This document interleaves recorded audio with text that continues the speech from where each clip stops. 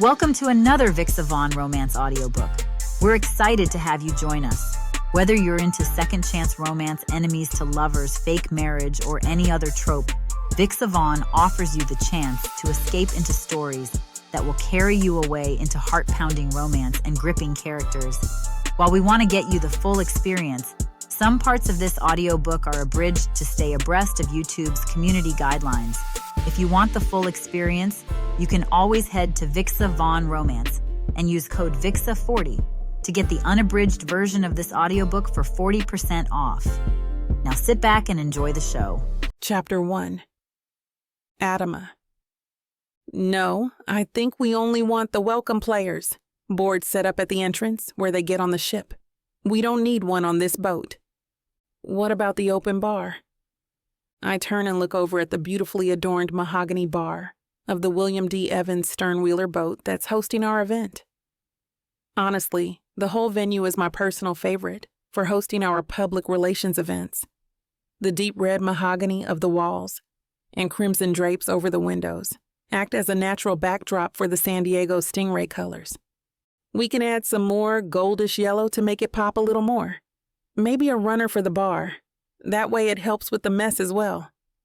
I think we have extras in the boxes. The black and seafoam accents are perfect. My intern's face lights up as she hurries off to accomplish her new task. I love having passionate workers. They're so much more helpful than the apathetic ones just here for a paycheck. Do you really think that's a good idea? Speak of the devil, I seethed to myself before getting control of my face and turning toward my nasty coworker. Yes, Beth, I do. We're getting ready for all of the players to arrive from their bus. Could you please make sure their coats are taken care of as they board?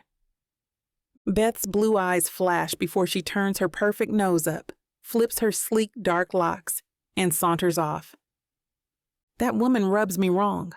I've seen how she talks and treats people. She's a hoity-toity white girl, and her snobbery just doesn't sit well with me. But since I am in charge of the setup for the meet and greet for our new players, I get the rare chance to put her in her place. It's the little things. I look back at the setup one last time. The tables are spaced out perfectly, leaving plenty of room to gather and wander. Giant windows will let us all look at the view permitted by the short cruise.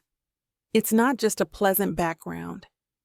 It will also allow the new players in town to get a stunning look at the city they're taking on as their own. It also keeps the players in the room and focused, which turns out to be harder than I had first thought when I took this job so many years ago.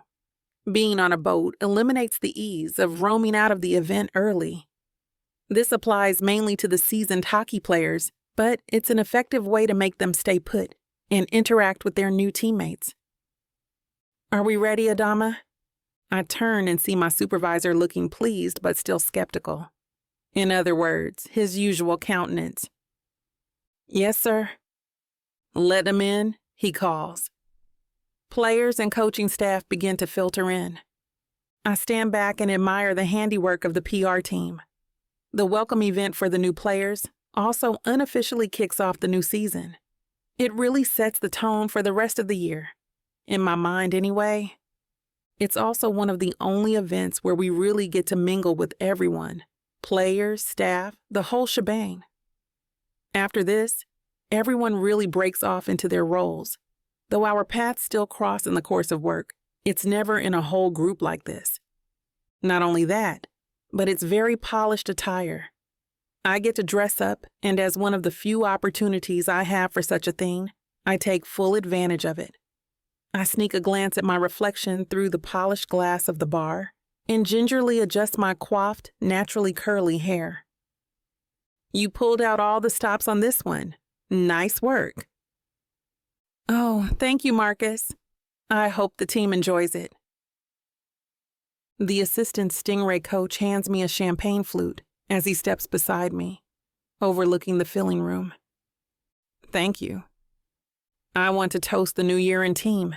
Cheers to one of the most beautiful women I know, who kills it every time. He flashes his Playboy grin at me, forcing a smile from me that I can't help. You're so full of crap. I clink his glass and take a sip. It's not really the start of the new season unless I hit on you. It's a tradition at this point. I smile, not minding the predictable flirting. He's right, it's tradition now. It also accidentally somehow made Marcus one of my closest in-season friends. I don't have much of a social life during the season, so I take what I can get. I smirk as I deliver the tart reply, and he lets his mouth dramatically drop open. Oh, is someone telling one of his great jokes again? Beth suddenly appears, softly brushing Marcus's arm. Gross. The ship will be pulling out now that the doors are closed. Enjoy your ride and direct any questions to the captain. I can barely feel the boat pull away, but Beth is somehow accidentally jolted into Marcus's arms. I roll my eyes and walk away. Looking around the room, I smile again. It's coming together nicely. The room is full of sharp-dressed men, and the few women that are here are elegantly attired. I glance down at my seafoam green dress, matching the team's logo. I catch my reflection in the high polish of the wood and smirk. My confidence is high tonight, as it usually is when a PR event goes well. My breath catches when, out of the corner of my eye, I catch a glimpse of a strikingly handsome white man in the crowd. I quickly avert my eyes, realizing that he's staring at me as well. My God, he is fine. By only using my peripherals, I take more of him in. He has to be a hockey player. He has too strong of a roughness about him to be anything else. This is a new recruit. I can still feel his gaze lingering over me, making my cheeks grow hot. I finally give in and allow myself to meet his rich brown eyes. What in the actual foot? My eyes widen in disbelief. I spin on my heel, instantly feeling the need to be busy. I march over to the kitchen, the only other room on the boat. Trying not to run there is harder than I anticipated, but I manage. Once behind the swinging doors, I throw myself to the side to steady my legs. There's no way in hell that was who I thought. It's impossible, right? I slowly inhale before turning to glance out of the round windows to the banquet room. Holy crap. One of my go-to girls for serving at events pushes into the kitchen. Claire, I wave her over. She gives me a curious look but still does as I ask. What are you doing, Adama? I just need to ask you something. Have you been hearing a lot of the introductions from the players tonight while weaving through with appetizers? The blonde bites her lip and hesitates. You know I don't care that you eavesdrop. This is off the record. She grins. Who do you want to know about? I point through the window. That tall, ruggedly handsome one with the brown curly hair, deep brown eyes, and strong jaw. Claire raises her eyebrow. If I share, you share. Just tell me what you've heard and we'll see what's fair. She looks out the window. That's Cole Easton. I heard that he moved here after accepting a contract with the team. That's all? Well, I haven't been out there too long yet. If you want me to get more, you share some deets. I snort. Fine. He and I dated in college. Seriously? Yeah. I mean, it was an amicable breakup. No wrongdoing took part, but also, I never thought I would see him again, so now I'm thrown off and don't really want to deal with that. I'll see what else I can find out. Thank you. She nods and disappears. I look at the clock. The event has only just begun. I can't hide here all night. I have to go out there and mingle as well as oversee things. It's just... Of course, he didn't come here for me. He didn't even know where I was. It's just a crazy coincidence. I laugh at the thought. Wringing my fingers, I force myself to focus. I have a job to do. There are so many people to wine and dine that I probably won't even get to Cole. Besides, maybe he didn't recognize me. College was a long time ago. I turn to head out of the kitchen, only to be greeted by the one person I'm trying to dodge. Adama? I hate how my heart instantly flutters at the sound of his smooth, deep voice. Seeing him up close and personal puts an aching in my loins. I'm not ready for this. Cole, hi, how are you? I force my hand between us in an awkward shake. He grins his signature cocky smile. I'm good now. He takes my hand, though he doesn't shake it. My heart races faster and faster the longer he holds onto my hand. Finally, I pull my arm away. So, you're playing for my team now? Oh, your team? Well, you know what I mean. I brush it off, suddenly flustered at my forwardness. Actually, I don't. It's been, 6 years? That long? I laugh a little too forcibly. You know. His voice turns to velvet, forcing me to look up into his chocolate eyes, mesmerized. You've grown even more beautiful. I didn't know that would be possible. My giggle is more natural now. His familiarness suddenly transports me back, as if no time has passed at all. It feels comforting rather than awkward, much to my surprise. I see you're still as smooth as ever. Oh, you know it, baby. He gives me a practiced wink. You haven't changed at all, have you? I smile, now more relaxed. He chuckles and snags us 2 glasses of wine from the floating waiter. Can I assume you still drink? I take the glass. Assume away. Cole holds his glass out.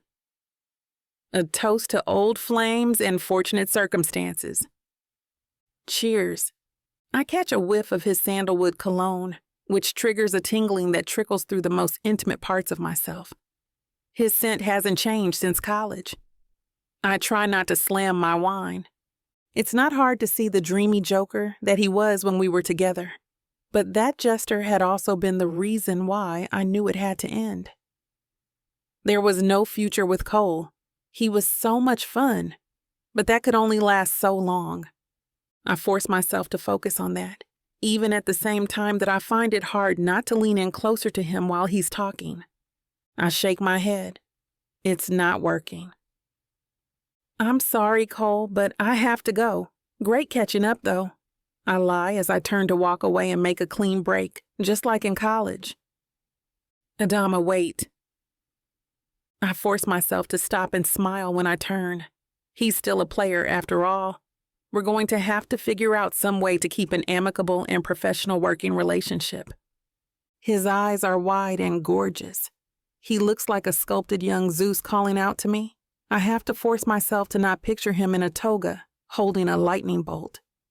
I was wondering if you could show me around tomorrow since I'm new to the area. Would that be okay?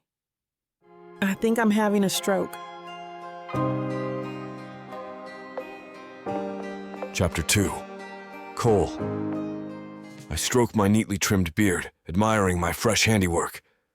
I want to look good for my tour date with Adama today. God knows she looked good last night, I mutter as I finish messing with my hair. I slip into my dark washed jeans and pull on a clean t-shirt that I know fits me well. When I grab my shoes from under my bed, I catch a glimpse of hot pink lace. I pull it out to see that it's a thong. With a frown, I toss in the trash. It's been a few weeks since I've bothered to hook up with anyone. No one has sparked my interest. Until I saw Adama. I've been contemplating what's been missing from my life. Seeing my college sweetheart after 6 years counts as a sign if you ask me. I better scourge the whole house of what might be possibly tucked away in a corner. Looking around for countless women's undergarments should make me feel accomplished, but it just feels kind of pathetic and unfulfilling, especially after last night. My mind plays back to what Adama was wearing last night. I picture her sculpted dark body in that seafoam dress. I feel myself getting a half-chub as I think about what it would be like to have been that dress. So close to her warm vanilla scent, kissing her skin. Crap! I sit down and try to focus on anything that will take my heart-on away. I hear a honk outside and know it's Adama. A part of me wants her to come in, but now that I'm harboring a heart-on, it isn't going to make the best impression. Instead, I grab my leather jacket and head outside. Adama's sitting in her 2015 black Mustang convertible, top down. Her curly dark hair is voluminous from the windy drive-over. She smiles at me with her big, luscious lips, making me remember what it's like to kiss them. She revs her engine playfully. You know I can drive. I open the passenger door as she looks over her sunglasses at me. I know the area. That's why we're doing this, remember? Still makes me feel weird having you chauffeur me around. I close the door and flash her a grin. Her breath catches, but she recovers so fast that I almost miss it. My smile broadens, seeing that I can still affect her. I've been to San Diego before, but I'm not going to let Adama know that. I had a feeling that she wanted to say no to me last night when I asked.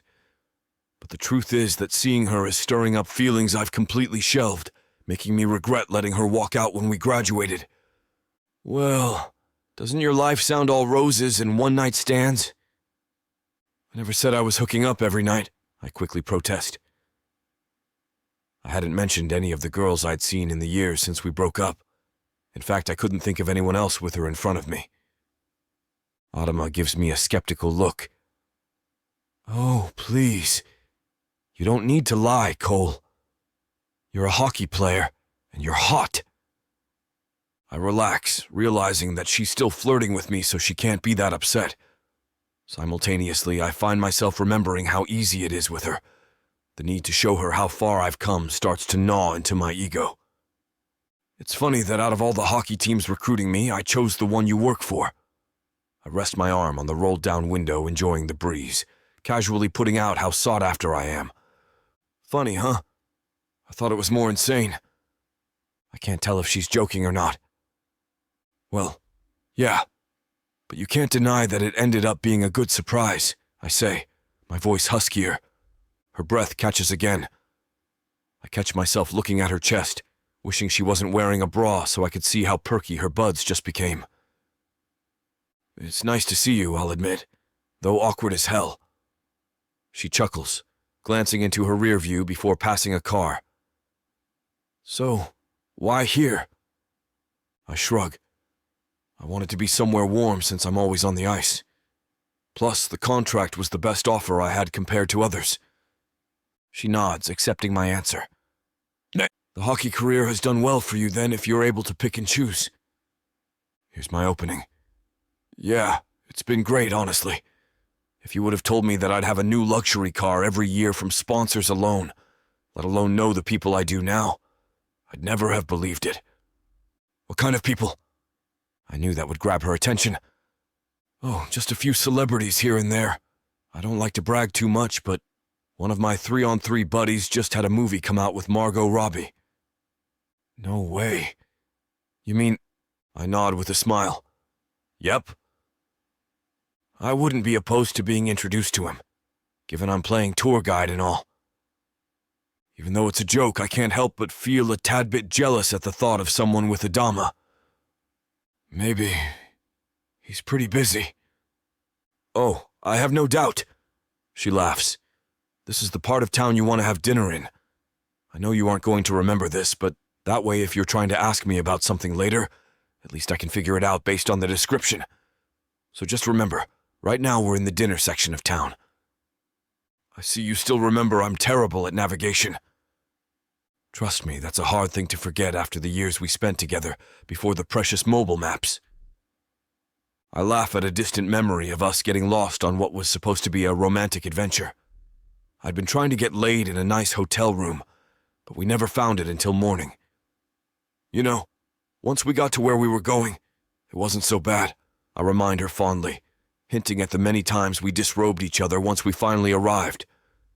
I can tell by her embarrassed smile that she remembers just as well as I do.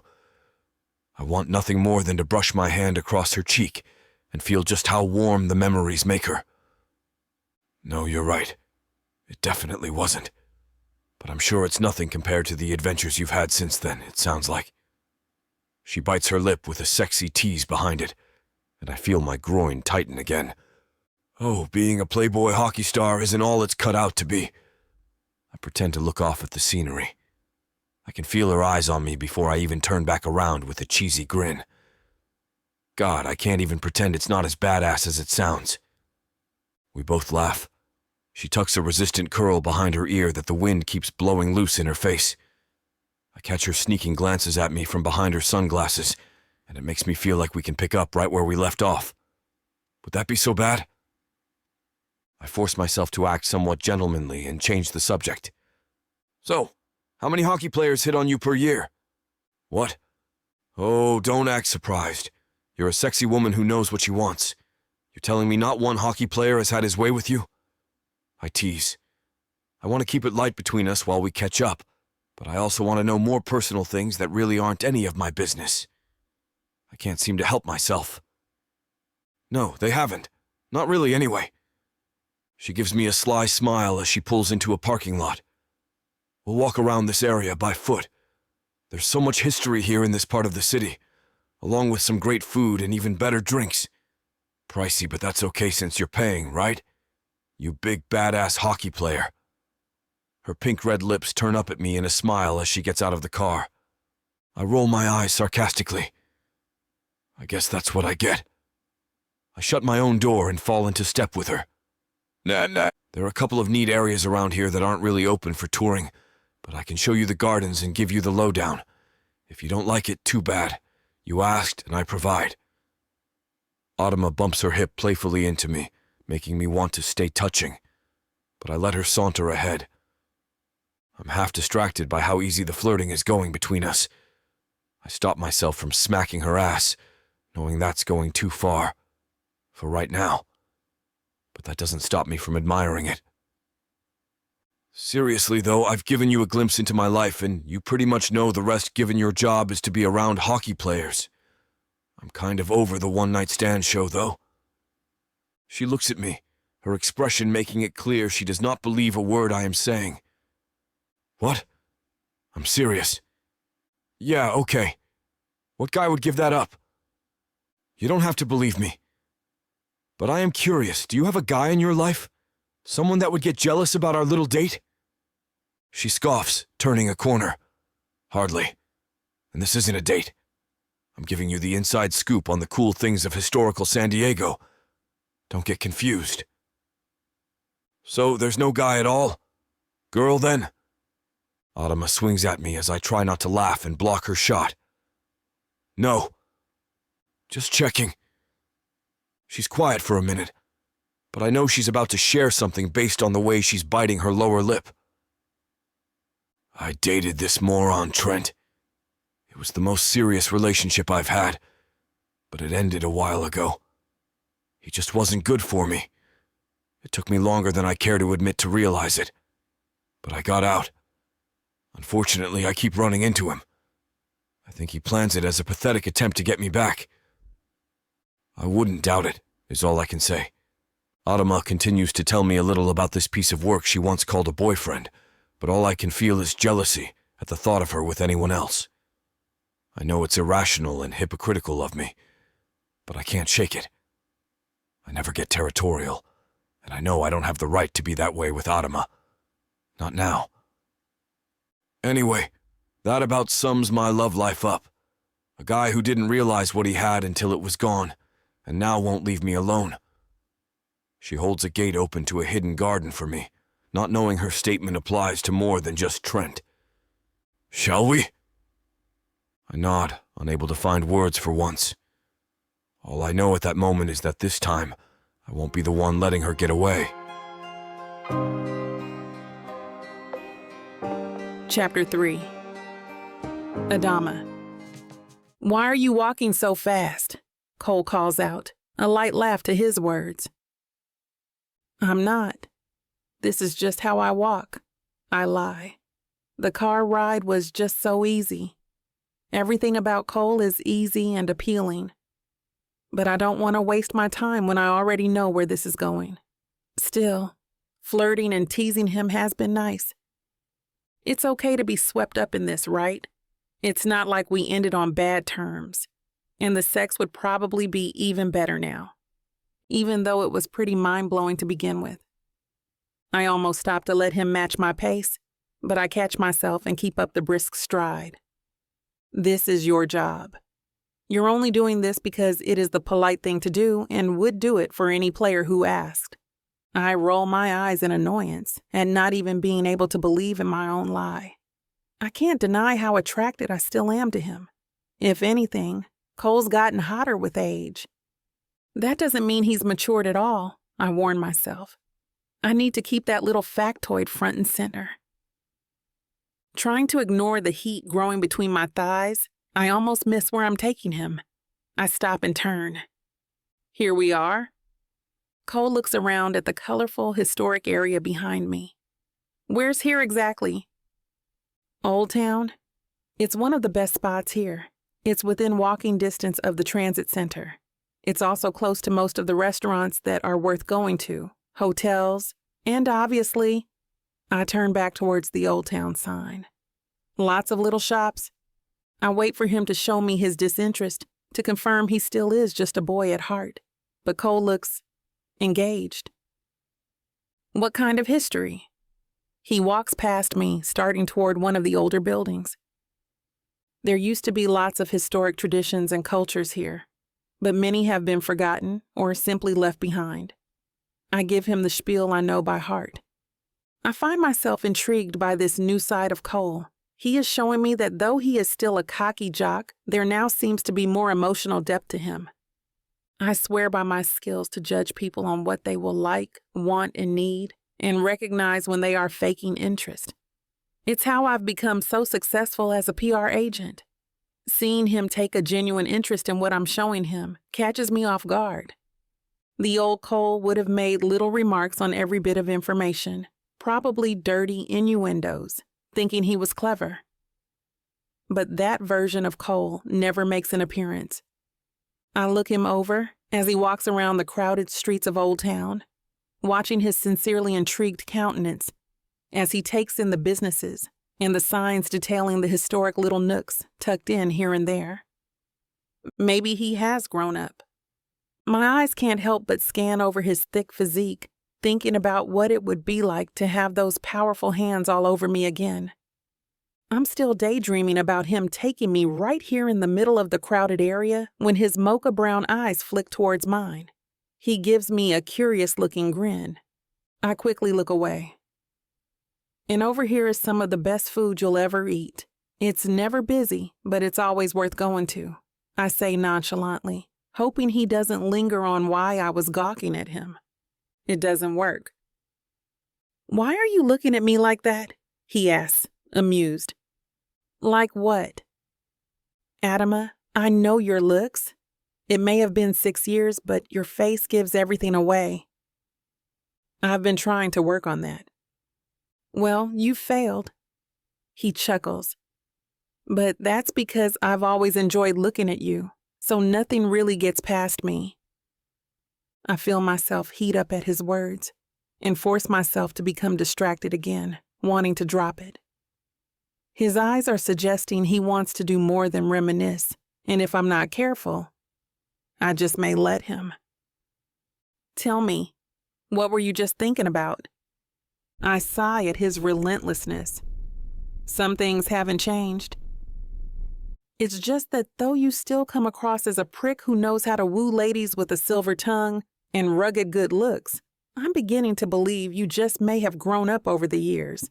Not much, mind you, but your attention is definitely held better. He smirks playfully.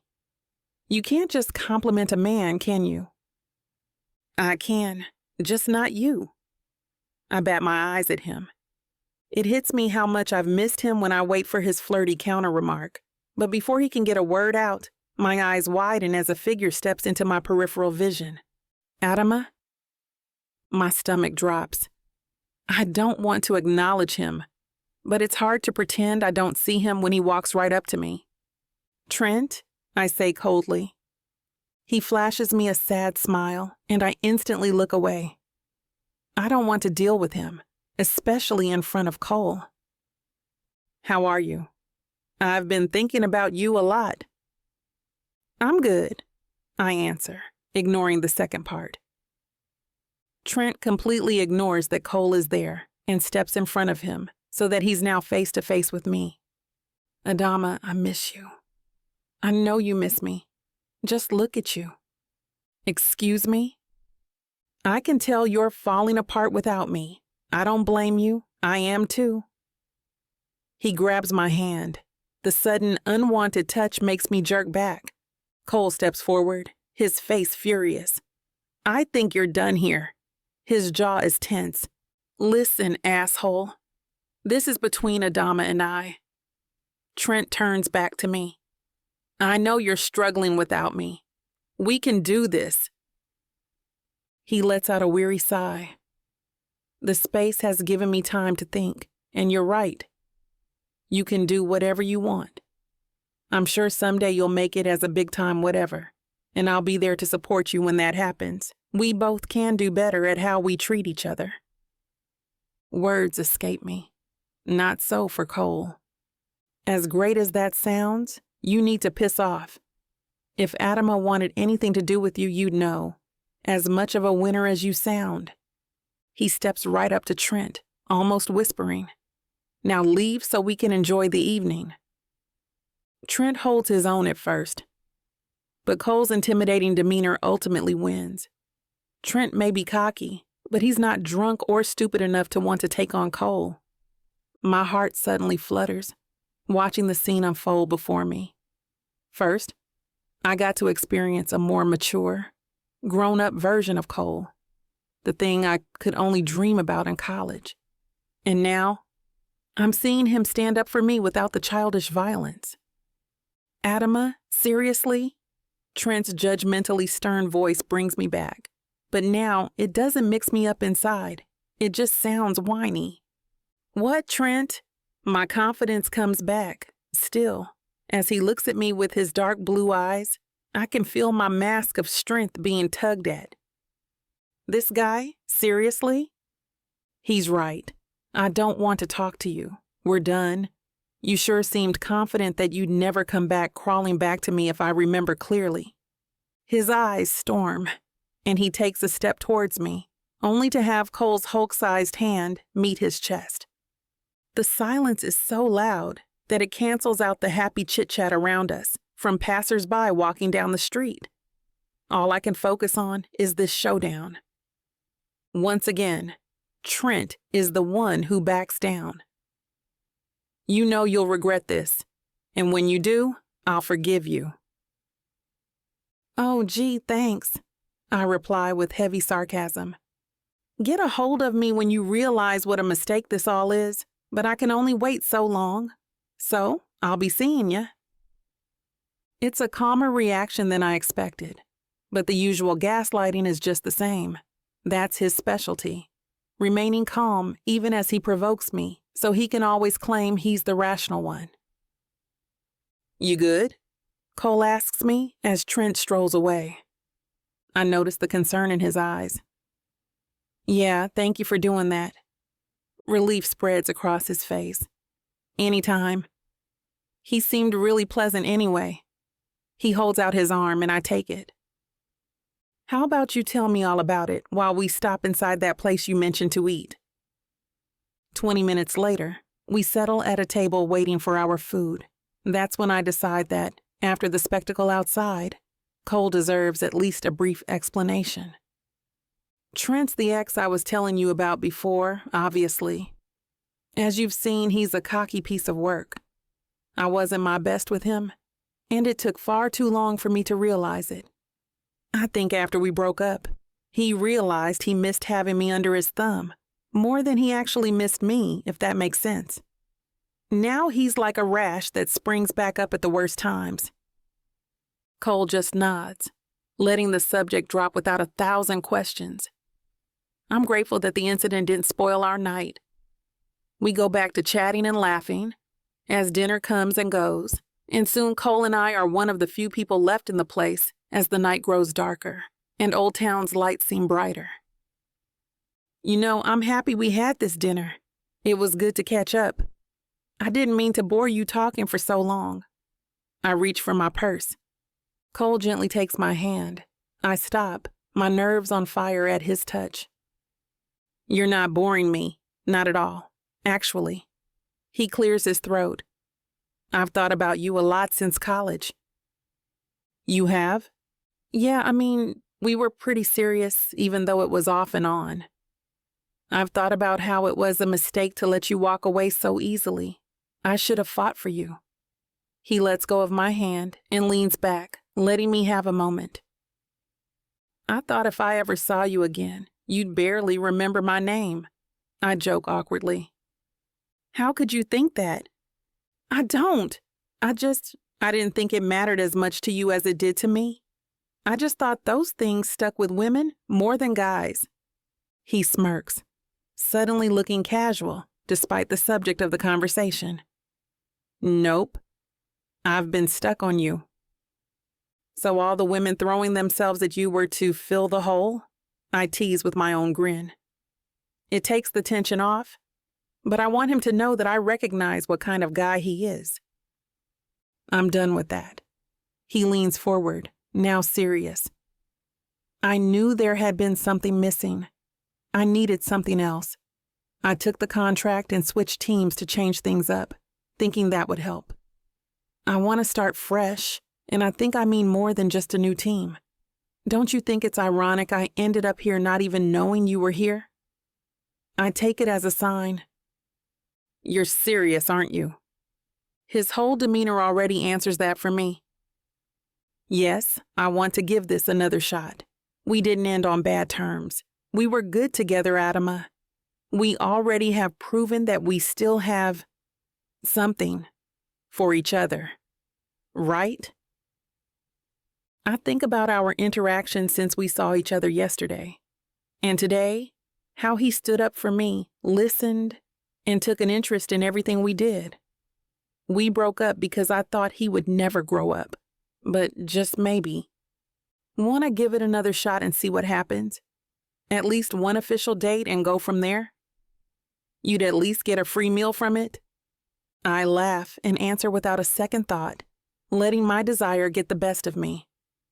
Why not? Chapter 4. Cole. Ugh, Cole, this is exactly what I needed, Adama moans as her masseuse starts working on her shoulders. I told you.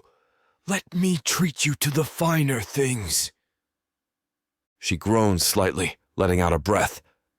These last 2 weeks have been nothing short of perfection, especially on my part. I've pulled out all of the stops for Adama, showing her the glamour of being with a pro hockey player. But the real surprise is how much I've fallen for her. I sneak a peek at the beautiful goddess that lies beside me. Naked. Well, except for that stupid blanket covering her back. Although it doesn't do anything to hide her perfect voluptuous curves, leaving no doubt that Adama is unnatural. I've seen enough plastic in my life, good and bad, to know that the imperfection of perfection cannot be copied. I also know firsthand just how real she is. I wiggle my face back into the table hole and close my eyes, remembering what that body looks like without a sheet over it, and how it felt to be deep inside. God damn it. I force myself to relent the memory so I don't have a raging hard-on for the masseuse. Adama has turned my world as I know it upside down. I feel like I could take on the world or take the best nap ever. I can go either way at this point. Adama stretches as we leave the parlor. Well, the nap's gonna have to wait. I have plans for us this evening. Seriously, Cole. You don't have to keep doing all of these things for me. It's more than enough. I agreed to go out with you and see how this goes. I want the real you, not the display version. I open up the passenger door to my matte black Camaro. Display? No, this is the real me. I hold doors and everything. I give her a wink as she slides into the seat. I jump in on my side and let the car roar to life. Ready? She rolls her eyes with a smile. It's enough for me, and I rip out of the parking lot. You know I'm serious, Cole. I know. You really need to do something about that, I tease. I know what she's about to lecture me on. Ha ha! She replies sarcastically. These last 2 weeks have been epic in every way. I definitely have been able to cross a lot of things off of my bucket list, that's for sure. But it's unnecessary. I know that your life can't be like this all of the time. And why not? Maybe I just haven't found the person I wanted to do all of these things with. You sure acted like you enjoyed every minute of it. Are you saying you feel guilty? No, not at all. She lays her head back, frustrated that I'm making her explain herself. Winding her up gives me a sort of thrill. I love watching her lips pout, trying to find the right words. All I mean is you don't have to put on a show for me.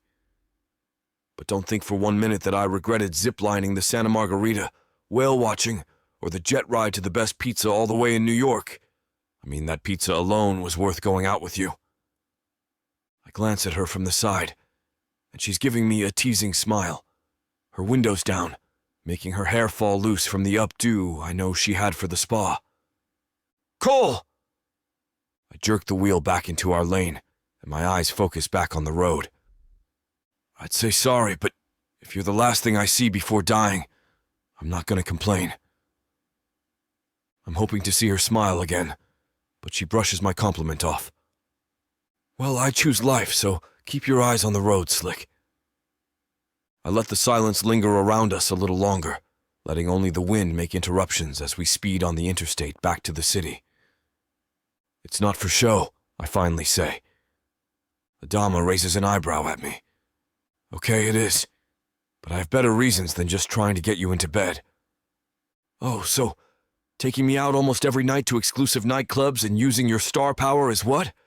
Just something that you do not to get laid? A harsh chuckle escapes my lips. Like I said, that was the old me. I really just want to share the things I've enjoyed with you. That's what this all is. It doesn't hurt to throw money around when I have it, or use my celebrity status to get us into things. Come on, you've had a good time. So why are you overthinking this? I'm not trying to. I just want to know what game you're playing at. There's no game, I promise. I can tell just by the silence that she doesn't believe me. I don't blame her. What can I do to prove that?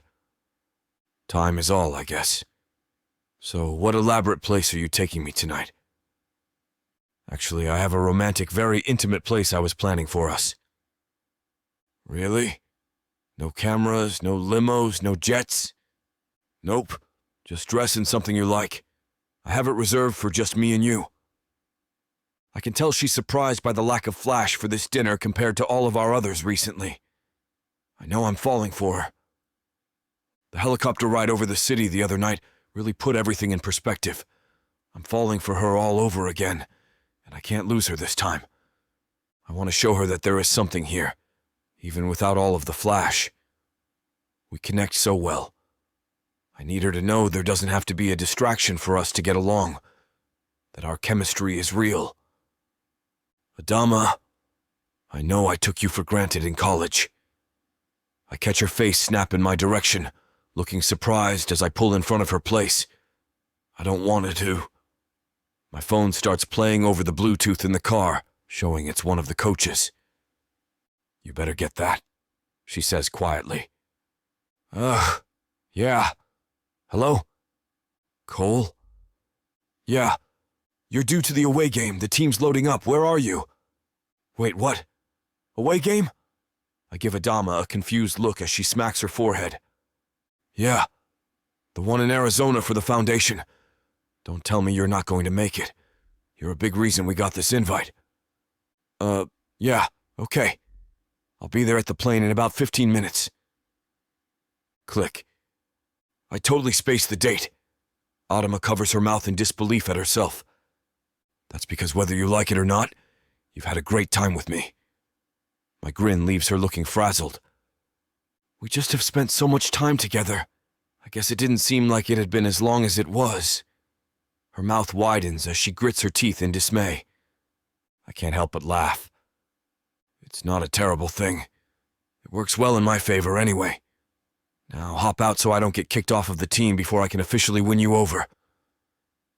She lets out a noise as if offended by my forwardness. I can give you a kiss if it makes it better, I tease, leaning over to her seat. She opens the car door and leans in with a smile. Smooth, but not that smooth. Good luck, and we'll finish this talk when you're back. She slams the door shut before I can make another remark. I watch her round, full ass sway toward her place as she waves over her shoulder, knowing that I'm watching her. What a tease.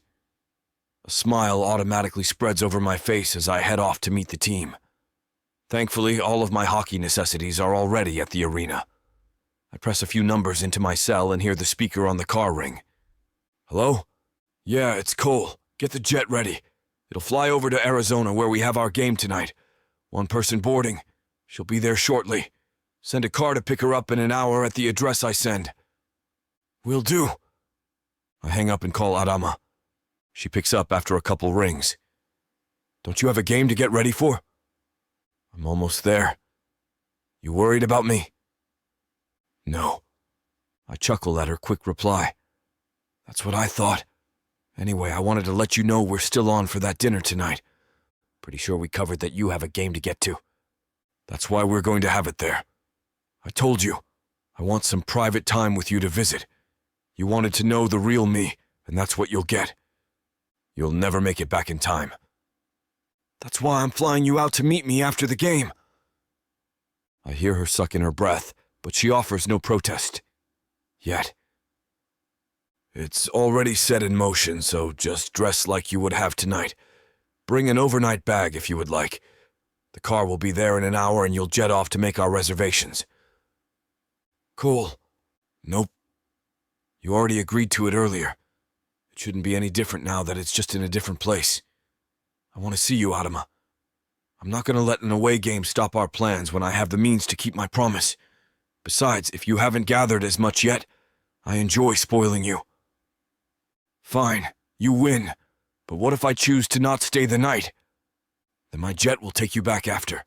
But if you did, it wouldn't be in the same room as myself, especially since we are being put up as a team. Unless, of course, you wanted to. Don't push it, is all she says before hanging up. But I hear a smile in her voice over the phone. I pull into the Pachanga arena, realizing I need to make the most of the limited amount of time we have together. It's different this time. I can't lose her like I did before. Or take her for granted, I scold myself as I head inside. Chapter 5. Adama. The steam coming off my latte swiftly floats out to sea. I always take my morning Joe to the Adirondack beach chair when I have to figure things out in my head. And right now, the thing I have to figure out is Cole. The warm, salty air flicking my curls doesn't fire up my synapses for many answers as to why this guy is back in my life. I really thought he had skated into the sunset. Sure, he and I had laughs in college. But who doesn't? Hookups from college days mean nothing, right? Right, Adama, right? With each sip of the brew, my mind wanders deeper into those heady days of cramming for tests, liquid lunches at the Quad Pub, and endless hours at clubs dancing the night away. But Cole and I are far beyond those carefree times. We each have solid careers with adult responsibilities, as if rekindling a youthful romance is good for either of us. The waves lazily crash on the shore. I wave at beach strollers passing by. My life is perfect already. Why do I need to complicate it with a hunky ghost from my past? I look down at my cup. It's the only thing I can talk to now. My cup doesn't say much, but it's always been a good listener. But Cole isn't the party guy from 6 years ago, the tour and the dates. He's seriously matured, Cup. Isn't it unfair to gauge the older Cole by the younger? I hold the cup in both my hands, waiting for a wise reply. Nothing.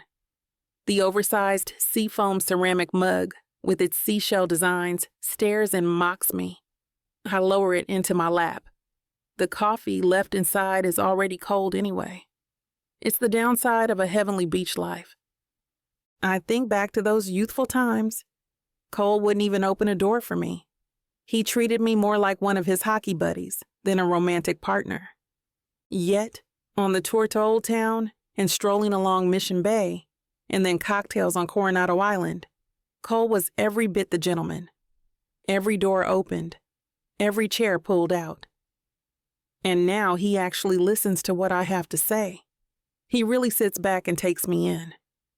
I lift the mug back up.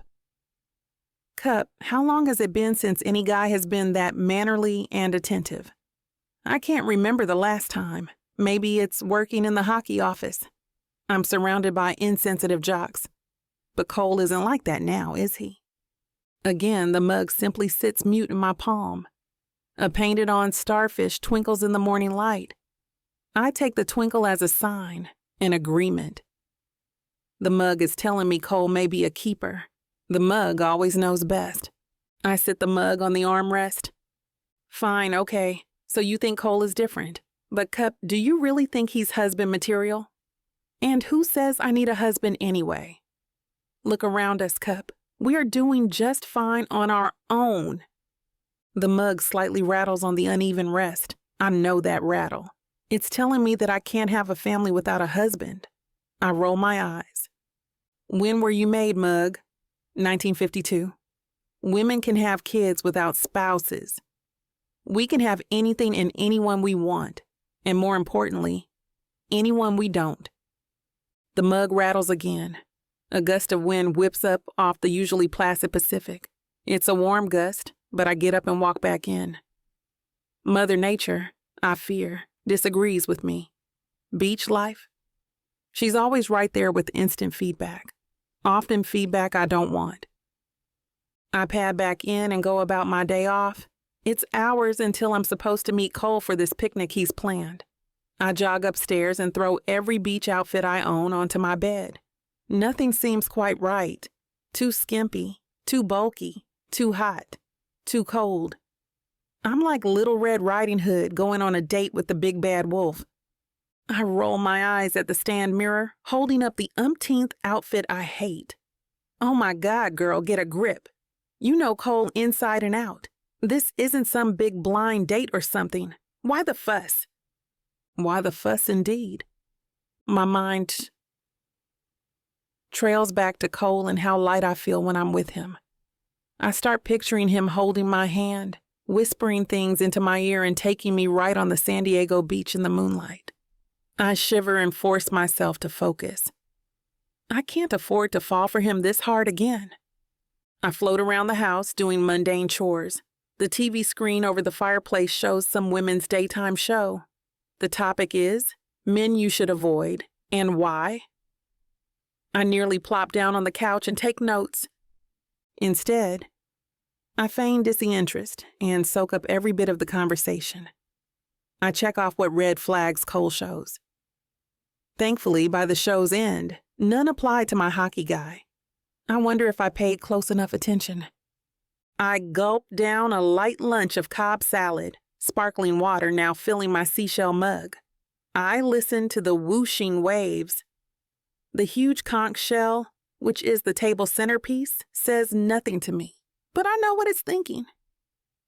I look up from the sliced egg on my fork and glare at the pearlescent shell. Yeah, okay, so Cole and I have been going places more than sitting and talking. It's what people do when two people feel awkward. You can't blame me for that. Besides, Cole doesn't know San Diego at all. I'm doing my PR duty for the franchise. The conch shell sits there, offering not one sound. I stare at the mute mug and mollusk. Note to self, get a new mug and a new shell. These two are not helpful at all. My miniature sailing ship mantle clock eventually winds its way around the face. Sunset will come soon. I tear upstairs and put on the first outfit I had earlier rejected. It's a nice white sundress with a matching shawl and sandals. I scoop my wild curls into a messy bun and head for the car. Mouth-watering scents of BBQ sauce and slow-cooking steaks invade my nostrils from neighborhood beach homes. The aroma makes me hungry. Hungry for food or hungry for something else? I wheel out of the short drive, not daring to answer my pervasive thoughts. On the short ride to Sunset Cliffs Park, I take stock of what I really know about Cole, and beyond our partying in younger days and the short conversations we've had about where I've taken him on tours through the coast, I realize I know so little about the man. The fact concerns me, but I suppress it and tamp down my churning gut. I'm here. The parking lot is dotted with only a few cars. The tourists have gone wherever tourists go for the day. I grab my bag, whip off my sandals, and head for the cove. It's a winding path through sagebrush and ground cover. The whole way down, I squint through the glaring sun looking for Cole and finally see him waving, holding court at a tartan blanket he spread out for the occasion. I make my way across the sand. Thankfully, the lifeguard station is vacant now, too. Less prying eyes and perked ears. In the surf, a family and one couple frolic and play, but soon pack up their gear and head back to the lot. Before I reach Cole, we are the only ones left in the cove. You're right on time. Cole smiles and guides me to a spot on the blanket. I laugh. Yeah, force of habit, I guess. A PR rep can't be late to her own home games. Cole flips his head, laughing. The orange setting sun filters through his wavy locks. Despite the short time he's been in San Diego, his hair is already sporting blonde highlights. I hope you're hungry and thirsty. I've packed champagne and cooked jumbo shrimp on ice for starters. My mouth waters. I pray it's for the food and not the man. Champagne? Wow. And shrimp. Bring it on. I flash a broad smile. Cole chuckles. We both laugh as the cork pops and flies over the beach. It gets caught in the lapping waves and jauntily rolls back and forth. I'm so glad you mentioned this spot. I hadn't a clue where the best places were to have a picnic near the city. Cole offers a crystal bowl filled with shrimp and sauce. Sunset Cliffs is one of the best if you ask me. Sheltered and less windy, so there's less sand in the picnic basket. And less sand in the teeth? Cole winks. Definitely. You read my mind. After the cracked lobster, chilled steak medallions, and a fresh garden salad, Cole and I sit back on the beach chairs he brought. I'm amazed at his preparedness and thoughtfulness, but I don't say a word. Instead, we chat a bit about what has transpired in our 6 years apart. I start stretching as I get to the end. So that's me in a nutshell. I got this gig with the Stingrays right out of college and have never looked back. What about you?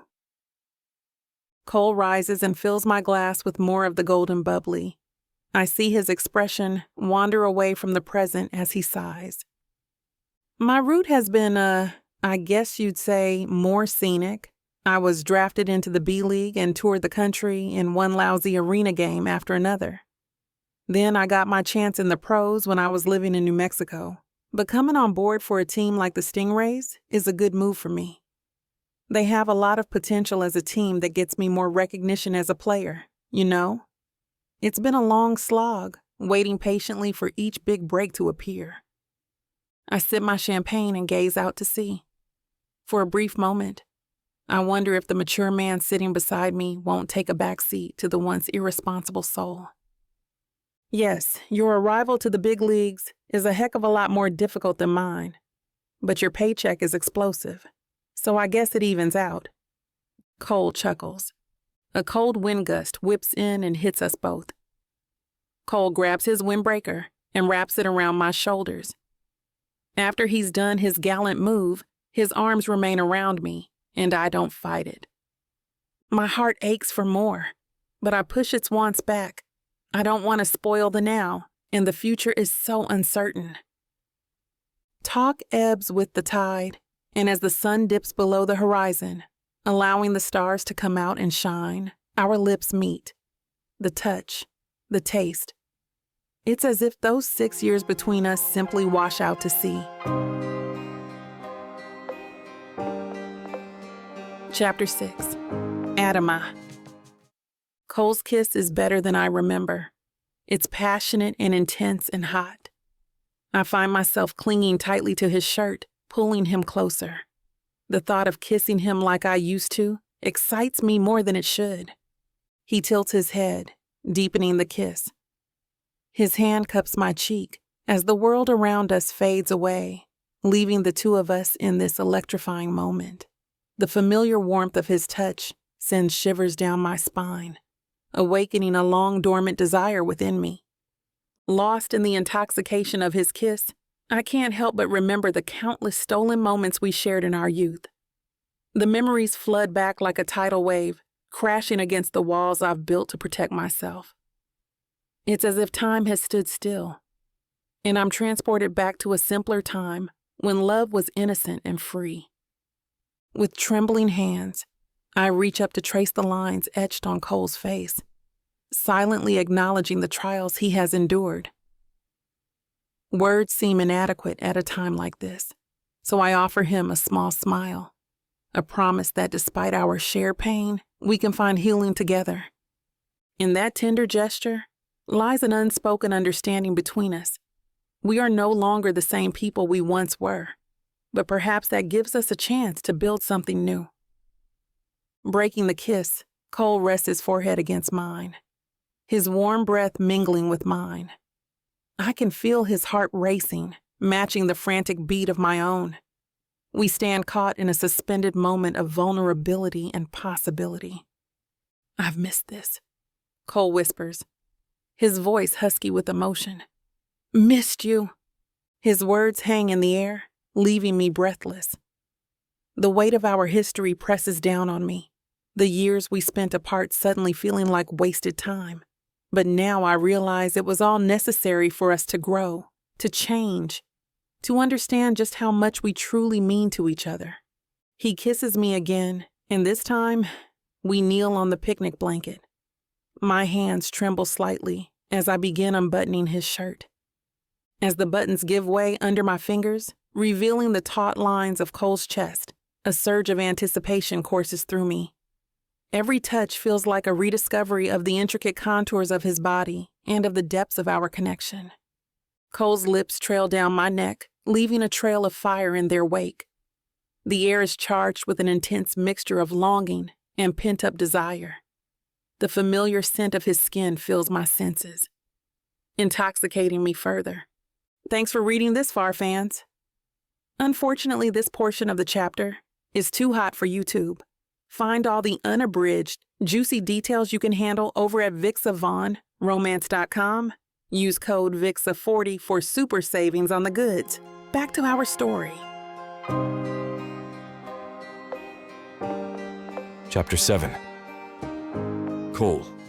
The Piermont Piano Bar on 5th is the perfect spot for Adama and me to sit close, dance even closer, and get to know one another again. Even after our recent lovemaking, although more perfect than I remember it from our college days, I feel a hesitancy in her, like she wants to give her all to me, but reason is ruling over passion. Or maybe it's fear of the unknown. It's not like in college we had many heart-to-hearts. It was always about fun, nothing deep and meaningful. But now that's changed. I want more from her, and whatever this is, being around her is starting to become a need instead of a want. I wheel up to Adama's beach house. The garage lantern lights are lit. The beauty appears at the top of the stairs before I put my Camaro into park. Wow, you look spectacular. Listen, clouds are coming in. I'm going to put up the top. Won't be a moment. Sure. She smiles. I gleam. The woman, if it's possible, is more beautiful than when we were in college. There's a sleekness in her physique. There's confidence in how she carries herself now. Adama exudes sensuality. The amber lame mini dress, matching stilettos, and her hair done up in a magnificent updo. She's a picture. I look over at her. Is it okay if we take the scenic route? You're not in a hurry, are you?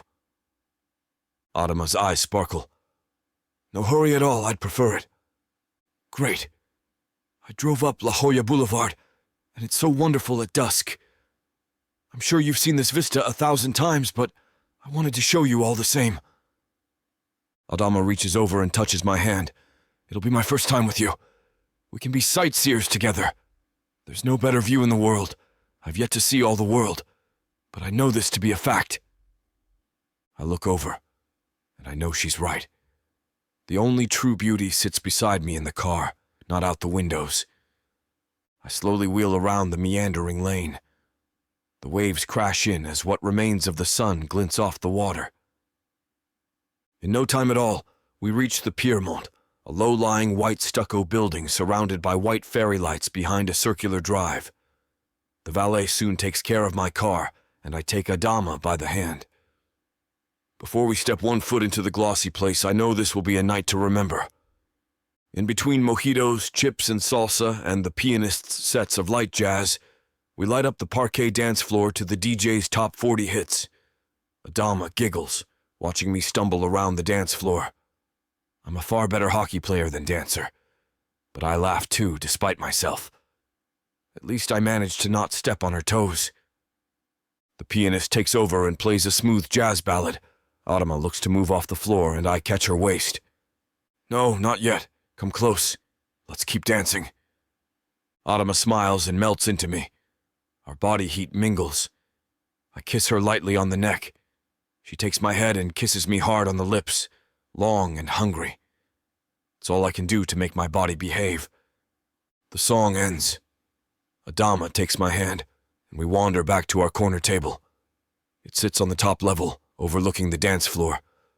Only a small cocktail lamp lights our tiny world. But it's a world where we live and laugh and love, not wanting for a thing.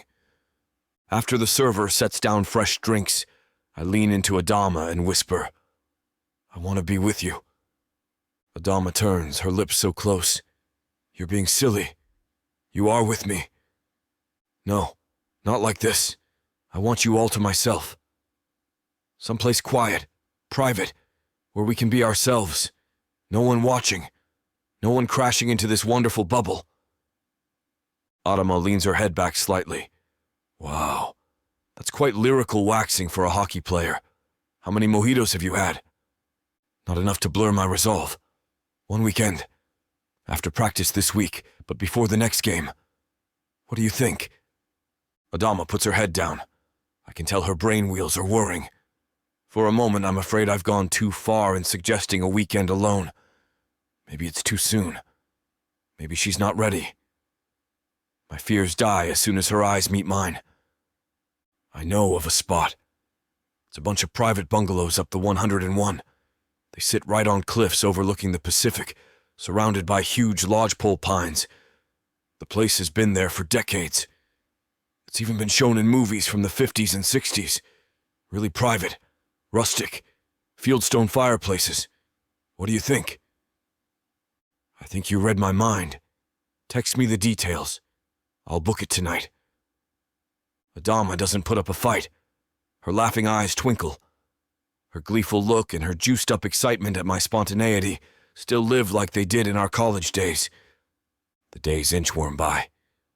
I try to keep busy, focusing on the practice games. But my mind isn't on the ice.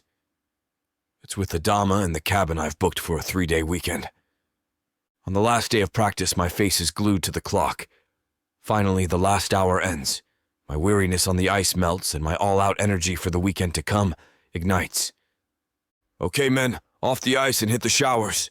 See you at the next game. Suits, ties on the plane, and don't be late, the head coach barks. I don't need to be told twice. My skates dig into the ice, I body check the boards, and then I race on covered blades into the locker room. Where's the fireman? Asks Jeff, our goalie. Oh, there's a fire all right, and she's waiting for me right now. I wink, toweling off from my shower. I'm the first one in and the first one out. Hoots, hollers, and cat whistles erupt from the guys. I flick my wet towel at the cheesy lot, offer a big wave, and hit the exit. Nothing and no one is going to stop me now. My Camaro does the San Diego to La Jolla run in what feels like 10 minutes instead of the usual 5. My body is driving the car, but my mind is already holding Adama close at the seaside resort. I glance into my rearview mirror at my overnight bag. I packed very little in the way of clothing, hoping there would be very little use for such things. But I'm not acting like this is some sleazy one-time weekend affair. I've had my fair share of those meaningless moments, and I want no more in my life. I look at Adama and see hope and dream for more. I zoomed down the private beach drive, lightly honking. I didn't need to. Adama is standing there next to her garage, a large purse and overnight bag in her hand. My heart beats at such a fast tempo. My smile is so wide that my cheeks hurt. "You never give me a chance to knock on your door," I call out, winking. "Why waste another 6 years is my thought." She winks back. Adama is a sight to behold, as she always is, in a floral top and blue skirt. Big Jackie O sunglasses shade her big, beautiful eyes, and a scarf protects her shining, loose curls. All I think is I want my eyes to drink in her beauty till the end of time. I put the car in park and help her with her bags. I open the passenger door and Adama slides in. She seems so at ease, so relaxed, like we have done this kind of excursion 1,000 times before. And I'm the proverbial cat on a sizzling roof. A part of me wants to shut off the engine, drag her into her home, and take her there. That part of me I tell to go back to take a chill pill already and go back to sleep. In no time, we're on I-5, heading north, away from San Diego and our franchise responsibilities. As far as I'm concerned, we could be on another planet. Cars and trucks pass us by, but I look over at Adama, and the rest of the noisy world simply fades away. In a couple of hours, we reach the cloistered resort. It's everything Adama said it would be. The rustic cabins are nestled into the mammoth pines on a high cliff overlooking the great Pacific blue. An old caretaker checks us in. I smile as he hands me the key. Adama whispers, "What are you smiling about?" "Oh, I don't know. The guy reminds me of the old man in one of Norman Rockwell's paintings. Cultured now, too. You amaze me. But the old man, how so?" She takes my arm, and we stroll down the path to our tiny abode. He's like the old registry guy in the famous marriage license painting from the old Saturday Evening Post, like the duffer has been here since time immemorial and has seen it all. Adama smiles wider. "Well, look at you. This Cole Easton isn't the one I partied with in my college days. That guy wouldn't have known a painting from a hockey puck." I burst out laughing. She does too. The key fits the lock in the knotty pine door. Adama and I enter our tiny world, the one which will last for only 3 glorious days and 3 magical nights, but hopefully will make up for lost time. Time enough to show her I am a changed man, a man who wants more than a few laughs, a man who yearns for a future with Adama that will never end.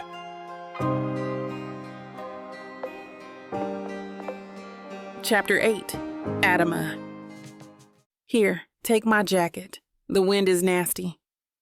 Cole hands me his red tartan coat. I wrap it around my shoulders. It's so warm from his body heat. I smile, being wrapped up in him like a security blanket. I love this place. Look how old these pines are, what they have seen and heard over the years. I look up at one particular tree. Its warped limbs are caused by the never-ending Pacific winds that whip over the craggy cliff. "How about we go in and I start a fire, maybe make a couple of hot cocos laced with Irish whiskey," he suggests, "and snuggle on the couch?" Cole hugs me close and captures my eyes with his. That goes without saying.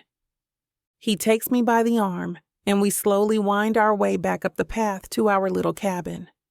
Oh, to live here forever and never want another thing. I smile at my fantasy. I know life doesn't work like this, but at least for the next 2 days it will.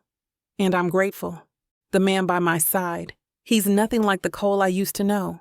This Cole is attentive, caring, and so protective. He's like the man I've dreamt about in my sleep, now here, right before my eyes. Later on, we head to the main lodge. "Come on, I have a surprise for you."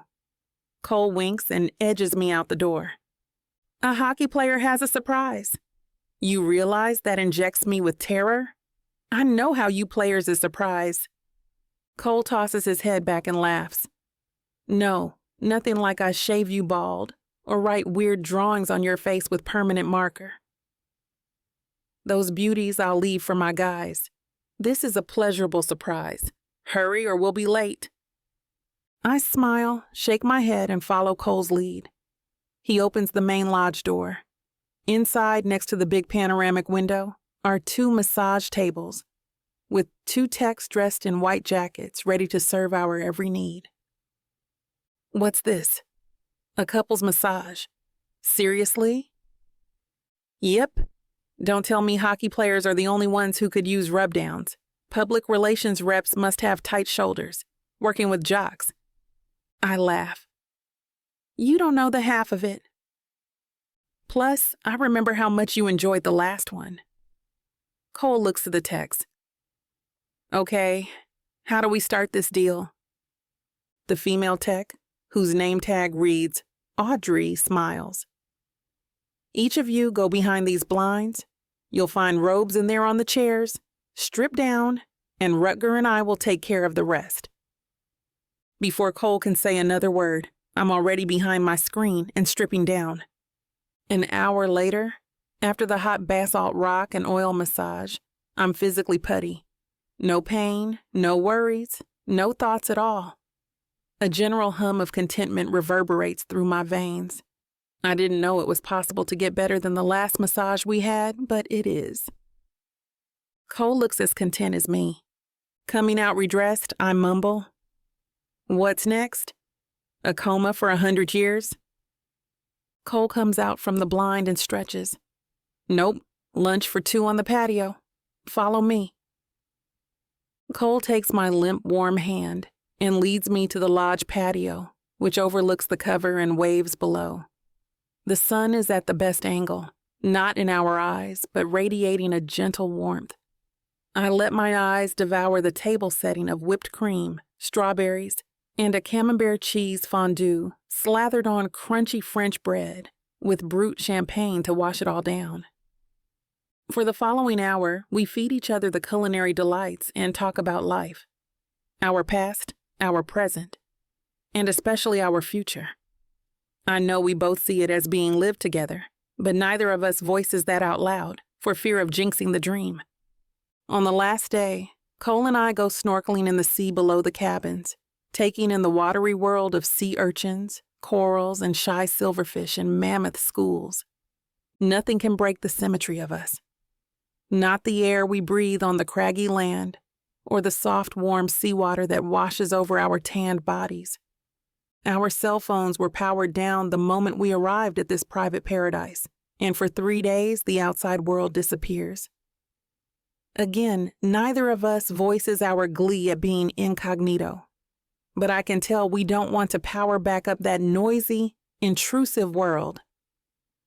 On the last afternoon, we hit the beach and let the warm sand under our blanket and the sun above slowly dry our skin. Seawater droplets lazily run and disappear. I watch them do so on Cole's massive arms. He traces the droplets on my tummy. No words are needed. We are in love like we've never been before. It doesn't even need to be said. It's been hinted at, and I can feel it here in his arms. It's loud enough that I don't need his voice to confirm that this is love. Like the essence of it dropped from the heavens and cloaked us without warning. Over our last dinner and drinks, a table is set for 2 in our tiny cabin. Soon, Cole and I will have to return to real life.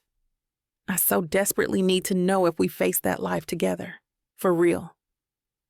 Cole? Yes?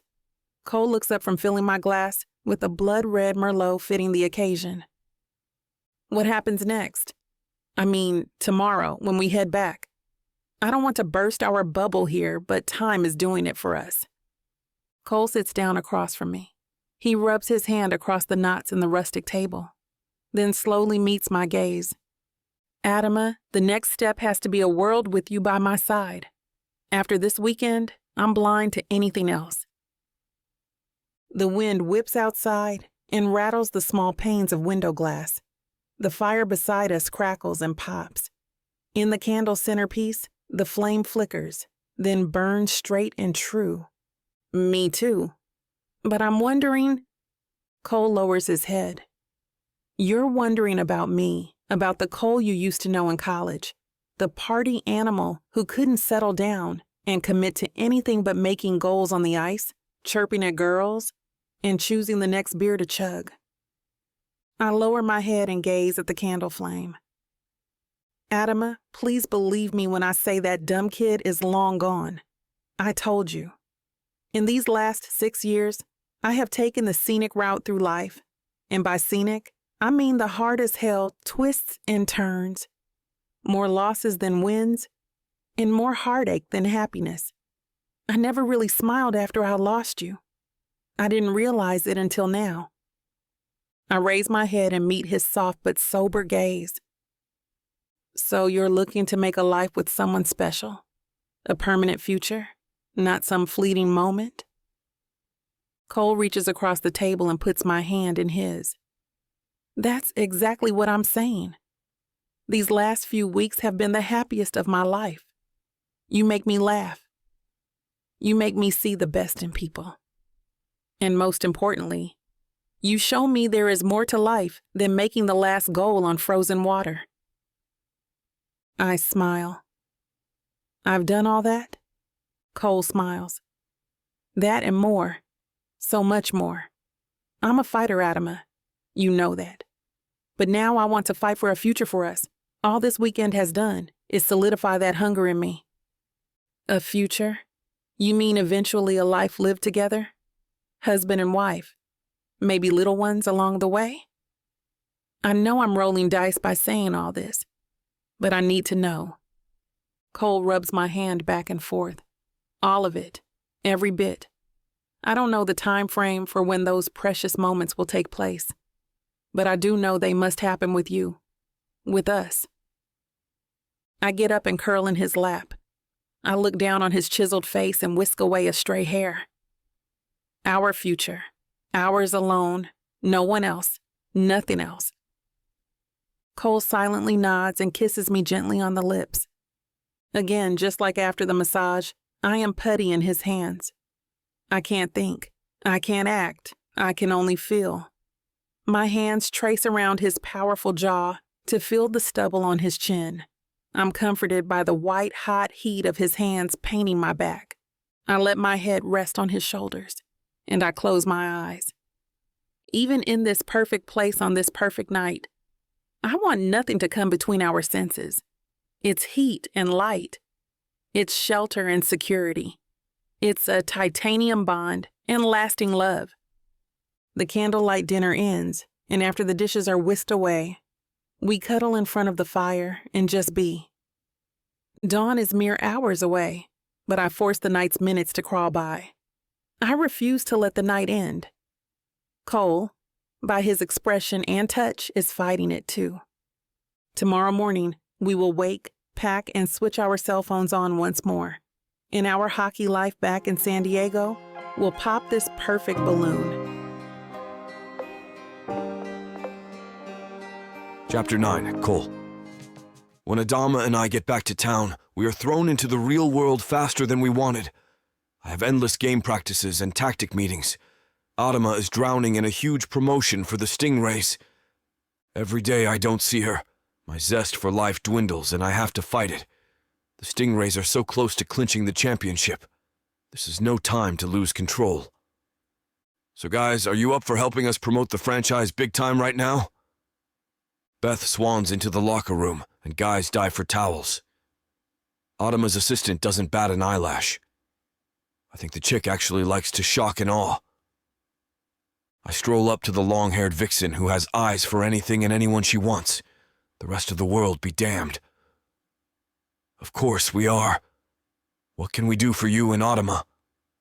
Beth looks down at her clipboard, then flashes her big eyelashes. I swear I hear longing groans from the players behind me. I lower my head to hide my rolling eyes. Well, as it turns out, you hunky men can do a lot. This promotion is huge. It's going national because you guys are so close to closing the deal on the championship. Radio, TV, social media, the works. We need a filler video, a vignette that airs at the top and bottom of the hour. So we're talking 30 seconds tops. We can do that, right guys?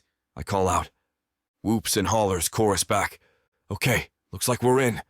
You tell us the place and time and we'll be there. Is this a serious thing or supposed to be lighthearted and funny? Oh, totally casual. Funny but not cheesy. It'll go live on all the media outlets all at once. We're looking for a comedic take, a smiling reaction from the public, but ultimately a message which gets people in line to buy tickets to all the games. A sellout, really.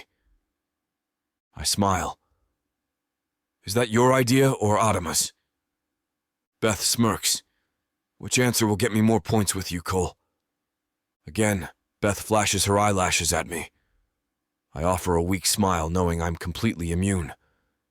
Beth is attractive, no doubt, but compared to Adama, she's about as fake as a $2 bill. I don't take the bait.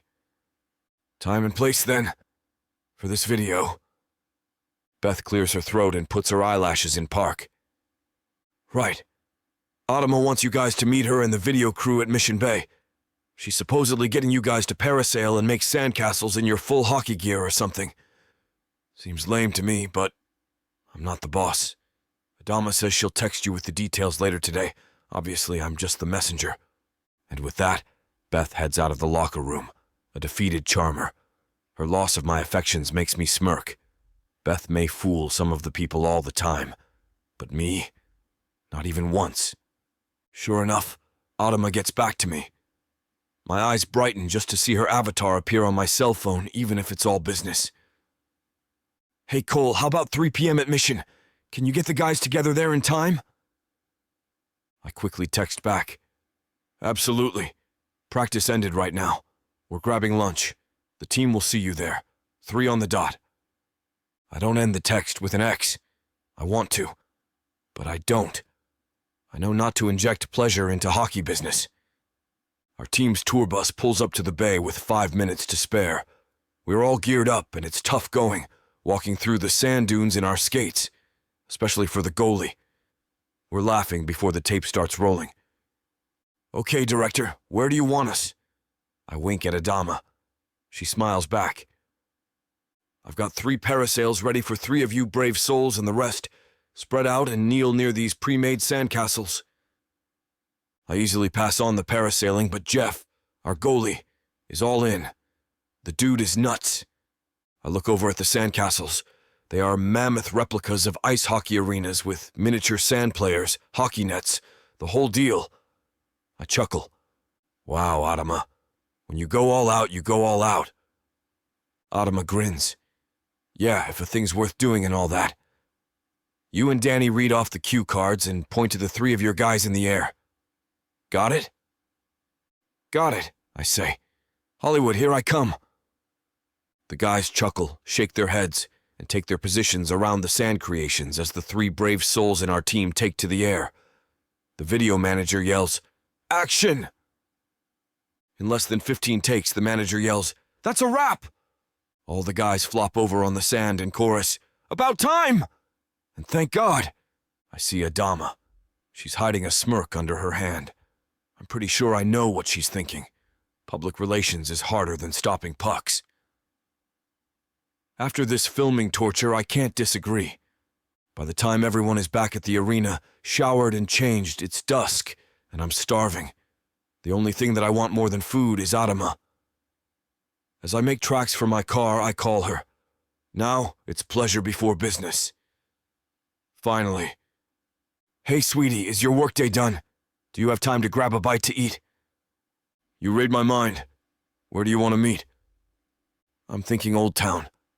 I hear there are great Mexican restaurants there. The best, okay? See you there in a half hour if the traffic behaves. I take a beeline to Old Town. I get there in no time off the I-5. Before I find a parking spot, I can already smell the enticing aroma of guacamole and refried beans. My mouth waters. I could eat the place empty and drink it dry. I hear a honking horn as Adama pulls in behind me. I rush to her car and I grab her in my arms. No longer are we employees. We are a couple in love. My desire for food takes second place to my desire to eat her up. The kisses I don't want to end finally do with Adama's insistence. A gaggle of looky-loos gather around us. Adama stammers, but I laugh, wave, and pen the odd autograph for a gaggle of hockey fans. Let's get going, or we'll never get out of this lot. Please, quickly. Adama folds into my chest as I wrap an arm around her waist, and we walk into the long-ago world of terracotta, sizzling beef, and swaying Mexican songs. I let Adama take the lead. With every step inside the preserved park, I'm more amazed by the sights, the smells, and the sounds. Adama takes us to an al fresco thatched roof restaurant. The place is set back and super private. We are both relieved to find a hideaway all our own. Over bottomless strawberry margaritas, enchiladas, chiles rellenos, tacos, and guacamole dip, we savor the night, being alone for the first time in days since our mini vacation. You look like you're a million miles away. I take Adama's hand. She sips her drink. It's hard to leave work at work. I'm worried about whether we nailed the video shoot. Our budget is big but tight. The execs will freak if I have to get you guys back there to redo it. Your per-player hourly rate can annihilate my bottom line. I shake my head and laugh. You work as hard to make promotion goals as I do hitting pucks into nets. Stop fretting. You know we nailed it. Well, eventually. I mean, we were all stifling laughter in that last take. I still can't believe you had our guys fly into those awesome sandcastles at the last. What destruction. The creator must have been crying into his shovel. Adama finally lets go of her defenses and belly laughs. Finally, I get her relaxing. That was kind of hilarious. Man, Jeff really made scorched earth out of that one sandcastle. The grains actually hit the cameraman in the eye. We bust a laughing gut. Yeah, the dude was sandblasted. That's what happens when you let hockey players free to do their own thing. Adama leans over and kisses my cheek. I needed this tonight, right here. The job. It can get so all-encompassing. Exhausting is probably the right word. I want to get things right, but... I cup her head in my hands. No buts, not now. The work world is way over there and we're here. Now is all that matters. Let's drink the night in. Savor every second. Tomorrow will come soon enough. Adama smiles and nods. I kiss her lightly on the lips. I want to do so much more, but I throttle back the urge. I tell myself there will be time enough for more, so much more. After dinner, we walk hand in hand through the enchanting park, listening to the street entertainers and strolling through the shops. I buy Adama a tiny terracotta candle. On the front, it simply says love. When I hand it to her, I see tears welling. I smile and kiss them away. The evening easily melts away, and both of us know we have to call it an end. I walk Adama to her car. She opens her driver's side door. I stop her in her tracks. I can't. I don't want to let you go. I hold her tightly in my arms and bury my face in her fragrant curls. I feel her nodding. Adama stays quiet. Her chest heaves, not from lust, but from sorrow. Again, she's holding back tears. I wipe them away with my fingers. In this moment, we are one, like we've never been before. Maybe the night is over, but our love affair is burning, yearning, and wanting so much more. Chapter 10. Adama. I'm tucked in bed, arms behind my head and eyes closed, relishing the late-night conversation in my dark bedroom. You hang up. Cole's alluring voice floats out the phone laying on my chest and goes straight for my heart. No, you hang up. I stifle a yawn with my giggling. He chuckles. I could go all night, but it sounds like you're having some engine trouble there. Another yawn catches me off guard. I don't try to hide it. Fine, you win this round, but tomorrow night I'm coming for blood. Good night, handsome. Good night, sexy. The phone slips off my chest and I float into a dream where Cole and I cruise down the PCH in a drop top. Wind rushes through our hair, laughing like we have no cares. The dream fades into us walking by the coast. We're dark silhouettes against the golden sunset, our feet sprayed by the shallow tide. Then, like magic, we're on a boat. Its railings are draped with scented florals. He gets on one knee and looks up at me with his beautiful eyes. But then he buzzes loudly, like an alarm. "That's not what you're supposed to say, babe." I urge him on, my heart in my throat. He smiles again, opens his mouth, and this time the deep buzzing shakes my whole body. What the hell? My phone vibrates from somewhere beneath me and jolts me out of my sweet, coal-filled dream. A sleepy, uninterested hand feels for the device on the bed, but it's lost in the sea of my beddings. It takes 20 seconds too long to find it, and each second chips away at my patience. I'd much rather continue experiencing the perfect proposal with my hockey player. I'm fully awake by the time I locate the gadget and open the message. "Thinking of you." My eyes move to the top of the screen. At 5:30 in the morning? Oh my God. I hug the phone to my chest and feel my cheeks hurt from stretching outward. He has it worse than me. "Me too," I respond, followed by 3 heart eye emojis. Then I get up an hour before my alarm rings. The Carpenter's sappy music sets the tone for my morning routine. I click my fingers, 2-step, and take extra care to look even more put together just in case I bump into him. The whole time I feel like a tippy-toed fairy who's had one too many glasses of wine. On my way into the office, I catch up with my intern, who falls into step with me. "Morning, Sal. I had an epiphany about the Stingray campaign video." "You do look pretty enlightened." I cast her a sideways smile and shake my head. "Have you seen the Of Course challenge on social media?" "I have." "I need you to find a rockstar freelance editor who will take the beach footage we took with the guys and turn it into an ironic Of Course challenge." "I see the vision, but not entirely," Sal says. "We're hockey players. Of course, we practice all day to excel at this elite sport," said as the camera shows them playing with sandcastles and jet skis. "Makes sense?" "I totally get it. And I think I know a guy." Sal makes a purposeful U-turn as I slip into my office and start piecing together the rest of the campaign's new direction. The budget is non-existent at this point, but by midday we've also organized some AI voiceover work. Beth and her energy-sucking aura pop in as I contemplate heading out for a bite. She sits at a corner on my desk and eyes me like a displeased principal. I don't think an email is the right channel for communicating such a big change on such an important account. I fold my arms and stand my ground. I highly doubt scaling down from a full-blown television ad to a viral social media post is a drastic change.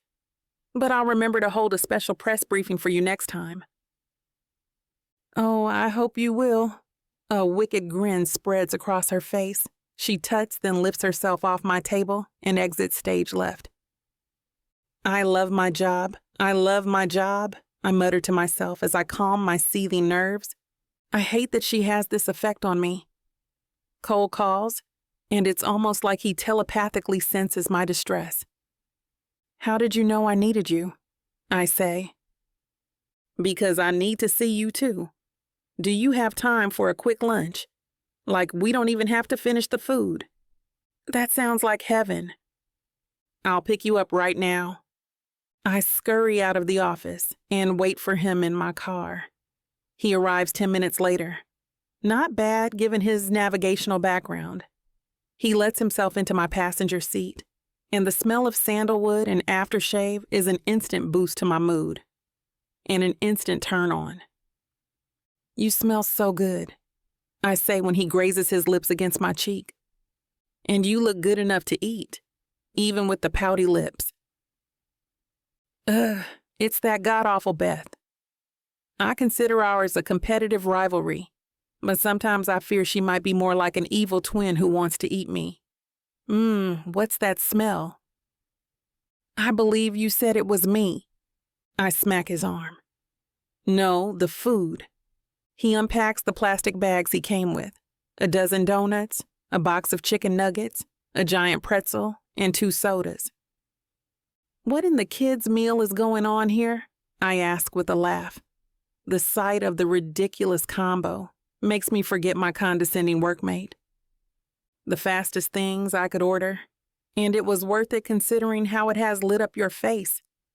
The food is surprisingly filling and enjoyable.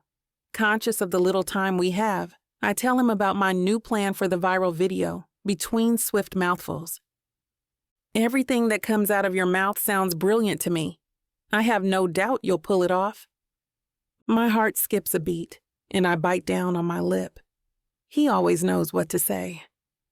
My airy mood is back by the time I waltz back into work. Most of my time is spent reliving the dream I had with added scenes. A maternity photo shoot, our imaginary twins' first day at school, their 10th birthday. Sal and I finish up the video, and my imaginary happy life with Cole remains front and center in my mind. Not even a passive-aggressive message from my ex Trent asking if I've realized my mistake yet and saying he misses me is enough to kill my vibe. A few days later, the hopefully viral video goes live. We're all standing around the boardroom a couple of hours after release, wringing our hands and watching the numbers on every electronic screen imaginable. I know we're all hoping for a mega hit. I look down at my phone, expecting to find Cole checking up on me. It's Trent again. What the hell does he want? When did you become a groupie? Wrong number, I text back. My favorite thing about you was your class and grace. Adama, now you've become some hockey player's puck? My jaw drops, my face warms, my blood boils. I don't even dignify him with a response. I just block the number immediately. Enough is enough. A whoop goes up around me. My head spins around, and I catch the rest of the marketing team clapping their hands. A large TV mounted on the wall flashes some real-time statistics. We've hit 30 million views across all socials and are gaining traction. I'm still heated by Trent's text, but a win is a win. My boss strolls into the boardroom a short while later. Beth is hot on his heel like a loyal puppy. Another home run, guys. Congratulations. He motions to a technician, and the statistics on the screen are quickly replaced by the Stingrays on a video call. I catch Cole's eyes immediately, and we hold each other's gaze. Job well done, says the Stingrays rep. My boss nods. I especially want to extend a big congratulations to Beth for the wonderful idea to use the viral social media challenge instead of a generic commercial. That's the quick-witted thinking we've built our name on. A rush of blood roars between my ears. There's no way I heard correctly. Cole's eyes narrow, and I snap my head away from him and to my nemesis, an arm's length away from me. Her pert lips have a your move expression. She knows me too well. My gaze drops to the ground and I gulp for air. With everyone here and my boyfriend's team on the line, of course, I'll let it go. Beth had nothing to do with it. That was all Adama. Cole's voice is firm and almost angry. I can't bear to look up. Is this true? Asks my boss. Everyone in the room gets quiet as a church mouse. Not even a breath can be heard. Beth's feet shift from side to side. I dare to look up and catch her nodding. Our boss storms out. The atmosphere is awkward as a middle manager takes over the meeting, ends the call, and asks everyone to congratulate me as they head out. I promise to make it up to you, Cole says later that night when he comes over for dinner. She had no right to steal your shine. It's not your fault. Your support is more than enough, but he insists, surprising me even further. Over the weekend, we hire a luxury RV and make the 3-hour drive out to Joshua Tree National Park. The desert feels haunted at night with the sound of insects and far-off coyotes. We can go in if you're afraid, he says. We're curled up on the soft mattress atop our observation deck on the RV's roof. I jump as a bat flaps by my face. I haven't seen this many stars since I was a kid, I say. I won't let a night critter scare me from this gorgeous view of the Milky Way. He pulls me into him, and I allow our bodies to meld together. When he speaks, his voice is almost a whisper. I promise this is only the beginning of our adventures together. And the future seems even brighter than the array of stars above us. Chapter 11. Cole. You're going to look stunning no matter what you wear, I tell Adama on the phone. The phone is tucked between my chin and shoulder as I pull my own olive green suit out of its dry cleaning bag. Okay, but I've never been to a gala this big before. And I've never been to Nashville either, Adama says on the other line.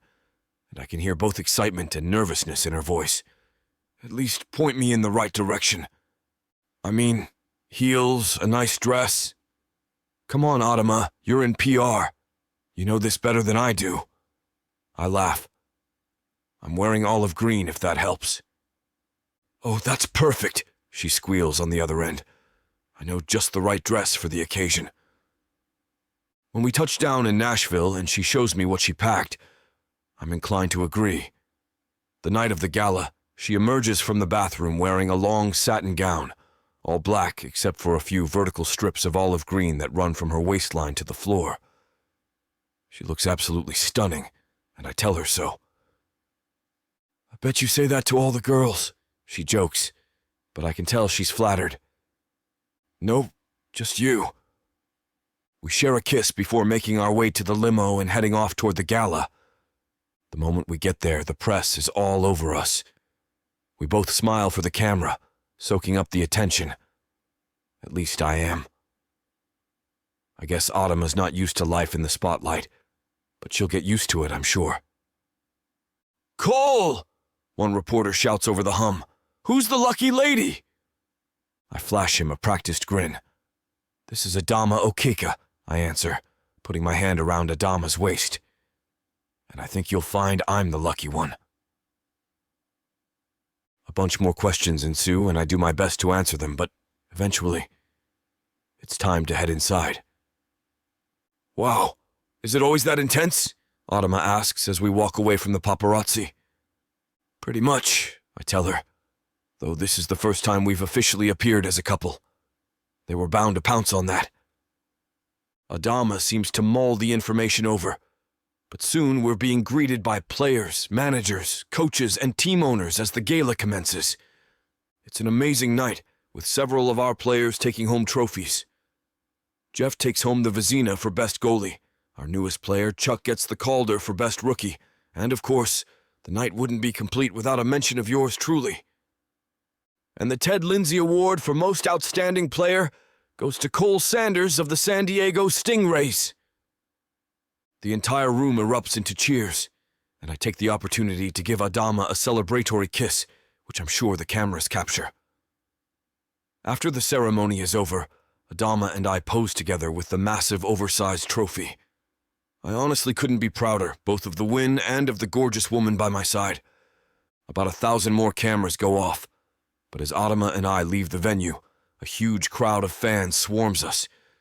It's not like I haven't had my fair share of obsessed fans, but there's one guy dressed in full team colors wearing a replica of my jersey. Number 67, he screams right in my face. Cole Sanders! Holy crap, it's actually you! He grabs me by the shoulders, still screaming with the kind of excitement that seems to have no end. Yeah, calm down, buddy, I tell him, trying to shield Adama from him. But in the chaos, I realize she's been separated from me. The guy seems to have a couple of friends with him, and they all crowd around me, practically tugging at my clothes for attention.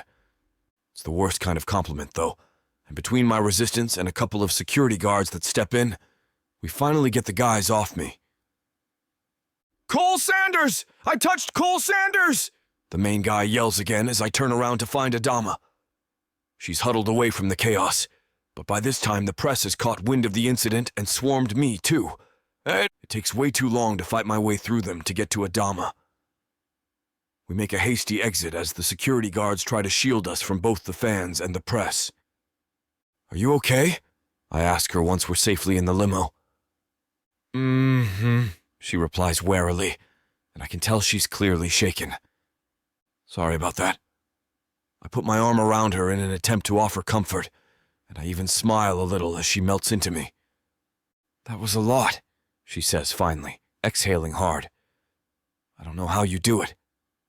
"Just part of the publicity, I guess," I answer absent-mindedly. "God, publicity," she says, and I look down to see her rolling her eyes. What a nightmare. "I thought you liked publicity," I say, a little confused. "I mean, that is your job, or am I remembering that incorrectly?" Adama manages a smile at my dumb joke, but I can see she's still upset.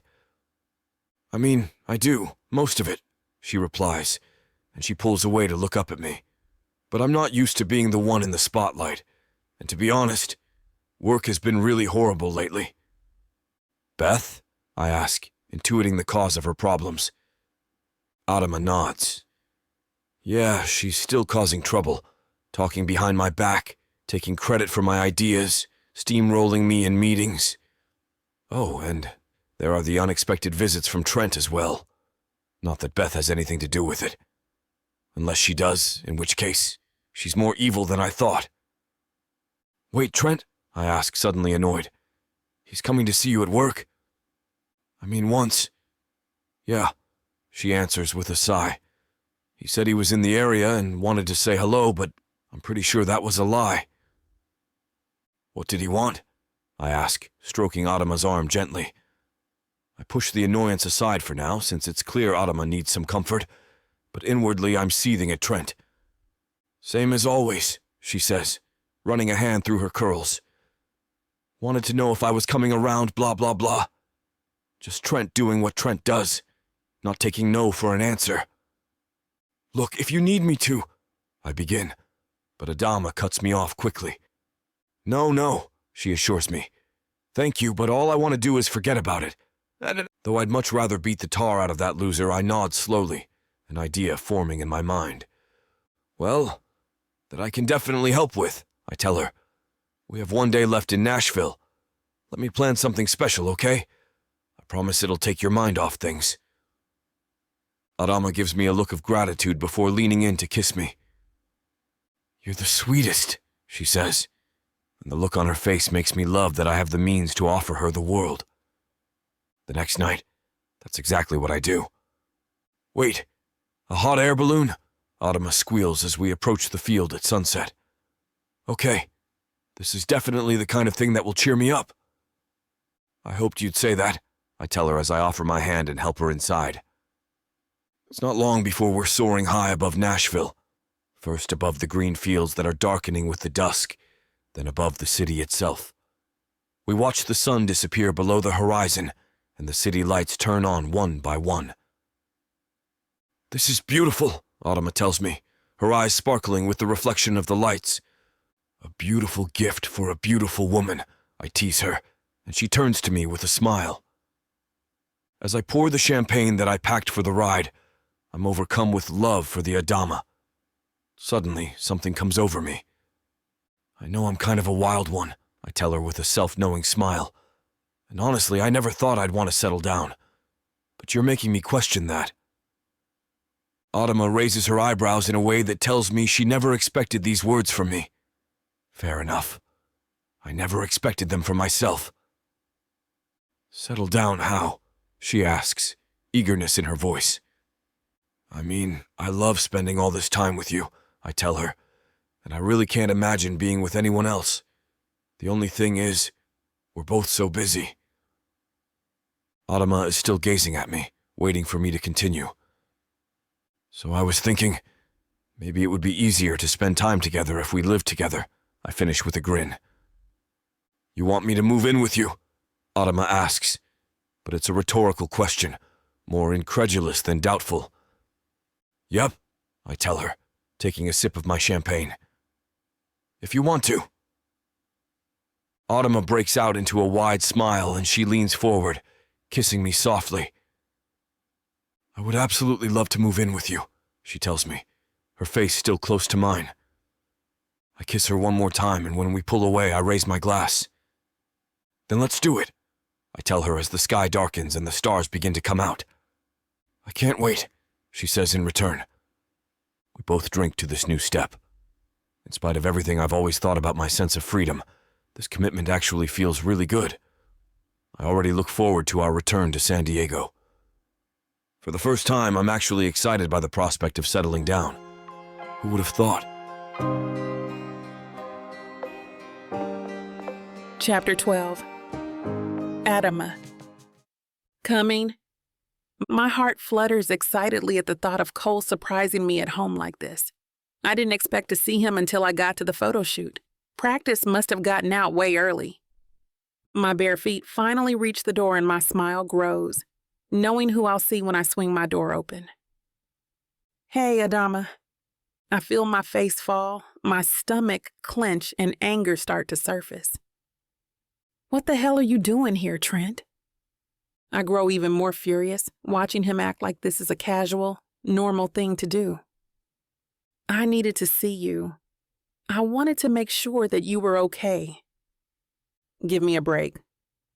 Seriously, I know how good-hearted you are, and I don't want you to get played by some hockey player just taking you along for the ride. I scoff. You don't care about that. You just don't want me to be happy without you. Not true. It's because I know you aren't happy without me.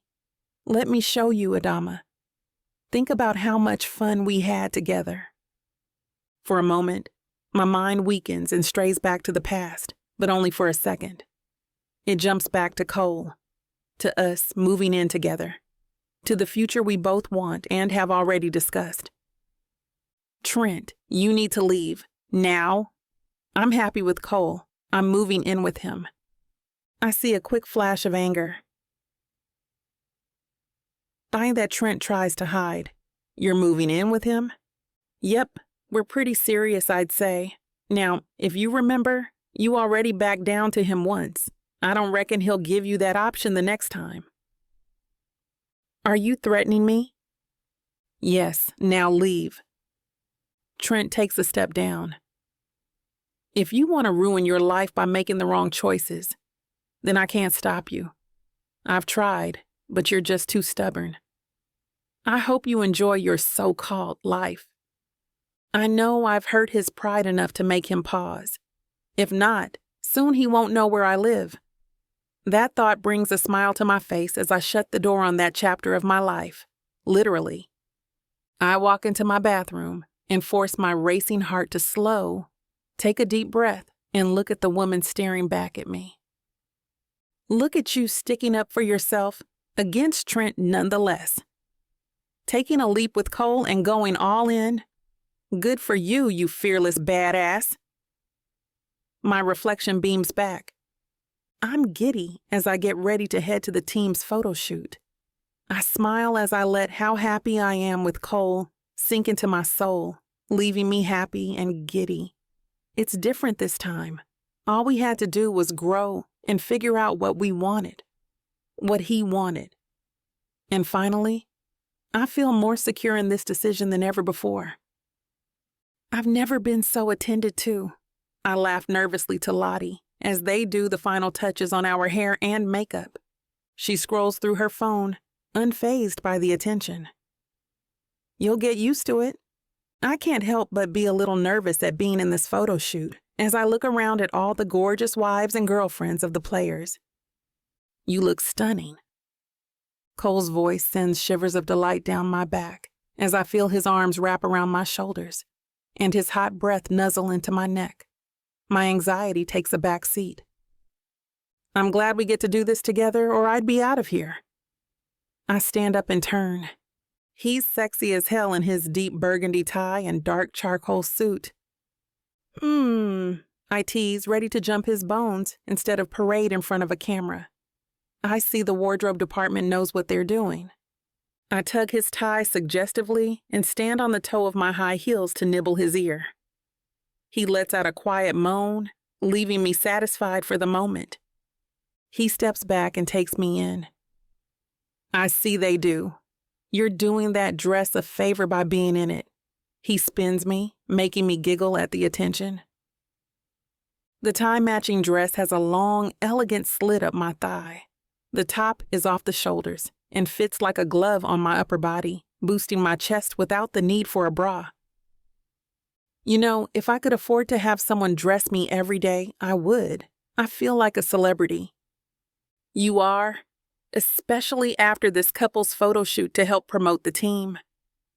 Adama and Cole, you're up. My guts tighten again, but Cole puts his hand on my waist, guiding me to the white backdrop. Once we're in position, it's so bright that I can hardly see anyone at all, just Cole. Just act like you like me and we'll be out of here in no time. I laugh as I hear cameras click and see brighter lights flashing behind the stage lights. That's perfect, I hear the director shout to us. Just act natural and in love. You coming to my game tomorrow? Cole asks as he dips me and kisses my neck, making my smile cover my entire face. Of course, I respond as I tilt my head back further, making him pull me back up. Good, I need all the luck I can get. We're close to the championship. Is this your idea of small talk to distract me? I ask with a teasing pout look as I lean into his chest and kick one of my heels up. Perfect, the director encourages. I smirk. You're better at this than you let on. I tug on his tie and pull him down, close to my lips. The cameras go crazy. I may be. Just so happens that I've been in the background of a lot of photo shoots. You know, PR stuff. Before he can get out a huff, I press my lips against his. It's supposed to be more of a tease, but the moment our lips touch, the inevitable happens. I'm swept up in his arms and begin to melt into the sensuality. Okay, got it? That was great, you guys. Beautiful job. The director's voice forces me to remember I'm in a public place. It's not that kind of photo shoot. I break away, laughing to myself as Cole grabs my hand to leave the area. If you're not careful, I'm gonna have to pull you into one of these trailers and have my way with you. I almost tell him to do it, but then I think of all the things I need to get done for work before his game tomorrow. When we are living together, you'll be able to pull me into any old room you'd like, anytime. I kiss under his jaw and press against his groin. Adama, I gotta go. I laugh and go to get changed. Not so fast. Cole grabs my wrist and twirls me back into his arms, where I pretend to struggle against him. At least let me take a picture of just you and me. We don't have a really nice one yet. Might as well take advantage of being photo ready. Okay. He pulls out his phone and flips on the camera as he keeps his other arm around me. I rest my head against his chest. Besides, I want to show off my girl. My chest swells at his words. Looking at the screen makes me smile even bigger. My face shows how truly happy I am. Oh crap, I mutter, tense in my seat as I watch the Stingrays battle one of their toughest rivals, the Los Angeles Knights. And man, has it been physical. Players on both sides have been in the penalty box all night, or gotten injured brawling. More than a few have had to be taken off the ice. I look at the scoreboard with only 10 minutes left. 5-4 Stingrays. We can do it. The crowd is loud and standing. I'm right there with them, watching Cole take risks against another player trying to secure their lead. They need this win, but not at the cost of injuring himself, I think as I bite my lip harder, drawing blood. I go to wipe it away but freeze. I feel as if the whole arena has gone silent as I watch my nightmare come true. Cole gets slammed into the wall by 3 other players. Then the hit from behind comes as he goes to steady himself. His knee twists in a disgusting way as he gets hit and sprawls out on the ice, sliding to hit the wall once more before lying still. I need to see him. I force myself to move calmly so I don't come off as the hysterical girlfriend. Watching him getting carried off of the ice is bad enough, but not knowing anything else is killing me. Let her in, I hear Cole call, and I push past the medic to where he's being examined off sides. Did you tear your ACL? Is anything torn? Is it broken? Are you okay? The hysterical side didn't hide for long. Thankfully, Cole laughs at my questions. That's a good sign. So it's not career-ending? I'm not sure. They just took some x-rays, and the doc will be back to fill me in. I pull up a seat beside him as he rests on the table, waiting for the arena doctor. You sure are optimistic. You know how common knee injuries are in this sport, especially bad ones. I know. But they gave me some good pain meds, so it's kind of hard to worry about that at the moment. I laugh at his demeanor, thankful at least that he's not in pain right now. Can I get you anything? Just you, he says with a lazy smile as he takes my hand. Oh, good. What's the damage? I ask as the doctor strolls over, after discussing it quietly with the x-ray technician. Well, Cole, it's not a tear or break. It's bruised, but that's about it. You need to stay off of it to not make it worse. But if you do that, then you should be back on the ice in no time. This season? He asks. This season. But you'll need someone to assist you for a while, just to make sure it heals properly in time. No problem, I offer automatically. I have an urge to take care of this man who has already done so much for me. It's my turn to do the same for him.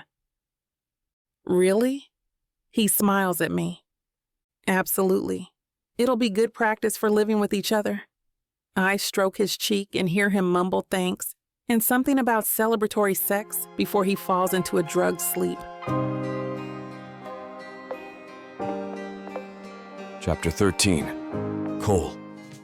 After a few doctor's visits and lots of TLC from Adama, it's only a matter of time before my injuries are as good as gone. I've been warned to take things slowly before flinging myself back into the hockey field, but as a result, I'm feeling antsy. To my relief, I finally have an excuse to get out of the house, an invitation to a ring ceremony in Vegas. What do you think? I ask after explaining the plans to Adama. We're taking a morning stroll after breakfast, the weather pleasantly warm and the ground still damp with dew. She lets out a soft sigh. Her eyes are pinned to the grass beneath us as she thinks it over, and that's when I realize she's not nearly as eager as I am. I'm not sure, Adama finally admits. I'm still feeling kinda overexposed these days. It feels like more eyes are on me than I'm used to, you know? These days, not having eyes on me feels more unusual than the other way around. Regardless, I can see where Adama's coming from. I take her hand into my own, slipping my fingers between hers. Her petite hands are soft against my rough, calloused palms. I understand, I say, squeezing her gently. But there isn't supposed to be a lot of press at this event. Besides, all the other players are bringing their girlfriends and they'll start asking questions if I show up alone. Adama snorts. I doubt my absence will be that obvious. Don't sell yourself short, I say. Look, I won't force you to go, but I'd really like it if you did. And hey, if you do come along, you can even get to know some of the other hockey wives. A smile teases Adama's lips. I guess so, she says. All right, I'll come along. Gives me an excuse to doll myself up, I suppose. That's the spirit, I say with a grin. And doll herself up, she does. On the night of the event, Adama locks herself in our hotel bathroom for nearly an hour. I get dressed and wait patiently on the bed, but the wait is more than worth it when she finally steps out of the bedroom in a glittery, ankle-length maroon dress. It's strapless, showing off her soft shoulders and prominent collarbone. She paired the dress with some gold hoop earrings and glittery high-heeled sandals. She's added some kind of matching red beads to her braided hair. Do I look presentable? She asks with a wink, spinning around in her dress so that it flows around her. Presentable? I grab her by the waist once she stops spinning, kissing her on the lips. I'd never use that word in the same sentence as you. How about stunning or so sexy I almost want to stay home tonight and keep you for myself?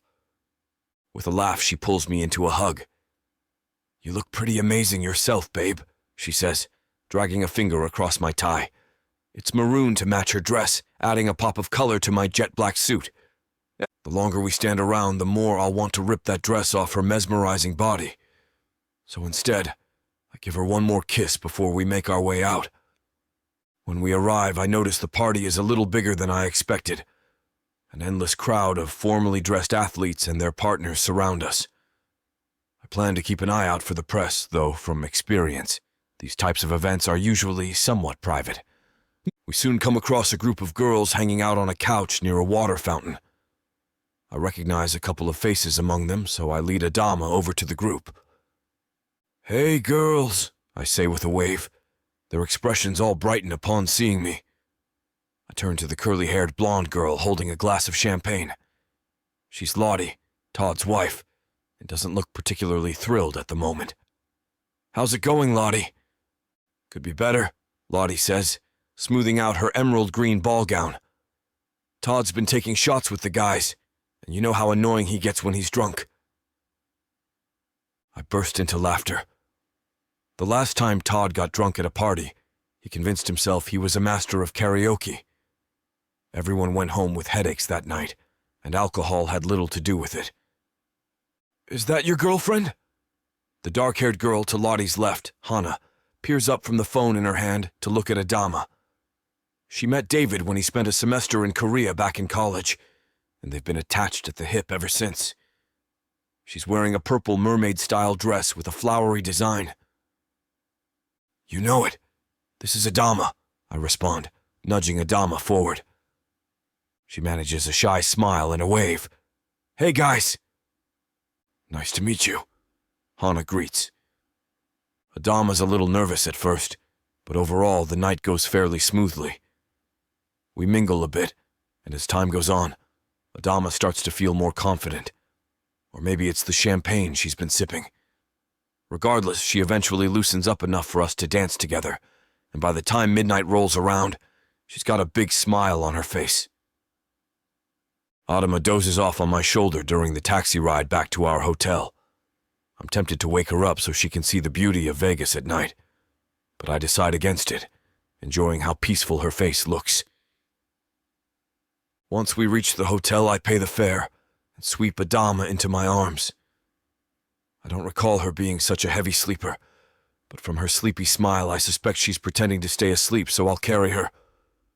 I don't mind it one bit. We make our way up to the hotel room, and I tuck her into bed before crawling in with her. Once I'm on the mattress, there's nothing to stop me from joining her in dreamland. Morning comes, the bright sunlight shining through our window. With a sleepy groan, I roll over and check my phone. It's just a little after 7. I could justify sleeping another hour or two. But as I turn back to lie down, I notice Adama is awake. She's staring at her phone with tears in her eyes. "Babe, what's wrong?" I sit upright. Sniffling, Adama hands the phone to me. She's reading a news article, which is never a good sign. "For the iconic hockey player debuts his new girlfriend this weekend," the article reads. "But many fans are concerned about Adama's past. According to an anonymous source, the hockey player's new girlfriend has a history of petty theft. Some raise concerns that she plans to take advantage of the athlete's wealth." I set Adama's phone down. Before I can even ask what's going on, she screws her face up in frustration. I knew it would come back to bite me. I raise an eyebrow. "Petty theft?" Adama nods. "Look, when I was a teenager, one of my friends dared me to steal a pack of candy from the store. I did it, and my mom found out, and she was furious. But I don't know how anyone would know about that. The police weren't even involved." I rub the bridge of my nose. "Adama," I begin, letting out a sigh. "This is nothing. Whoever wrote this is just some asshole who wants to make you look bad." Adama sniffles and wipes tears from her cheeks. "Still, it was stupid of me." "Everyone does stupid things when they're teenagers," I say, grabbing Adama by the shoulders. "You knew me in college. You know if someone tried hard enough, they could dredge up much worse things about me. Seriously, it's fine. You're not a thief. You were just a kid doing what kids do." I brush the tears from her face and kiss her cheek. Now, if you'll excuse me, I'm going to find out who's responsible for this and tear him a new one.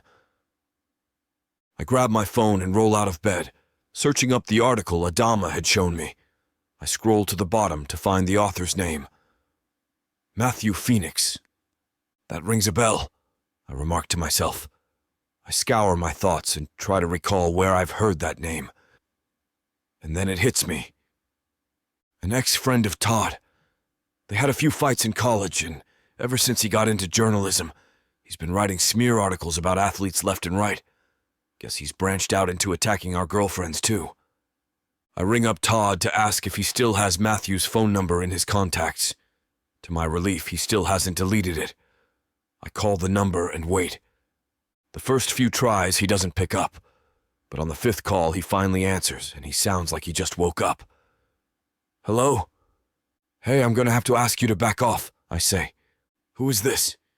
That article you posted last night, I continue, not answering his question. About Adama? Look, dude, I'm just trying to make a living. Yeah, well, find a way to do it that doesn't involve crapping on innocent people, I interject. Now who the hell told you the lie that Adama is a thief? I hear a sigh on the other end. Look, if I tell you, will you pester her instead of me? Gladly. Fine, he says. Her name is Beth. She told me she works with Adama. Now screw off. He hangs up. Of course. The door to the bedroom opens and Adama steps out into the living room. Is everything okay? She asks, sitting down on the couch beside me. You sounded pretty angry. Because I am, I say, putting an arm around Adama and pulling her close. Nobody gets to talk about you that way. Still, Adama sighs, leaning against me. If it's too much stress, maybe... No. I kiss Adama before she can finish. Never in a million years. I'll stick up for you until the day I die, princess. Tears glisten in Adama's eyes, but this time they're not tears of sadness. With a smile, she pulls me into a tight embrace. Chapter 14. Adama. Do you want me to make the calls to get everything scheduled? Sal asks in an almost worried tone. I give her a sharper look than I intend and instantly regret it the moment I catch her shrink back from me. I'm sorry, Sal. I'm just mentally trying to make sure I have everything set in place. I don't blame you. You've been really busy. Let me know what I can do to help. I take a deep breath, reminding myself that Sal is not the person I'm irritated with. The calls would be great. I can take care of the other things for now. Will do. I'll see you on Monday. Have a good weekend. I almost choke on my late afternoon tea as I remember where I'm supposed to be tonight. I totally spaced it. I berate myself as I quickly gather all of the paperwork on my desk and shove it into my briefcase. Getting a little flustered, are we? Beth hisses with her forked tongue as she takes a seat on my desk. You know, your ass is supposed to be in a chair, not on my stuff. She slides off, not even fazed by my nasty tone. Tisk, tisk, Adama, you shouldn't be so agitated. I only asked a question. Her smile is as venomous as she is. Don't tell me that you're still upset with me about the Stingrays video. I keep my eyes down and focus on making sure I have everything I need to get stuff done over the weekend. Really, Adama, it's not my fault our boss assumed I came up with the idea. It must have really felt belittling to have your boyfriend stick up for you. You really shouldn't blame your pitfalls on others, even if it's pillow talk. All my stuff is gathered, so I turn towards her smug, perfect face and get up close and personal. Beth, I actually work my ass off unlike you. I care about my job, not sleeping and slithering my way to the top. Since your little stunt, Mr. Saunders isn't sure who to believe, so I'm working overtime to prove I have what it takes. Now excuse me, I have places to be. I force myself to calm down as I turn on my heel, but I have one final jab to leave her with. I turn over my shoulder casually. You know, I hope you do get put up to do a big event. That way everyone can see how little you know and how big of a fraud you are. Because then, it really will be all on you with no one else to blame. Because that would look sad to blame all of your pitfalls on someone else, right? I smirk at the boiling, speechless viper as the elevator doors close. I'll be there in 5. Okay, I'll meet you outside. I hang up and grab my handbag, forcing myself to not look in the mirror again. I know the simple lilac dress I have on is good enough for a dinner out with Cole's family, but I still feel that nothing I own is what I want to wear. But I've tried on all of my clothes. The mess in my bedroom can attest to that. This is the dress I keep coming back to. So this it will be. I wave to Cole as he pulls up, and I slip into his car. Hey, gorgeous, how was work? He kisses me before I can answer, leaving me a little lightheaded and much more optimistic about how this night will go. It was work. Beth is still being Beth. But what else is new? I have a ton to do this weekend to make sure things are in order. But I don't want to talk about work. Let's talk about what I need to know about your family. His chuckle blends with the roar of the classic engine. Okay. Well, let's see. My mom's name is Catherine. She can be old-fashioned, and she's a very classy lady, but she doesn't approve of my lifestyle. I raise an eyebrow at him. Correction, my past lifestyle. But she can be a bit protective of me. I'm all she really has left. Sure, there's other family, but since my dad passed away, she kind of only hung on to me. So needless to say, she hasn't been a fan of the women I've brought around. The woman can sniff failure, along with ill intentions a mile away. The plus side is, she shouldn't smell any of that on you. His wink and flirty voice is supposed to calm me, but it does the opposite. Meeting the family is a big deal, but when the only family is the mother, I'm not sure I'm ready for the pressure.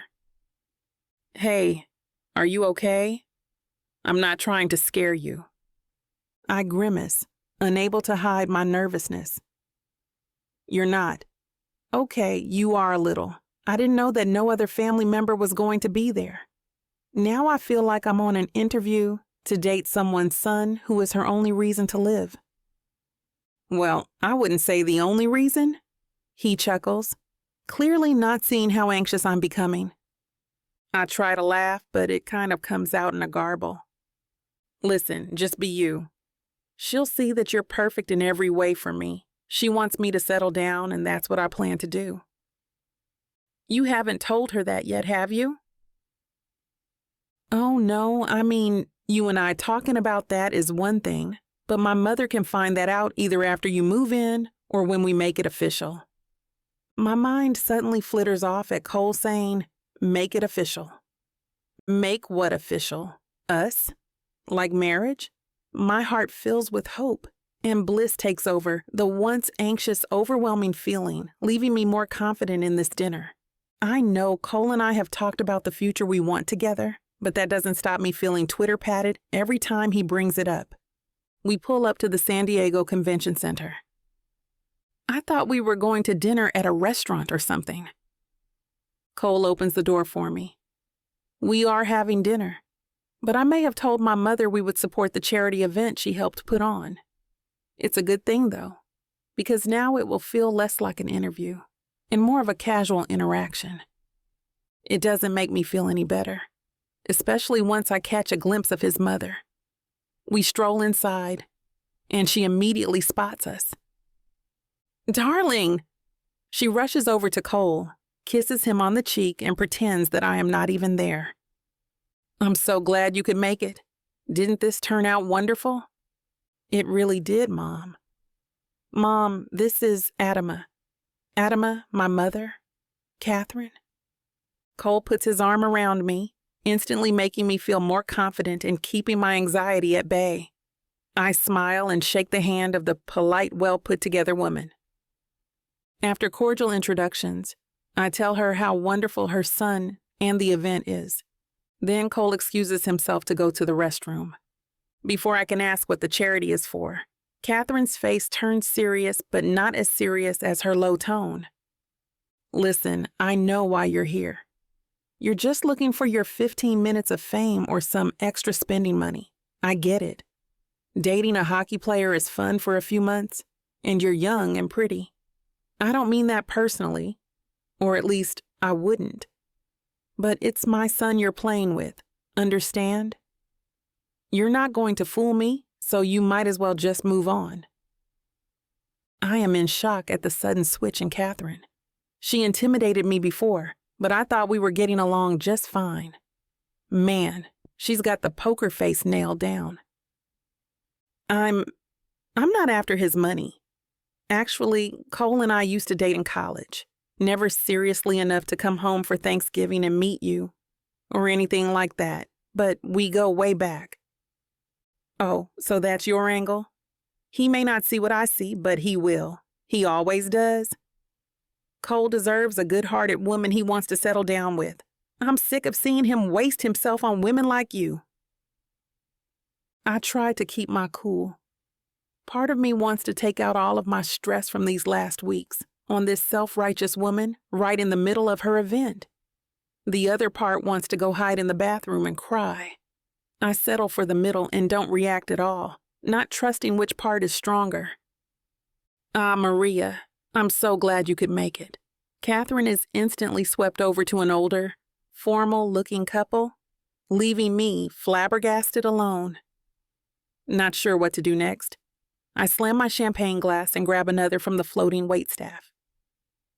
So, is it as bad as you thought it would be?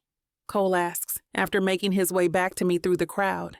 Instead of ruining the evening or having him think I'm purposely butting heads with his mother, I just shrug, smile, and take another sip of champagne. Then I change the subject. Oh, I wanted to figure out when we should try and move me into your place. I know our schedules are crazy and only getting busier right now. But after spending so much time away from each other, I feel like we just keep putting it off. I don't know. We still have a lot of packing to do, and we both have a lot going on right now. I don't see any reason to hurry and add more to our plates right now. I mean, I know we're good. He brushes it off with a smile as he leans down and kisses me passionately. Do you not want me to anymore? I can't help but feel slightly insecure that it's already been put off so long, and now he's avoiding it.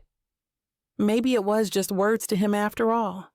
No, I do, but we have time. We can talk about it later.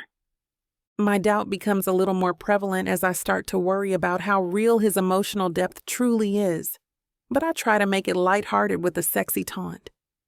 Good, because I want to lay beside you every night I can. I lean into his ear. Naked? Well, when you put it like that, I can move you in right now, he teases back. Wait, what? You two are moving in together? I feel my breath escape me as I whirl around, seeing his mother standing behind me and unable to hide the shock on her face. I force a small smile. Surprise, I croak out through my suddenly dry throat. Chapter 15. Cole, I can't wait to see you when you get back. I'll show you just how much I've missed you. I smile at the suggestive emojis Adama follows her text with. Can't wait. I quickly type back and press send. With all of these away games stacked on top of each other, Adama and I have barely seen each other. Then when I've been home, she's been busy with her own stuff. Texting your sweetheart?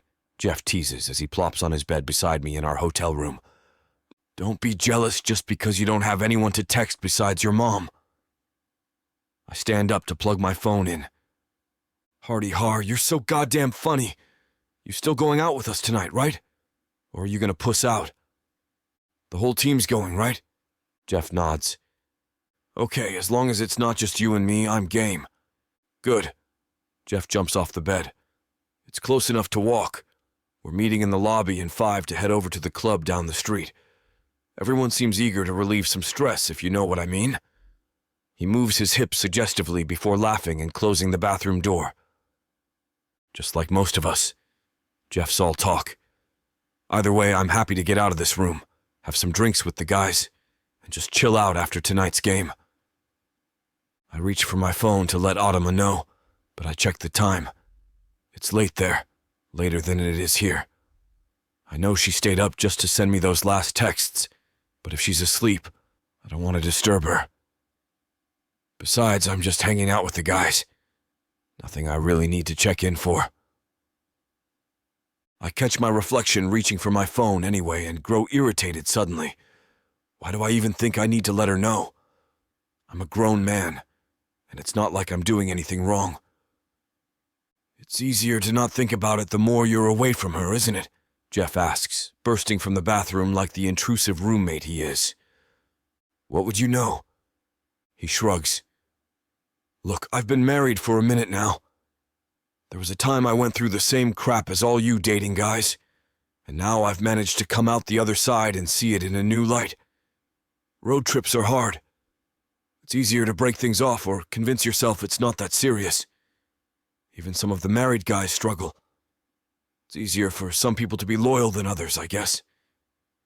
But you know what they say. He places a hand over his heart dramatically. Love conquers all. We're fine. I'm used to this schedule, and we are both busy. Just seeing if my phone's charged, that's all. Sure, I know you're used to the schedule, but is she? Listen, Adama knows this is a stressful gig. Like you said, we all need to just blow off steam. It's been a hardcore week, and that game was no joke. Besides, when the hell did you start trying to give relationship advice? I pull my phone off the cord and grab my wallet to head out. Jeff follows right behind me. Must have just started. He chuckles as he closes our room door behind us. It's not what it sounds like, Adama. She does her classic eye roll as we sit at her building's cafe to share a quick lunch. Okay, I can't blame you for not believing that now that I hear it come out of my mouth.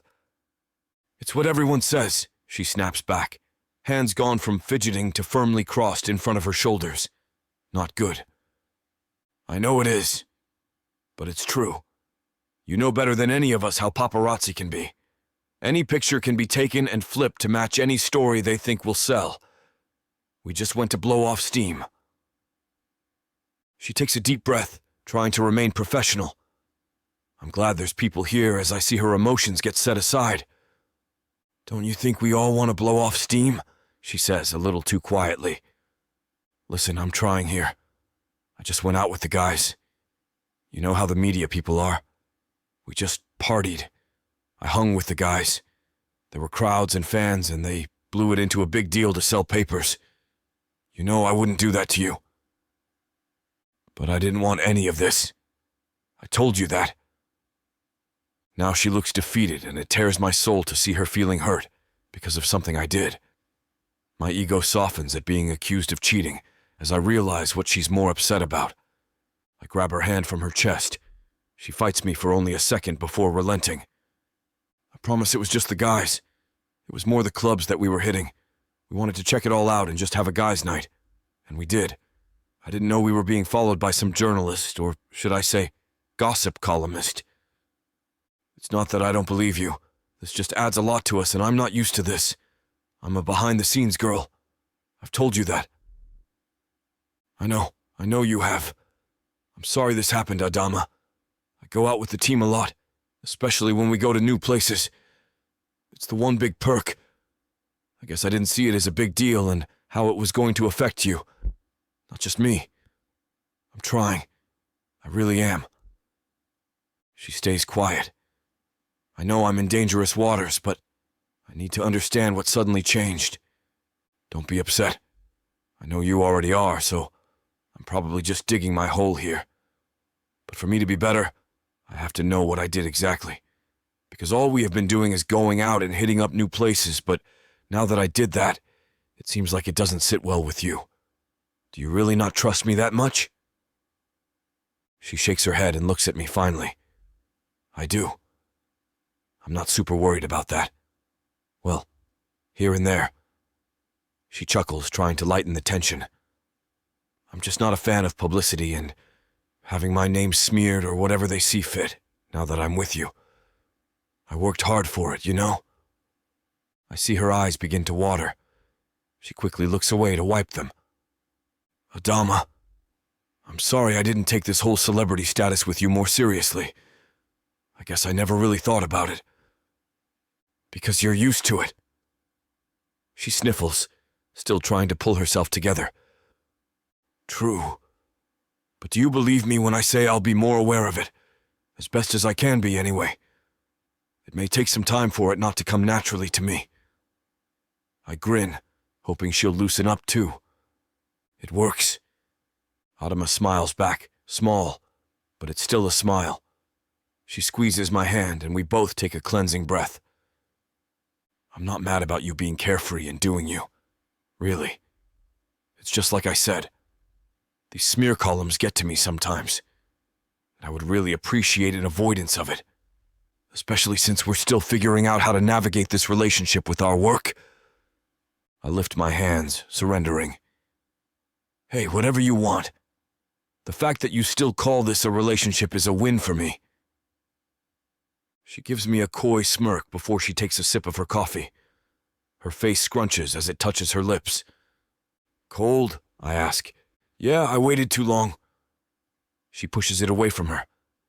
Hey, deep conversations will do that. She gives me a sassy but playful look. I hear her take a deep inhale again, and I know it means she's loading for another question that's upsetting her. Can I depend on you? It catches me off guard. Depend on me? Like, will I always be there for you? Yeah, I guess. I lean forward and take both of her hands in mine now. I will be there for you whenever you need me. For whatever. I'm your guy. I want this. I want us. She seems satisfied with my answer. I catch her glance at the clock on the wall behind me and reach for her purse. I need to get going. So do you. I grab her hand. Will you walk with me? What? Cole, we met because we only had a minute. I have work to... I'll call your boss and tell him I needed you for a long lunch to discuss PR stuff. Just walk with me for a little bit and take a mental break from work. She looks at me, unsure, but finally gives in with a smile and nod. As we walk outside, I take her hand. I know our schedules are crazy, but what good is star power if I don't use it to allow us some breathing room with each other? She tightens her hand around my fingers in a silent thanks. Let's have dinner tonight. I'll keep you posted on practice in case Coach is feeling an itch to be cruel. We should be out early. Either way, I want to have dinner with you. Alone. How about my place? I'll keep it warm until you get there. But I can't promise to not open the wine without you, she purrs. I like the sound of that. I stop and face her. I want you to know that you're my #1 priority. I want this to work, and I've already promised myself I would never take you for granted again. I don't want to mess things up between us, so please always talk to me. A tear finally finds an escape out of the corner of her honest eyes. She smiles and a giggle burbles out of her mouth. Cole, you silver-tongued man. It's true. I know it is, and I will. I kiss her as deeply as she'll allow me in the street before I escort her back to her office. Chapter 16. Adama, things are going so well right now for Cole and me. Maybe too well for Cole. I set up a few different PR events for the popular player, as the Stingrays are on a winning streak, primarily because of Cole's incredible puck moves on the ice. Social media is abuzz. I know I have to milk it for all it's worth, but every inch of me wants Cole for myself, not in front of adoring eyes. Female adoring eyes. Today, it's an interview. It starts off fine enough, with the general manager and the coach speaking. But when the mic is turned to Cole, my mood takes a nosedive. How do you feel, Cole? One sports reporter coos. I look over at her with narrowed eyes. Her eyelashes should be illegal in all 50 states. I feel great. Thanks for asking. Cole is oblivious to the come on. And in this conference room, it isn't raining come hither stairs. Cole, how do you keep in such good shape? Your upper arms are the size of my thighs. Another sleazy journalist jumps in for her turn, adjusting her skirt to show way too much thigh. Cole blushes, rubs his chin and clears his throat to speak. Well, I stand up and grab the mic. That's all the time we'd have for questions today. Thank you all for coming. I switch the mic off and grab Cole's arm to head out the door. Outside, Cole stops. Hey, what was that all about? I thought this interview was supposed to last longer. I stop in my tracks and look up at the handsome man in his smart suit and tie. Right, yeah. But the GM and your coach sucked all the air out of the place. And besides, if we leave them wanting more, your popularity soars. I lower my head and pretend to scroll something important on my iPad. I can't face Cole. I'm ashamed of how I behaved in there. I know I should be able to separate business from pleasure, but Cole is my man, not the world's, and certainly not property of those hungry news hounds in there. The nerve, flashing leg. I should have hit her with the mic. Cole lifts my chin with his hand. Adama, your face reveals everything. My eyes pop. Oh, it's nothing. I was too hot in there, that's all. I'm fine. Let's get out of here. You have practice, and I have work to do. See you tonight? Sure. Tonight. See you then? Cole reaches down to kiss me lightly on the cheek and heads for his car. A cheek kiss? I feel sick. With shoulders as low as my mood, I walk to my car and drive away. All the way to the office, I'm a raving lunatic, talking to myself in the rearview mirror. When has Cole ever just kissed me on the cheek? When? I ask the mirror. Silence from the mirror. I'll tell you when. Never. That's when. He's always kissed me on the lips. Private or public. Was he turned on by those women? Is he regretting being stuck with me? Well, is he? Again, the mirror stays mum. I'm so close to hitting the mirror with my purse. The next morning, when my emotions are calmer, I'm embarrassed by how I overreacted yesterday. I get into my office and my secretary swans in. Thought you might want to see this. It hit the newsstands at 6 this morning. Betsy hands me the tabloid, and there on the front cover, in full Technicolor, is a photo of Cole slathered in women who must have followed him to the arena after the presser, literally throwing themselves at him. Sexiest Stingray scores. Off the ice and on, the headline reads. I swallow. Hard. I fear my morning coffee is going to make another show. I run to the washroom and throw cold water on my face. Betsy follows me there. Oh my God, are you okay, Adama? Your whole face turned to stone for a minute. I grab the sink with both hands and let the cold water slowly drip off my forehead, cheeks, and chin. Yeah, I'm okay. Probably feeling, sick. No breakfast. Only coffee. I lie, of course.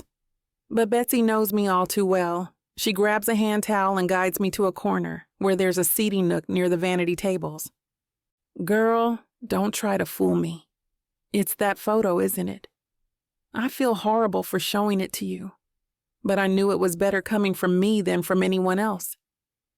I slump over in my seat and cry. Tears drop, one by one, on the plush carpeting. Oh, Betsy, I know I'm being a fool. Of course, Cole will have women fawning all over him. He's sex-walking, but it's not just his looks I'm attracted to. My heart found Cole far faster than my body. Betsy hands me the towel and gently rubs my back. I know that. And Adama, Cole knows that too. You're fretting over nothing. This is celebrity junk. Right now, Cole is the it boy. You know how these fame waves go. They surge in and surge out, just as fast. I silently nod, grab a tissue, and blow my nose. I feel like a schoolgirl, Bet. Like a silly, self-conscious schoolgirl. I've been working in this biz long enough to know the ropes with these players, but with Cole, it's different. Of course it's different. You two are in love, and Cole loves you, you know. I'd have to be blind not to see it. Others too. I nod once more, wipe away my tears, and hit the tabloid with my knuckle. Who did this? This isn't news. Who convinced this rag to showcase this crap right after that press event? It's as if they are trying to torment me. This rag never usually puts this kind of superficial story on their front page. Betsy smirks. You have any enemies I should know about? I weakly smile. No, but I have a follower of my own. Oh, you don't mean Trent, do you? I know he's your ex, but what would he get out of that? I lift my head and look into Betsy's eyes. The one and only.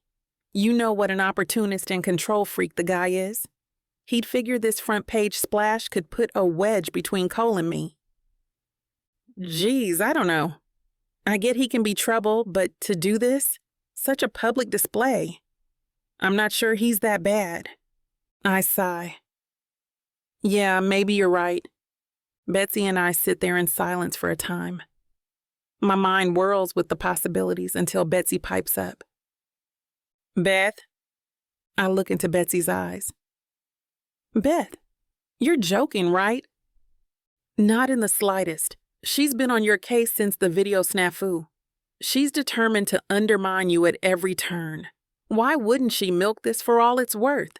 If it gets her kudos from the execs and drives a wedge between you and Cole, that chick would think of this prank as a win-win.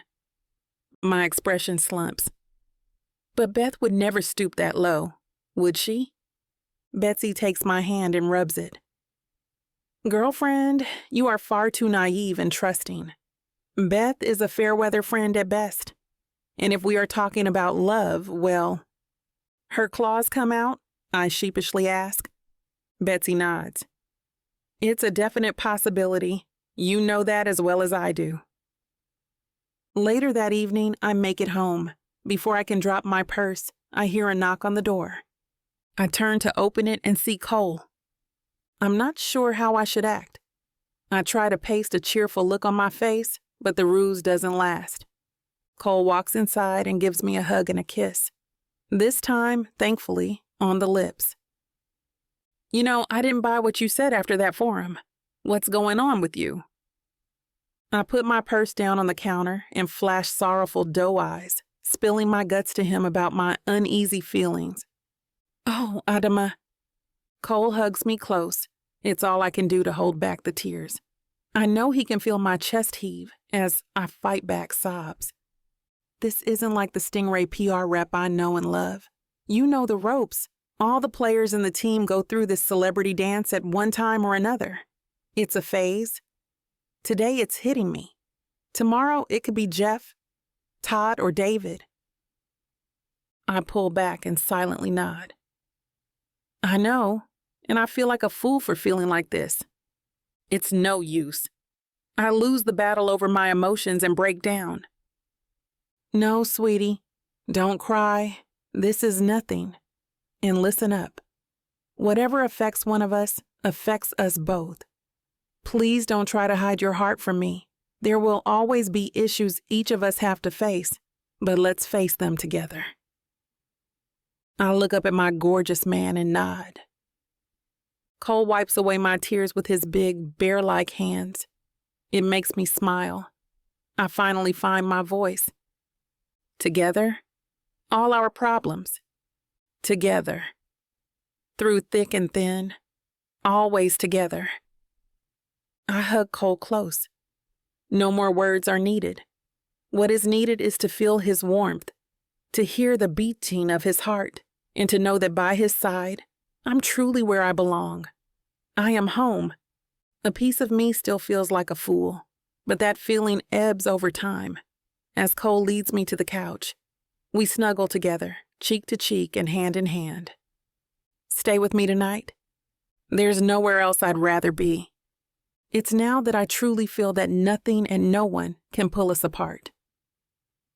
In each other's arms, we are both home, and today's silly worries quietly ebb away. Chapter 17. Cole. I want to alleviate Adama's concerns. It's important that she feels secure in her relationship with me.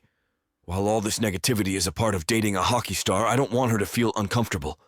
Despite my best efforts to prove what the tabloids say doesn't matter, she still seems uneasy and insecure. She needs to know that she's the only woman for me. As I look at her, I can't help but appreciate her beauty and her gentle nature. She's gorgeous with that mane of black curls, and those lips are just right for the taking. As I continue to gaze at Adama, my mind wanders to all the things that I want to do with her. The way she bites her lip when she's nervous, the way her eyes light up when she talks about something she's passionate about. It all drives me wild with desire. I can feel myself growing hard just thinking about being inside of her, exploring every inch of her body and making her moan in pleasure. But I need to be patient with Adama, to give her time to trust me and see that my love for her is true. But it's hard to control my desires when she looks at me with her innocent eyes, completely unaware of the effect she has. I take a seat on the foot of the bed and gesture with one finger for her to come sit on my lap. She obeys, and a thrill runs along my spine at her submissiveness. As she settles onto my lap, I can feel her warmth and softness against me. It takes all of my self-control not to press my lips to hers. Instead, I wrap my fingers in her hair and guide her head where I want it. Our lips meet in a passionate kiss. Her hands move up to tangle in my hair, pulling me closer as she moans softly into my mouth. The sound sends shivers down my spine. I deepen the kiss, pouring all my desire into it. I can feel her hands roaming over my body, exploring every inch of me as our kiss becomes more heated and urgent. My own hands are busy too, trailing down her back and cupping her ass before pulling her closer. I break the kiss just long enough to catch my breath before claiming her lips again with even more intensity. I have waited so long for this moment, for this connection with Adama. I pull back slightly and look into her eyes, searching for any signs of hesitation or uncertainty, but all I see is desire and trust shining back. "Take your shirt off," I tell her. Adama's shirt is a deep shade of burgundy, hugging her curves and accentuating her smooth skin. As she lifts it up and over her head, I admire her smooth brown skin. Her eyes lock onto mine and I feel a rush of desire. As her shirt comes off, I catch a whiff of her perfume. It's a sweet, intoxicating scent. I reach out to touch her, my hands running over her bare shoulders and down her arms. She shivers under my touch and I can feel the goosebumps rise on her skin. I run my fingers down her arms. She's toned and strong. She looks at me with a mixture of desire and longing. "Take yours off too," she whispers. I quickly take off my own shirt, revealing the muscles I've worked hard for. "I want you, Adama," I say, my voice low. "I need you."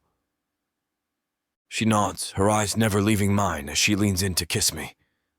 It's a deep, fervent kiss that leaves us both breathless. As our lips part, I start to trail kisses down her neck, feeling the tremors that ripple through her body. My fingers find the clasp of her bra, and I undo it. The bra falls away, revealing her perfect chest. They are rosy and full, the buds hard and erect.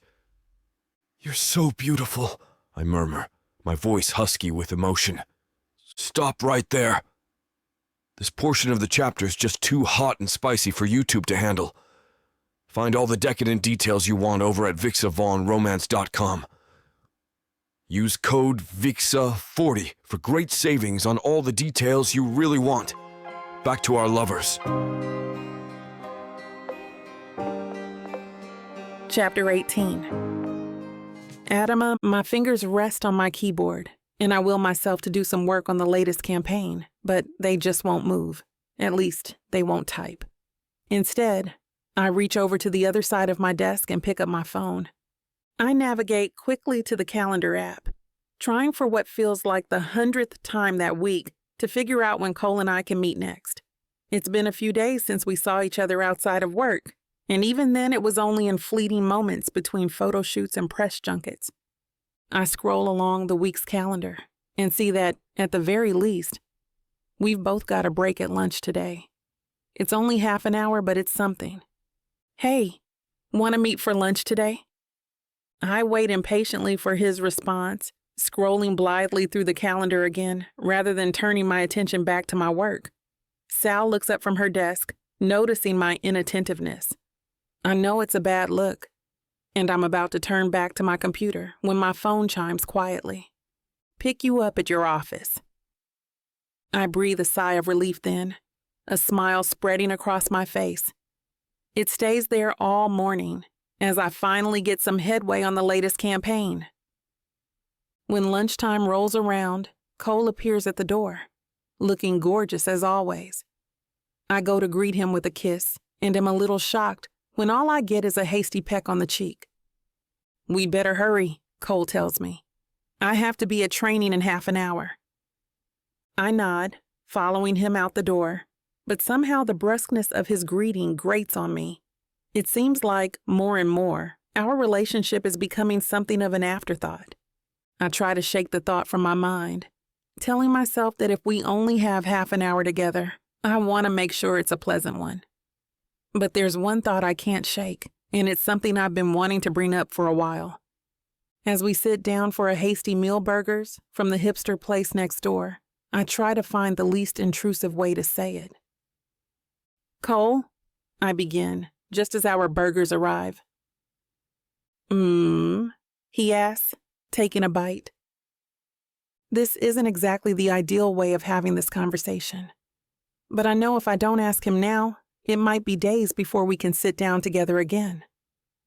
"When do you think we'll be able to start the move?" I ask, leaning forward. "I mean, we've been talking about this for like a month now, but we haven't really done anything about it." Cole nods thoughtfully, still chewing. It takes a while for him to finish, and the wait is agonizing.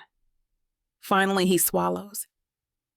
"Yeah, I've been thinking about that too," he says. For a second, I'm flooded with relief. Here I was worrying that it was never going to happen, or even, I have to confess, that Cole had forgotten about the plan in the midst of his busy schedule. That relief is quickly shattered by his next sentence, though. "I think we should maybe put that off until things slow down. I mean, everything's been so crazy lately. It just doesn't seem like the right time, you know?" He takes another bite then, leaving me to mull over his words. If I'm honest with myself, I'm deeply disappointed. Moving in together felt like a real step forward, a step toward a future where I don't have to question who I'll end up with. It seemed like finally, after all these years of failed relationships and false starts, that I was finally getting somewhere real. But I look up at Cole, who's simultaneously glancing at his watch and rushing another bite of his burger, and part of me knows he's right. "Sure, yeah," I say finally. "We can wait." Cole shoots me a look of gratitude. "I'm sorry," he says then, leaving the rest of his meal. "I really have to run." I nod as he stands and gives me a hasty kiss on the cheek again. "Love you," he says. "I love you too," I reply, but he doesn't hear me. He's already turned to rush out the door. I'm left to eat my lunch alone. The burger has gone cold during our conversation, but I hardly even notice. I spend the next 35 minutes of my lunch break in the hipster burger joint, staring at the weird art on the walls and wondering when, if ever, things will slow down for Cole. I find out the answer a couple of days later, and it's not the answer I want. I've known for weeks that Cole would be out of town for an away game this Friday, and apart from that rushed lunch, we've barely had a moment together this week. I only just managed to give him a kiss goodbye before he gets on the bus with the rest of the team. "Good luck," I tell him, giving him a kiss. "Thanks." He grins back at me as other players bustle around him. "All right, let's go," yells the coach, and Cole whips his head around to give a nod. "Gotta go," he tells me, giving me another kiss. "I should be back tomorrow night." I nod, squeezing his hand before he turns away and boards the bus. Once again, I'm left looking after him and wishing his life wasn't such an insane whirlwind of movement. As I walk back to my office, I wonder how we're ever going to settle down, but then I remind myself that this has to pass some time. I know if Cole had the choice, he'd be spending a lot more time with me. Maybe, I tell myself, this Sunday we can spend a lazy day together, something to counterbalance all this running around. It's Saturday afternoon when my phone rings, and my heart leaps to see it's Cole. "Hey," I answer with a broad smile. "How did it go?" "It was good. Those Nighthawks put up a good fight, but we managed to beat them by 1 point." I can hear the happiness in his voice, and I can't wait to celebrate with him tomorrow. Before I can tell him that, though, he goes on. "Actually, the Nighthawk guys are good sports. They've invited us to stay an extra day, so I won't be back till tomorrow after all. Probably not until late." His words feel like a weight around my neck, and my words all but run out. "Oh, okay," I hear myself say, even though there's so much more happening in my mind. "Anyway, I have to go," I hear him say. Then, in the background, there is the shouting of other players, clearly goading him to hang up the phone.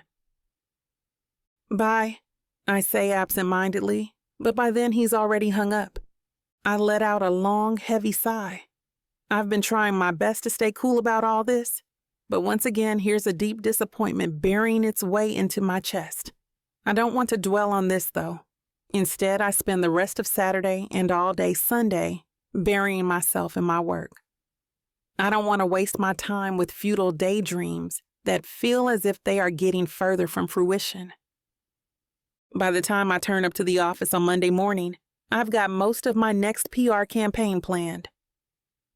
"Morning, Sal," I say when I see my intern enter the office. I mean for it to come out casually, but even as I say it, I can hear the latent tension in my voice. "Morning," Sal replies, but I can tell she's looking at me funny. "Are you okay?" I let out a sigh, sinking into my chair and bringing my hand up to my temple. "Yeah, sorry, I'm just a little annoyed," I reply. Sal looks a little shocked, and I realize I've given entirely the wrong impression. "Oh, not at you, hun," I quickly correct. "At Cole." "Oh, right," she says, nodding thoughtfully. "Because of the headlines?" I suddenly snap to attention, sitting upright in my chair. "What headlines?" Sal looks guilty for a second, but she acquiesces quickly, rummaging in her handbag and pulling out the latest tabloid magazine. The cover features none other than my boyfriend, clearly having the time of his life in a club somewhere. The article confirms my suspicions. This was all happening on Saturday night. "I can't believe him," I mutter, more to myself than to Sal. But she's looking at me expectantly, and I know if I don't vent about this soon, I'm going to lose it. "I really thought he'd changed," I tell her, still gripping the tabloid in both hands. "But honestly, how am I supposed to build a life with someone who's more interested in partying than in settling down?" Sal clearly doesn't know what to say, and I don't blame her. I don't know what to say either. "Sorry," I tell her, handing back the magazine. "I know you're here to learn about PR, not be my personal therapist." Honestly, the more time I spend here, the more I realize this is part of working in a PR firm. She jokes. I manage to chuckle a little before making my way back to my own desk, but the question of my future with Cole is still unanswered. I can't stop thinking that he has no time to spend with me, no time to make good on his invitation to move in together, but all the time in the world to go out drinking with his buddies. Once again, my fingers hover over my keyboard, but they don't move, not even to pick up the phone this time. Chapter 19. Cole. "Can we talk?" comes Adama's voice the moment I arrive. I thought this was going to be a date, lunch, drinks, maybe even a quickie before I head to practice for the afternoon. but the look on her face as she opens the door tells me probably none of that is going to happen. Instead of heading out to the restaurant, she ushers me inside. "Sure, what's up?" I say, trying to keep it casual. But the truth is, I've got my hackles up already. No good conversation starts with the words, "Can we talk?" She gestures to the living room and takes a seat on one of the individual lounge chairs. Another declaration of intent, I notice vaguely. If this was going to be a nice chat, we'd both be sitting on the couch. Instead, I settle myself on the couch alone while she gazes back at me. I can tell that whatever it is she wants to say, it's weighing heavily on her. Her face is set hard, her eyebrows bunching together as she tries to find the right words. Finally, she comes out with it. "What is it we're doing here?" she blurts out, and there's a hard edge to her words. "I mean, what is it you're doing here?" I have no idea how to answer that question, but it seems like she's not waiting for an actual answer before she barrels ahead without me. "I really love being with you, Cole. I mean, I love some things about being with you, but it seems like you're only here for the fun, exciting parts of the relationship. That's not really what a relationship is, though." If I was dumbstruck before, the words come all at once now. "I seem to remember you liking all that stuff too," I retort, and my voice is harsh. "The private jet, the hot air balloon, the resorts, the fancy dinners. Are you seriously complaining about all that? About having too much of a good time?" I can feel the frustration growing in me, but Adama's face remains set. "I don't need a good time, Cole. I need a partner," she tells me, and I can see she's angry too. This really sets me off, though. "What exactly does a partner look like to you?" I spit, feeling my face get red. "How have I not been a good partner?" "Well, for one, I need you to do what you say you'll do, not go off partying the second you get a better invitation," she retorts, and the anger and indignation is clear on her face. "Oh, come on. It was just one extra night. It's not like I cheated on you. I was just out with the boys." "God, Cole, that's obviously not what I'm saying," she tells me, rolling her eyes. "Well, it sounds like what you're saying is that you want a doormat who just stays at home and caters to your every whim. Is that what you want? Because that's not me." She goes to say something else, but I'm too angry now and I cut her off. "Listen, Adama, I was fine before we met, so don't think just because you're my girlfriend now that you can control me," I tell her, rising from the couch. My whole body is restless with the anger that's coursing through me. "I'm not interested in controlling you, Cole," she yells back, standing to meet me. "I'm interested in something stable." "And you think you're gonna get that by demanding my attention? Jesus Christ," I retort. At this, Adama just shakes her head. Her mouth is pulled into a scowl at this point, and I expect the worst. "Forget it!" she yells, and her voice is high and angry. "Maybe it's better I'm not your girlfriend anymore." With that, she storms off, stomping down the hallway and slamming the door to her room. I stare after her for a second, the blood still pounding in my head. For a brief moment, I consider going after her, but I'm not going to stoop that low. Instead, I turn in the other direction. "Screw it," I mutter to myself as I let myself out of her place and slam the door behind me. The afternoon sun greets me when I hit the street, but I'm in a dark mood. Nothing could have prepared me for the conversation we just had, but the anger still pumping through my veins has me convinced I'm better off without her. I tell myself over and over that she started this, that she's demanding things from me I just can't give, that she's being unreasonable. I even indulge in the idea that reconnecting with Adama after all these years was a mistake, but even I know the sentiment is a hollow one. By the time I get to practice, I'm still way too riled up, though, and I allow myself to take it out on the puck. Every single time my stick connects with that little black disc, I send it careening all the way to the other side of the rink. Sometimes it shoots straight into the goal. Other times it goes smashing into the walls, leaving marks where it lands. I honestly don't care either way. It's not just the puck that gets it either. Every time I skate across the ice, I throw myself into it, colliding with other players left and right. I'm honestly surprised I don't get pulled up on it, but there's little room to think about that. All I'm interested in is getting out the anger that's still coursing through me. It's not just anger, though. There's something else in there that's making me play so aggressively. I'm loath to admit it, but the thought of losing Adama for good scares the crap out of me. "Rough day?" asks the goalie, Jeff, as practice wraps up. I give him a look, and he just grins.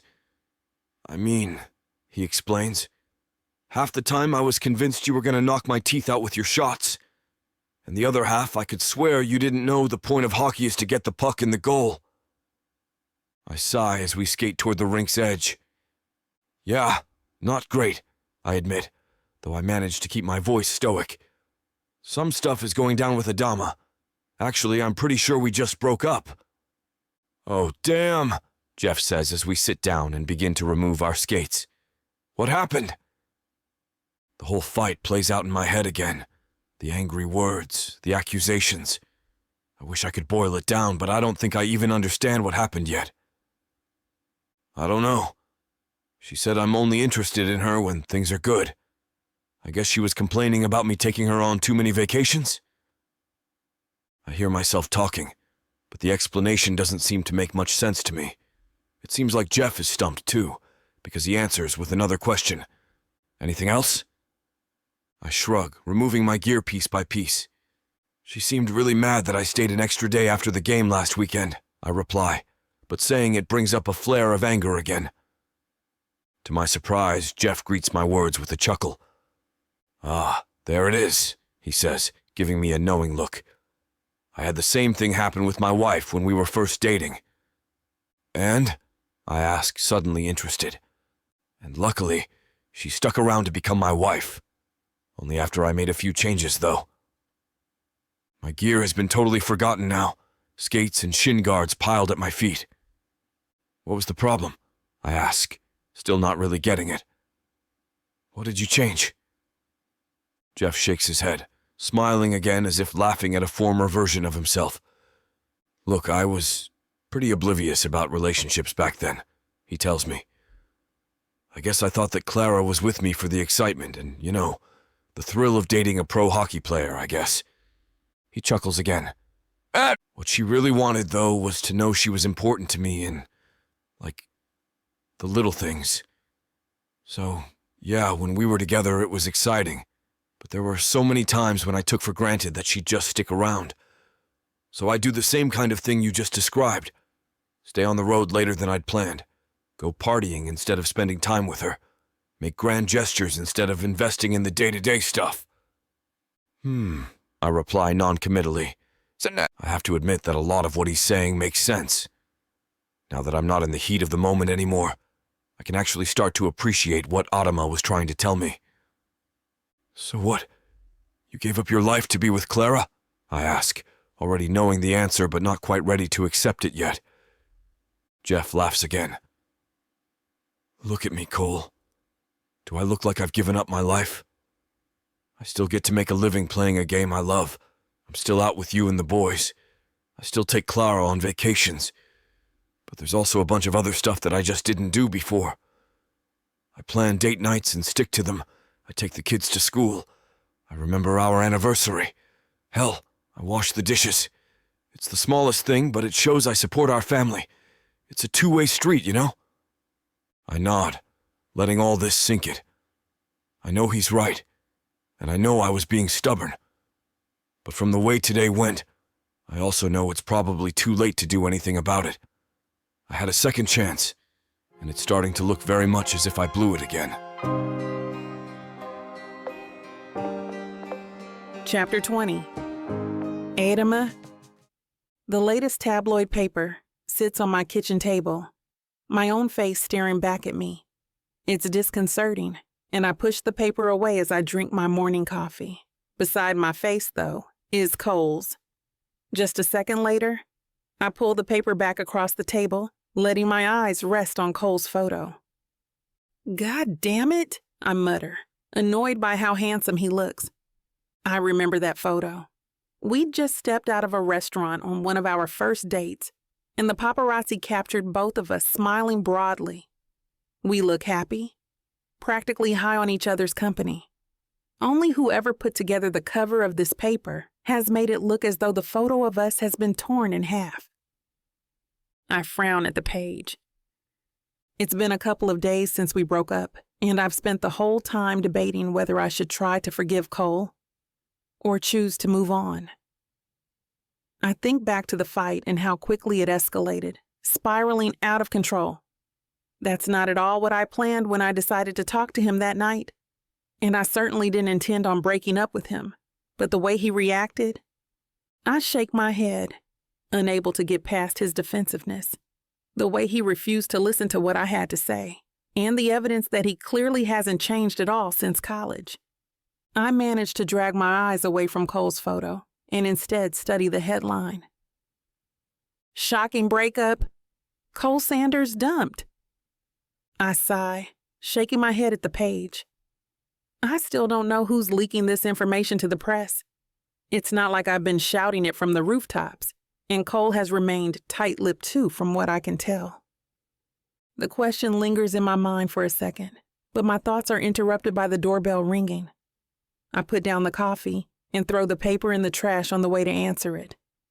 The moment I open the door, though, I regret my decision. Trent is standing there, a smug grin on his face. "Hey," he says, his voice low and suggestive, as if I invited him over for a booty call. "What do you want, Trent?" I ask, exasperated. I shouldn't even be indulging him. But I'm so exhausted from the breakup and its ensuing questions that I can't even be bothered shooing him away. "Well," he says, taking a step forward. I stand my ground, making sure he doesn't make it an inch inside my house. "I saw you and the hockey guy are over. Good call." "What's your point?" I demand, though I'm pretty sure I already know where he's going with this. "My point is, you should let me take you out tonight," he croons. "Now that you've come to your senses, I think we both know there's a future here." Ugh, I utter involuntarily. Turns out I have some energy left to get rid of him after all. "Get lost, Trent? There's nothing here at all." Before he can protest, I step back, shutting the door in his face. When will that guy learn? I wonder to myself. As I settle back at the kitchen table, though, I realize he might be right about one thing. I do need to get out of the house. It's a Saturday and I hardly want to spend the weekend just moping around my apartment. Instead, I call a couple of the women from the office. Just making plans with them for that night has me feeling a little better about myself.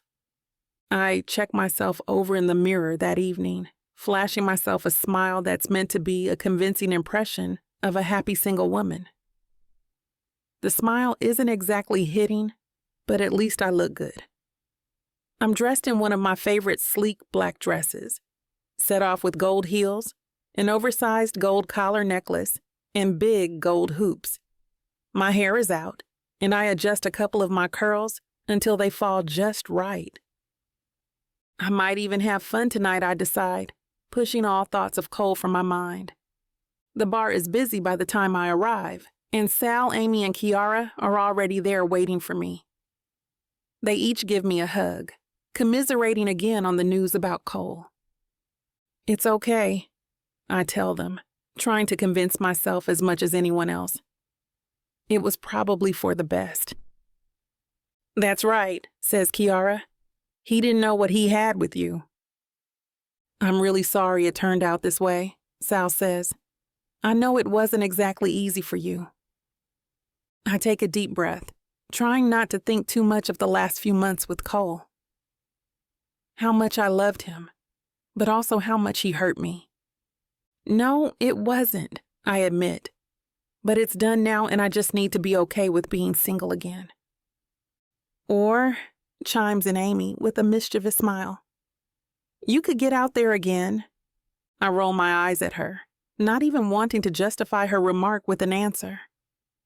"I'm getting a drink," I tell the group, leaving them and heading to the bar. It doesn't take long for the bartender to make me a cocktail. But as soon as I make it back to the table, they practically pounce on me. "Oh my God, okay," Amy giggles, looking over my shoulder. The universe provides. What are you talking about? I ask, taking a sip of my Cosmo. The bartender, Kiara answers before Amy can. He was practically drooling over you. Even Sal shrugs at this. He was kind of checking you out. I look back over my shoulder at the guy who I'd barely even paid attention to, beyond ordering my drink. He's tall with dark brown hair pulled back in a ponytail and tattoos running from his wrists all the way up his arms and under his shirt sleeves. He's hot, I have to admit, but I honestly wouldn't have noticed unless my friends had pointed him out. Go talk to him, Amy tells me. This is exactly the kind of thing you need to take your mind off Cole. I shake my head, but it seems the girls have other plans for me. By the end of the night, they've somehow convinced me to take the bartender's number, which he's all too happy to give. And that's how, the next night, I find myself getting drinks with the guy. It turns out his name is Steven, but that's about all I managed to absorb from our conversation. Admittedly, he is very charming, a total gentleman, and I'm sure under different circumstances I might be interested. The thing is, though, I can't get Cole out of my head. Steven, I say suddenly, interrupting him, I'm really sorry. I thought I could do this, but I don't think I'm really ready to date anyone else just yet. Oh, Steven says, not unkindly. I can't say I'm not disappointed, but I get it. Thank you, I say, shooting him a grateful and apologetic smile. He gives me a nod and an understanding smile in return, and I manage to make it out of the bar before I burst into tears. I don't know what's wrong with me, though. It's not like I want Cole back. Not exactly. It's more that I don't know, I guess I really thought there was a future with him, and now suddenly I'm going on dates with strangers and trying to forget he ever existed. It hurts, and I go home as lonely as ever. I guess I haven't made it to the happy single woman phase of the breakup yet.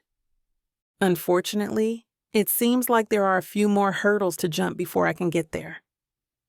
The Wednesday after my aborted attempt at a date, I see him. I knew this would happen eventually. There was no way I could avoid Cole, given that we still technically work together. But I hoped I'd have more time. Instead, I come face to face with him at a photo shoot for one of the team's sponsors. I decide to keep it professional and hardly give him a glance as I gather the team for the photographer. I rattle off the shots that are needed, who should be where, how they need to hold the sports drinks they're promoting. All the while, though, I can feel Cole's eyes on me, something it becomes increasingly difficult to ignore. Somehow I make it through the shoot. I don't cry. I don't break down. I don't do anything that could hint to Cole or anyone else how affected I've been by this breakup. I'm quietly congratulating myself on this when I hear someone come up behind me. The shoot is wrapping up, but I already know who it is. Adama, comes Cole's voice, and I steel myself for whatever he's about to say. I reply, as nonchalantly as I possibly can as I turn around. I raise my eyebrows, as if this were any other player, any other client, as if the only thing we could possibly have to talk about is the job we just did. I've been thinking we could chat, he says, and I try not to look directly at him. I can't help it, though, and I find myself gazing for a moment into his deep brown eyes. For a second, I'm reminded of every single time I've gazed at him this way, every smile, every kiss, every tender moment we've shared, every time we made love. But I force myself to push it away. I miss him. Yes, of course I do. But I'm not going to be hurt by him again. If you have any questions about the shoot, I say, forcing my voice not to tremble, you can email me. Before Cole can reply, I pull away, willing myself to stay strong. It's self-preservation, I tell myself as I hurry away from the photo shoot.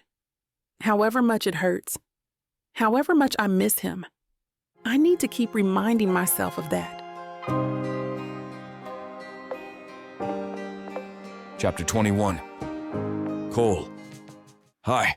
I'd like to make an order, I say into my phone. In my other hand, I hold a handwritten list of groceries, something I haven't done in years, even for myself. As I rattle off the order to Adama's favorite small produce shop, I hope that this is enough to show I've changed. Not just the groceries, I mean, but my change of heart. Ever since that talk with Jeff, I can't stop thinking about how all of this could have been avoided. Adama was right. I was just taking it as a given that she'd be there, thinking that impressing her with flashy vacations and exciting adventures was enough. But I'm not in college anymore, and although I seem to have spent a lot of time avoiding it, I'm finally realizing it's time to invest in something real. And do you have that Colombian coffee? The one with the violin on the package? It's little things like this that I've been racking my brain about all week. I want to make a gesture. Many gestures, in fact. But I want them to show I'm paying attention to Adama. And like Jeff said, that's going to have to be in the little things. The grocer on the other end of the line confirms they do have it, and I grin. Great, that's all then. Can that be delivered on Thursday? I know Adama usually goes shopping on Fridays. I also know she's been busy with work lately. There's a huge campaign coming up that I know she's in charge of, and I can only imagine she's stressed about it. Even though I haven't seen her since that photo shoot, I do know it's probably been eating up all her time. If I can do something simple, like have groceries delivered to make her life easier, I'm happy to do it. I only wish I'd figured this out sooner. But that's no help now. Now all I can do is move ahead and hope that the change is enough. It's not just the groceries, though. It's Tuesday now, and I figure the delivery on Thursday gives me enough time to organize a few more things, too. Crucially, it gives me enough time to figure out what I'm going to say to Adama when I approach her tomorrow. That comes later, though. For now, I have a few more things to organize, starting with another phone call. Would you be available next week to fix a steel railing? I ask, after introducing myself to the contractor. No, it's for a friend of mine. She's been complaining about it for months, and I want to surprise her while she's at work. I make the arrangements, smiling to myself as I do. Even if things don't work out with Adama, I feel like these are the kinds of things I should have been doing while we were together. And although it's not as thrilling as taking her skydiving or surprising her with a cruise, it feels pretty damn good. I guess it's a totally different kind of surprise. The kind that shows I've been listening. The kind that shows I care about her. The kind that makes her life easier. Who knew ordering groceries could be so romantic? I have one more little project, and this one's all on me. I jump in my car and head downtown, smiling all the way. Leaving my car, I make a beeline for one of the homeware stores I know Adama likes. It doesn't take long before I find what I'm looking for. The big wicker basket is just the right size, and I find a few other essentials in the same store. First, a nice fuzzy blanket that I envision Adama wrapping around herself. Then, a couple of scented candles, vanilla, which I know for sure she likes, and hazelnut as a throwback to the desert we shared on our first dinner date. Silently, I hope she gets the reference, but more than that, I hope this care package gives her a chance to rest, take a load off, and feel truly cared for. The thought of Adama cozying up on the couch under this fuzzy blanket and lighting a couple of candles makes me smile. I pay for the items before heading to the same grocer I called earlier. This time it's for something else, though. There's a bottle of wine she served the first time we had dinner at her place. Nothing fancy, nothing expensive, just a good bottle of red. We both remarked how much we liked it, and Adama said we'd have to make it a tradition. This was something that immediately fell by the wayside. In fact, I don't think we ever had dinner at her place again after that. I was too busy whisking her off on exciting adventures, or else brushing her off for work. I shake my head as I peruse the liquor aisle, searching for the red and white label with a hand-drawn sketch of a monastery. It takes me a while, but I finally find it. I pick up the bottle, feeling the weight of it in my hands, and I'm suddenly overcome with sadness and regret. The thought pops into my mind that maybe this all would have played out differently if I just bought this bottle of wine a month ago.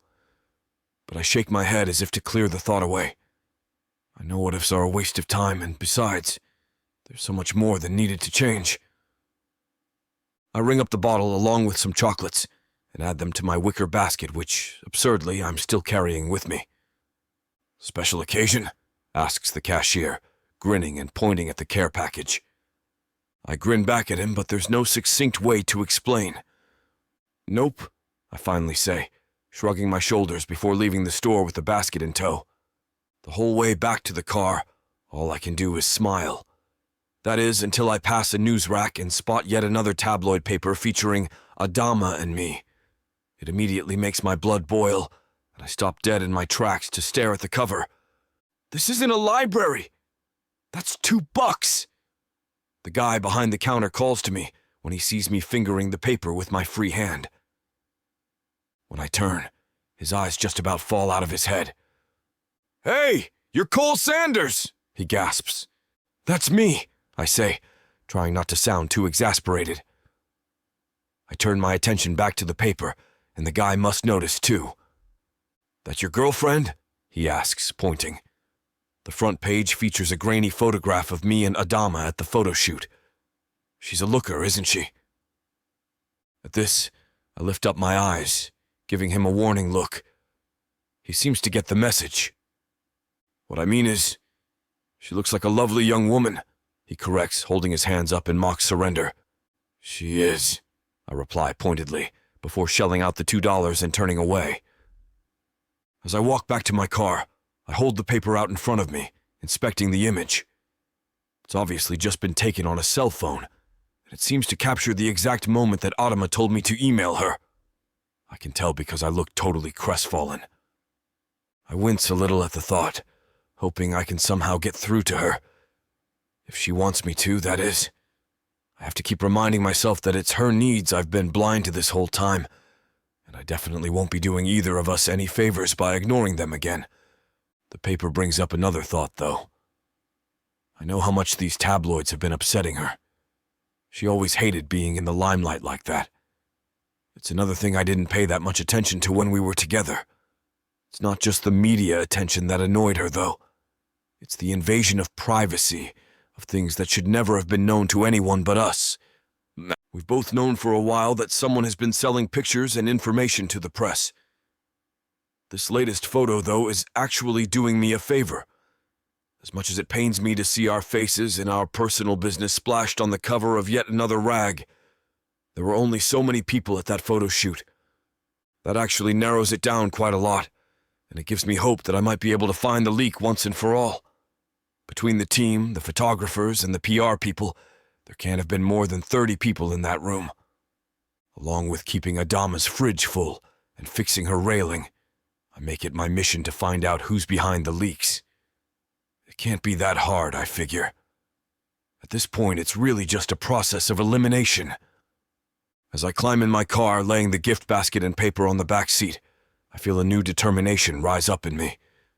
It's the same kind of feeling I get before a hockey game, the knowledge that I'll do everything I can to score a goal. Only this time it's for someone else. I have to admit, it's a pretty foreign feeling, and this only confirms what I've spent the last few days thinking about, that it's time to man up and do right by Adama. I turn the key in the ignition, pulling out of the parking lot and toward home. On the way, I start planning what I'm going to say to Adama tomorrow. Whatever it is, I know one thing. It's going to be a whole lot better than the last 2 conversations I had with her. Chapter 22. Adama. "Sal, could you pass me that folder?" I ask, pointing to the red binder with one hand while juggling a cup of coffee and my phone with my other hand. Sal hands me the folder with a quick nod while I finish up the call with the investor, rattling off a bunch of projection numbers from the folder in front of me. This new campaign is going well so far, but there are still a few loose ends to tie up. When I finally put the phone down, I grin. "That sounds like it went well," Sal tells me as she gets up and gathers some paperwork. I nod. "Very well." She shoots me a congratulatory smile before heading off to a meeting without me. Even after she's gone, my smile remains. I'm grateful at least one thing in my life is on track. I've been trying not to think too much about the shambles that is my love life, or the mountain of chores I've been ignoring at home. Instead, I've been throwing myself into my work. That said, it's been hard to ignore the fact that the rest of the world still seems very much interested in my love life, or lack thereof. There have been 2 more articles about Cole and me, speculating on whether or not we're getting back together. The photo of our last meeting, the one at the photo shoot, had me inwardly cringing for days. Every time I think about the look on Cole's face in that photo, my heart drops. Okay, I was mad, and I was putting up boundaries, but I can see it must have really hurt him. That's not something I ever wanted, no matter the outcome of our relationship. I shake my head, trying to push it out of my mind, and instead open up my emails. But I've only just started typing out a memo when a knock comes at the office door. I look up and my heart jumps into my throat. Standing there, more handsome than ever, is Cole. His dark blonde hair is pushed back, and his beard is neatly trimmed. He's wearing a charcoal gray suit, and I recognize it as the same one he wore to Vegas that time. And in his hands, he's holding an enormous wicker basket filled with gifts. What I'm most drawn to, though, is the look on his face. He looks different somehow. The familiar bravado is gone, and instead, I see a look of sincere apology.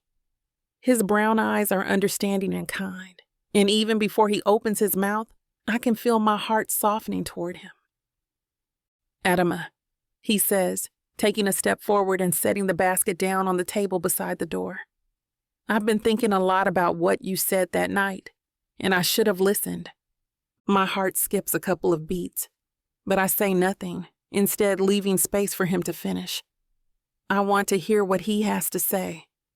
I get it now. I get that you need something more stable than what I was offering, and I get that I totally ignored that. Our life together will probably never be as simple as a house and a white picket fence and 2.5 children and all the rest. But I can definitely step up more than I have been until now. The look in his eyes remains sincere, and I let his words soak in. I know I'm still defensive, though, still wary of this sentiment after all that's happened between us. "Adama, I want to grow old with you," he continues, taking another step forward. "I want to be the one to bring you soup when you're sick. I want to learn all your quirks and habits. I want to do the dishes and take out the trash." He laughs a little at this, and I can't help but laugh too. Still, my defenses are up, and there's a voice in my head that tells me that this is all a lie. But he keeps going, undeterred by my silence. "I want something deeper than just fancy vacations and hot air balloon rides. That stuff is fun with just about anyone.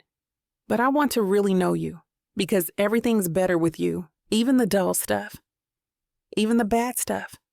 That's how I know you're the one." For a moment, the room is silent, and the two of us just gaze at each other. I wish I knew how to react, but this is all so much and so unexpected that I end up just shaking my head. "I don't know what to say, Cole," I admit, still grappling with the two voices inside me, urging me in different directions. "You don't have to say anything just yet," he assures me. And I see that kindness in his eyes again. "I did want to give you this, though." At first, I think he's talking about the gift basket, but then he reaches into his pocket and pulls out a key. "If you still want to, you can move in whenever you like. Tomorrow if you want to. I'll change my schedule to make time for it. I'm sorry that I didn't do that before." He hands over the key, and breathlessly, I take it. For a second, his fingers brush mine, and I'm transported back to a time when this didn't feel so strange, when him handing me the key to his house would have made me happier than I've ever been. But so much has happened since then. I wonder if it's too much to overcome. "I need to think about it," I tell him. My fingers slide over the key, turning it over and over in my hands. "Of course," he says with a nod and a gentle smile. "I'll be ready whenever you have an answer." With that, he gives me one last look and steps out of my office, leaving a gaping hole in his wake. The silence now that he's gone is deafening, filled only with the pounding of my heart. I feel like I was only just getting to a point where I could imagine a future without him, where I was beginning to move on. I have to admit, though, that seeing him again like this, hearing his words, his promises, it feels good. I run one hand through my hair, the other still gripping Cole's key tightly. I have to wonder if he really means all those things, or if this is just another case of over-promising and under-delivering. I frown, remembering all the times he blew me off, all the times he made grand gestures in lieu of real commitment. But as these thoughts run through my mind, my eyes land on the gift basket still sitting beside the door. I get up from my desk, walking over gingerly to see what's inside. When I see it, I have to smile. A couple of scented candles catch my eye, and I pick them up, breathing in their scent. Vanilla and hazelnut fill the air, bringing to mind sweet desserts and coziness. A box of chocolates nestles up against them, and I'd open it up, popping one in my mouth. It would be a pretty generic gift, if not for the fact that these chocolates come from my favorite store. Something I note with a smile. Beside the chocolates, my eyes alight on a bottle of wine. When I turn it around to see the label, my heart stops. I'm suddenly flooded with memories of the dinner we shared at my apartment. It was one of the only truly simple dates we've had over the last few months, and it reminded me of the Cole I knew in college, before he was rich and famous. This wine is a sign that maybe he really is capable of thinking of more than just the flashy things, and my eyes start to well with tears as I allow myself to consider the possibility. I trace my fingers along the monastery that adorns the wine label, letting myself feel all the sorrow of what has become of us. Setting the bottle back down, I caress the last item in the gift basket. It's a soft, fuzzy blanket. It's so simple, such a basic gift, but somehow it speaks volumes about Cole's intentions. I let my hand sink into the plush fabric, and suddenly I'm overwhelmed with the need to slow down. I've been throwing myself so deeply into my work and getting so wrapped up in this campaign. Not just because it needs to get done, but because if I don't fill my time with something, I'll have to face the loneliness that has been threatening to consume me since Cole and I broke up. I take a deep breath, with one hand buried in the blanket and the other tightly clutching Cole's key. I think about how much I miss him, but something is still holding me back. Yes, this is a thoughtful gesture. Yes, he's proven he's paid attention to a few little things, but part of me can't help but think it's too little, too late. Where was this key a month ago? Where were these small gestures? Where was the boyfriend who actually paid attention to me? I pull my hand out of the basket then, and instead stare down at the key in my other hand. I may as well be staring at a tiny metal question mark for all the answers it gives me. Instead, I move back toward my desk and sit down. I take one last look at the key before setting it below my monitor and turning back to my emails. The question remains unanswered. For now. Chapter 23. Cole, I had a good time with you tonight. I send the text off with a smile, lounging at home after a date with Adama. Although I'm not exactly sure if I should be calling it a date. This is the third time we've met since I brought her the gift basket at work. The first time she invited me over for dinner to thank me for the groceries. I made sure to bring another bottle of wine this time, and she seemed to appreciate the gesture. The second time she met me after practice to thank me for the fixed railing, and we ended up getting a drink together. And tonight I invited her out to dinner to ask if there was anything I could help her with in the campaign. So maybe tonight was a date, I think to myself, my smile growing wider. I decide it was, and a second later, my phone chimes. Me too, X. I'm not one to analyze texts, but that's at the end has to be a good sign, and it elevates my mood even further. There is something still niggling at the back of my mind, though. despite how good the last couple of weeks have been. The thing is, Adama still hasn't given me an answer about moving in, or really even mentioned it. I've been the one to bring it up, while doing my best not to push her into anything. After making her wait as long as I did, a little waiting of my own is more than fair, so I don't want to rush her to decide. But the not knowing is killing me. I just hope that, with the way things have been going, we might be back on track soon. I've been doing everything I can to prove to her that I really have turned over a new leaf, and I'm always trying to find new ways to show it. With that in mind, I set down my phone and grabbed my laptop. There's something I've been working on, and I open up my emails to see if there's been any progress while I was out. Bingo, I mutter to myself as I see an email from Mike, one of the team's security guards. When I asked him to get me the security footage for the sports drink photo shoot, he wasn't sure he could help me. But since we're buddies, he did me the favor. I pull up the email and open the attachment. The footage is pretty grainy, but I already have a pretty good idea of who I'm looking for. I just need proof. I fast forward through a couple of minutes of the photo shoot, waiting for the exact moment that I spoke to Adama. When I find it, I pause the footage. Freaking Beth! I spit as my eyes land on the source of the leak. There, plain as day, Beth is snapping a picture of us on her phone.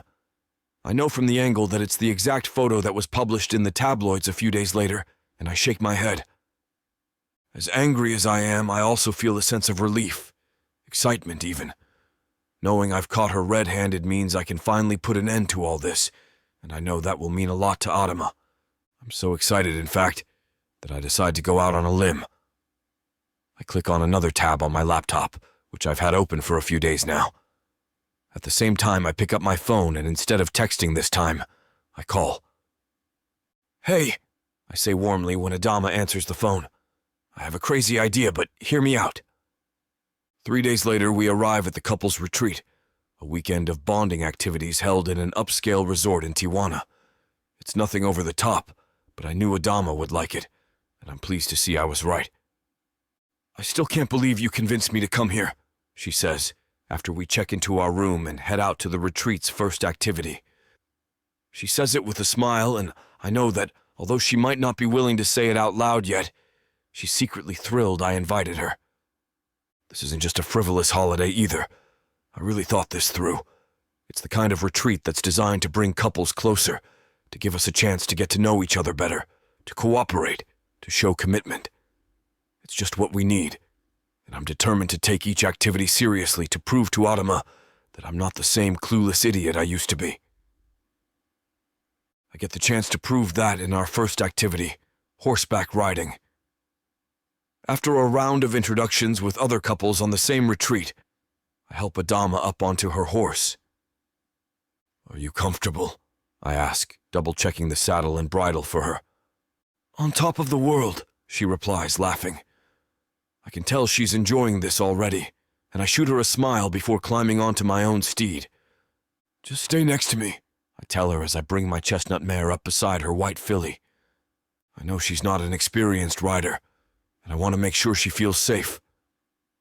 Adama nods at me gratefully, and as the ride commences, we travel side by side. Occasionally, Adama's horse will start unpredictably, and I take pleasure in helping Adama rein her back in. Soon enough, Adama grows more and more confident. Okay, once you know how to do this, it's actually pretty great. She laughs, turning to me with a broad smile. Thanks for teaching me. Anytime, I shoot back, and I mean it. I know that whatever else is happening in my life, I want to be there for her anytime she needs me. The ride takes us through a long, winding trail, coming out every now and then at the coast. The views are beautiful, the horses are great, and the other couples are friendly. But my favorite part of the activity, of course, is getting to spend time with Adama. I glance over to her as we follow the trail, and I know she's the person I want to spend the rest of my life with.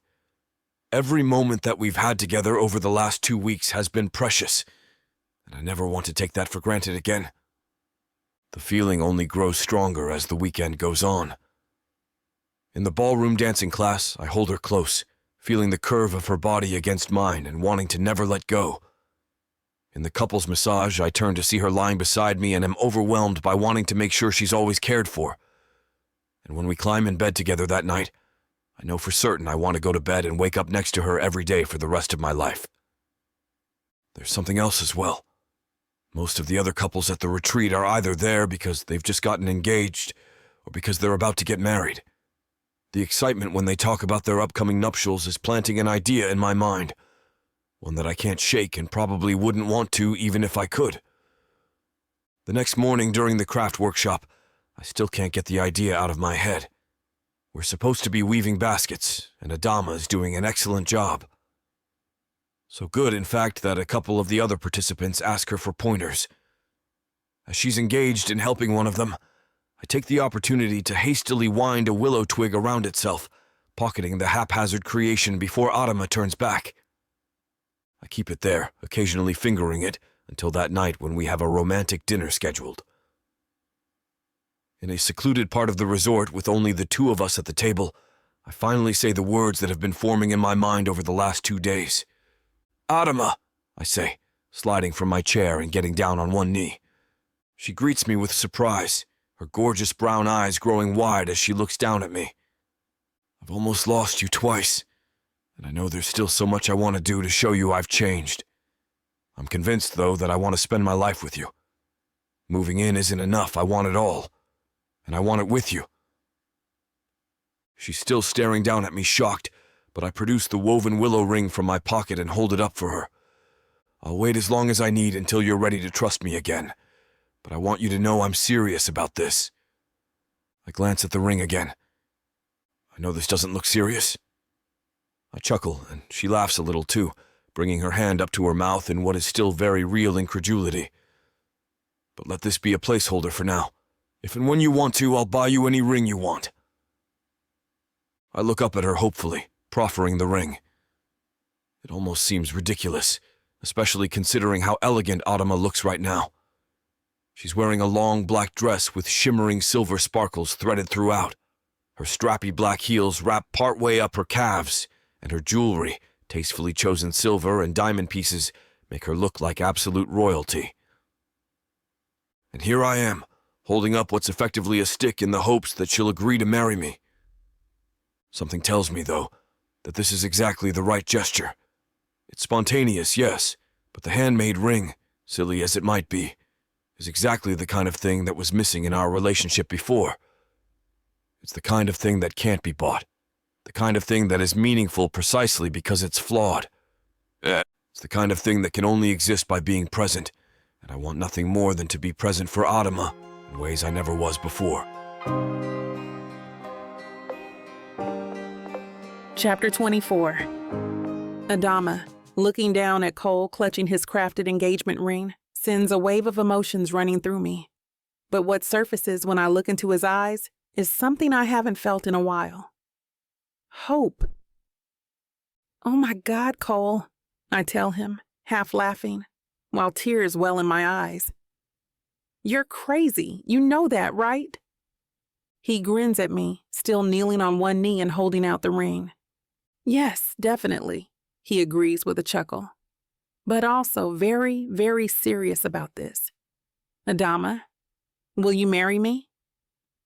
"Yes," I manage to utter, and he jumps to his feet, pulling me into a tight embrace. His lips meet mine, and in an instant it's like my doubts are washed away. This kiss is what I've been longing for so long, something I haven't allowed myself to indulge over the last couple of weeks. But here, now, in spite of everything, and also because of everything Cole has done, it just feels right. When he finally pulls away, I see him smiling, and I have to admit, it's the happiest I've ever seen him. I hate to break the moment, but I know I need to say something, that despite this wave of relief, those months of uncertainty haven't just ceased to exist. "I need to know that this is for real, though," I tell him, looking up into his dark eyes. "I need to really trust that things have changed."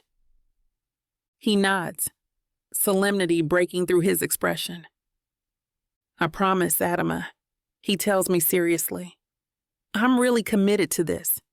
To you, like I said. I recognize that it might take time to really trust me again, but I'm going to keep proving to you that I mean it. I let out a deep breath. One I didn't even know I was holding. For a second, we just gaze at each other, and I can see in his eyes that he really means what he's saying. This isn't a ploy. It's not a band-aid to gloss over the real issues. For the first time in his life, I think Cole is actually serious about this relationship. Okay, I say, smiling at him.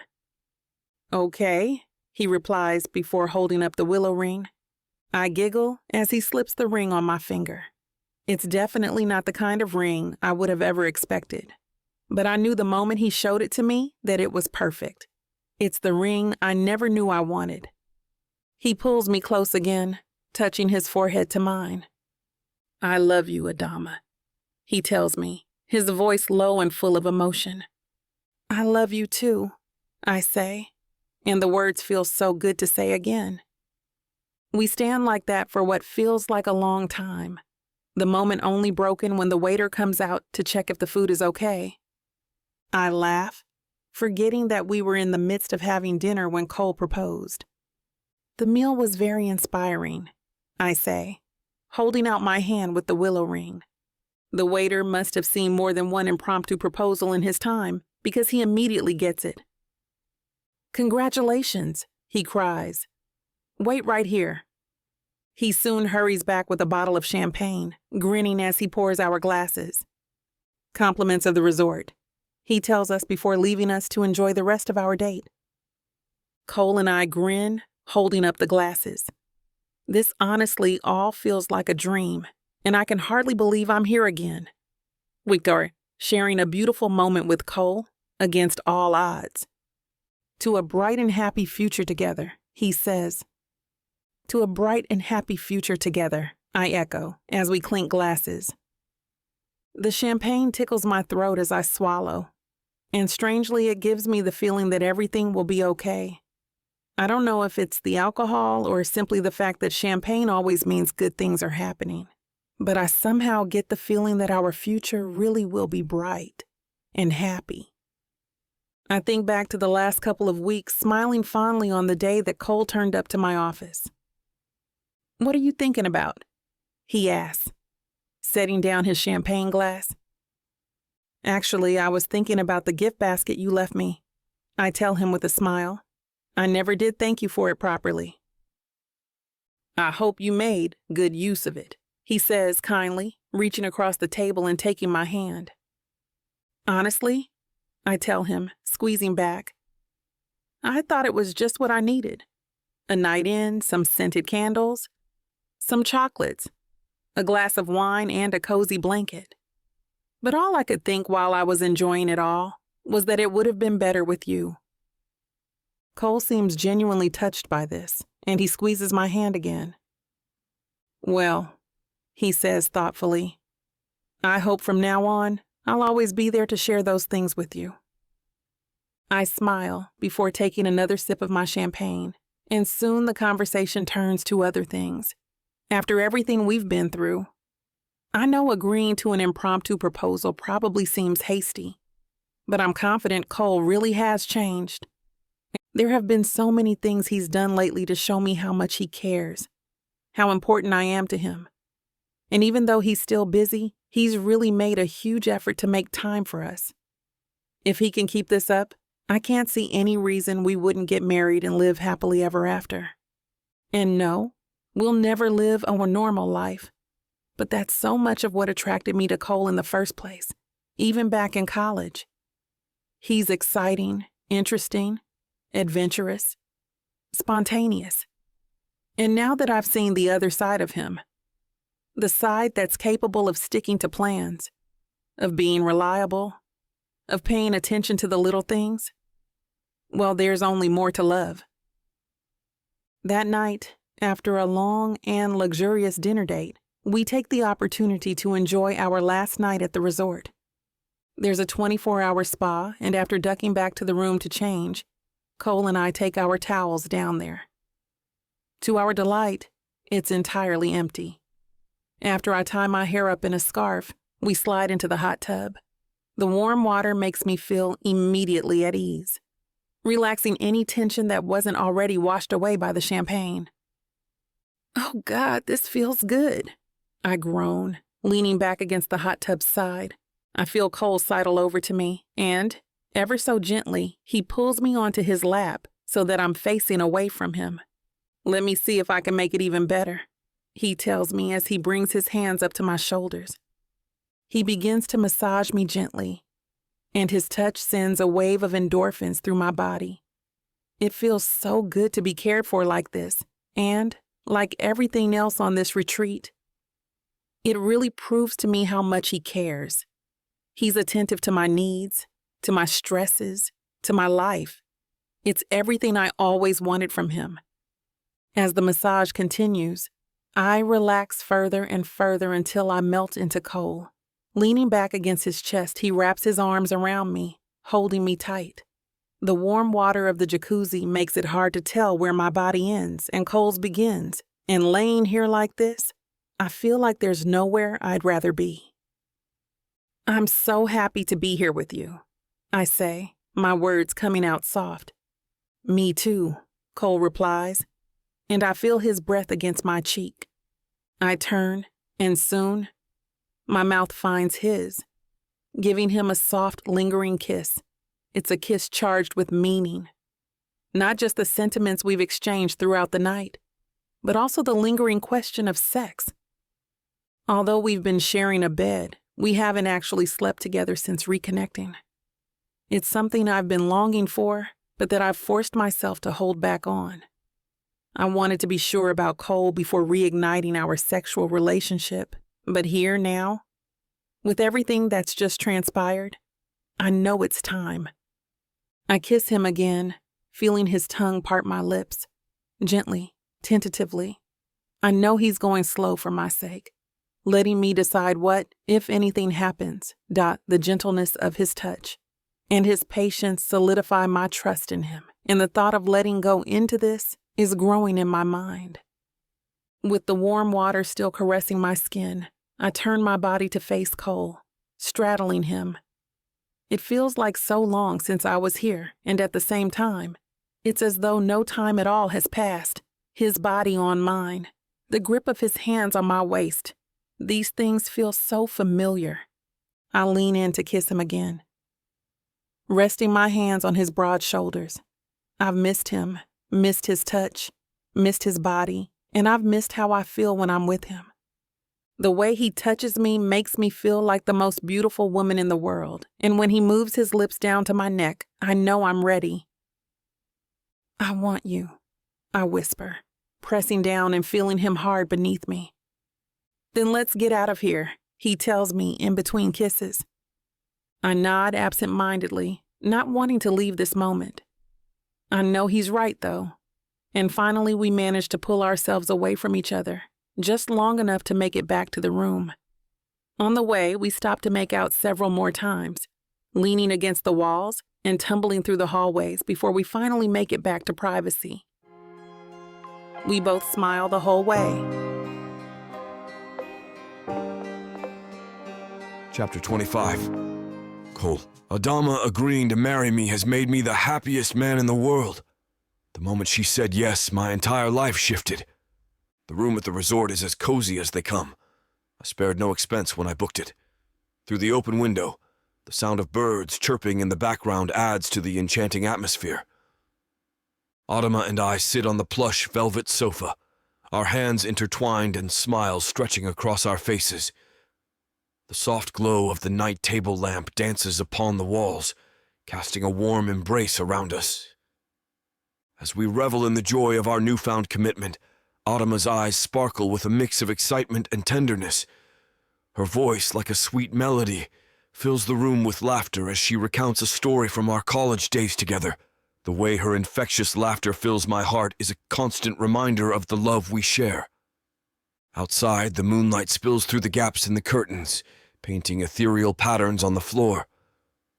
I rise from the sofa and reach for Adama's hand, guiding her gracefully towards the balcony.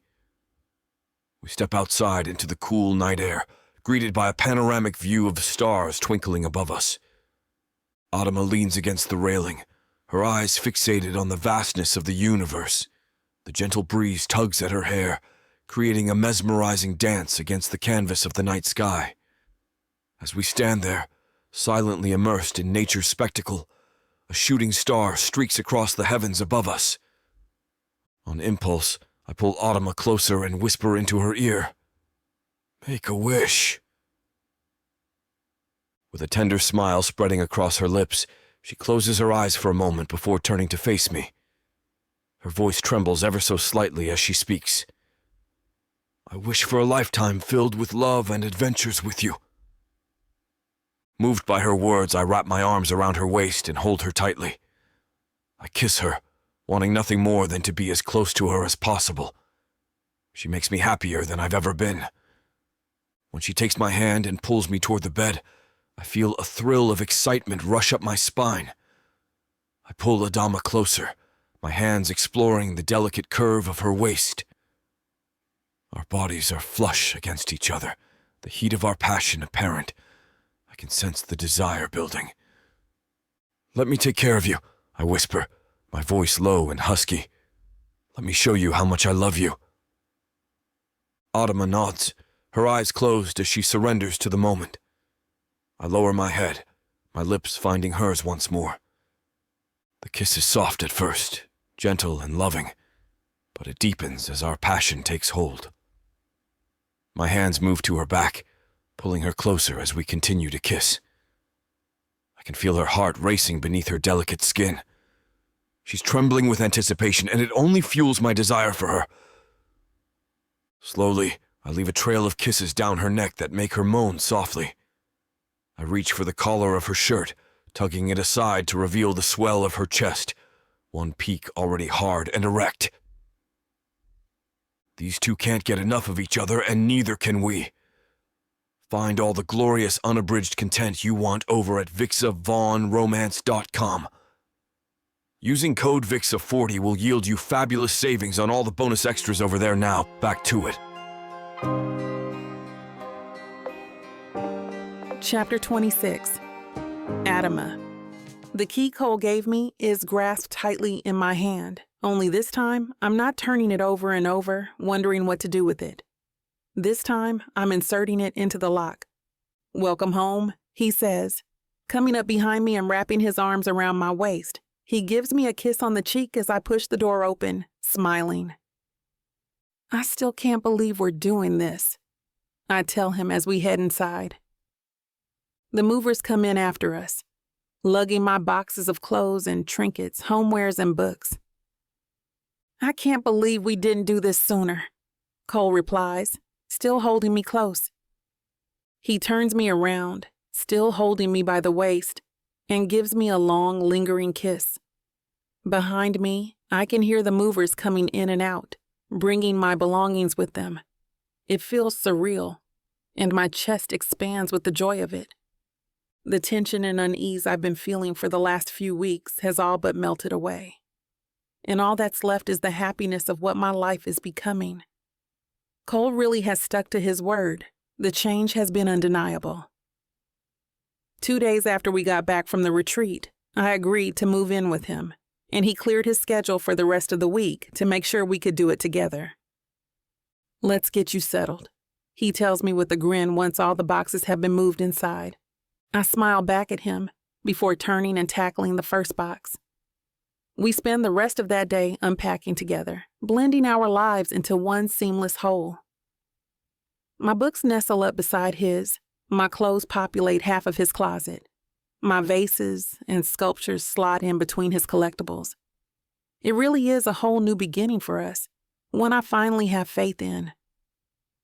The first couple of weeks in my new home really reassure me that I'm right to trust in this.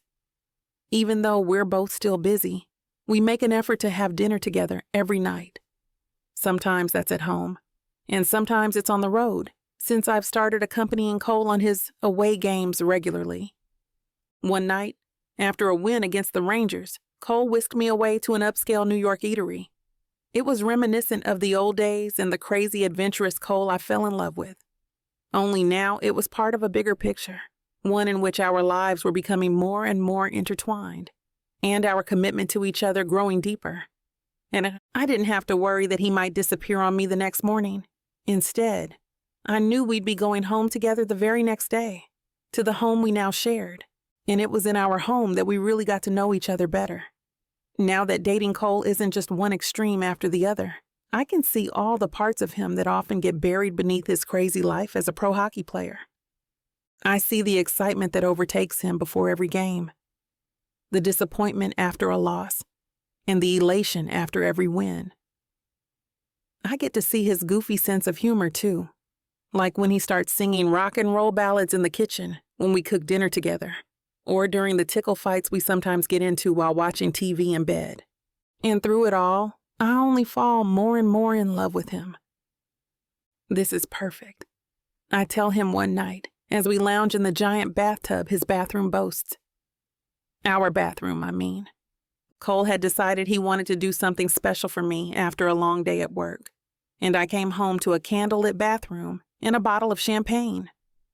The bath water is scented with lavender and piled high with bubbles. Cole smiles at me from the other end of the bath, one hand caressing my ankle under the warm water. "You're perfect," he tells me, picking up the champagne bottle. He holds it out and I offer up my glass as a refill. The warmth of the water and the taste of the champagne remind me of the night Cole proposed, and I glance beside me to where I've left the willow engagement ring he gave me. I've been wearing it every day since then, partly because I love the simplicity of the handmade version, but also because I still haven't fully committed to the wedding yet. I said yes with a caveat that I needed to trust that Cole was for real, and so far he's proven that he is. I know that as soon as I say the word, the wedding will be set in motion. I know Cole's not the only one that's waiting for my answer either.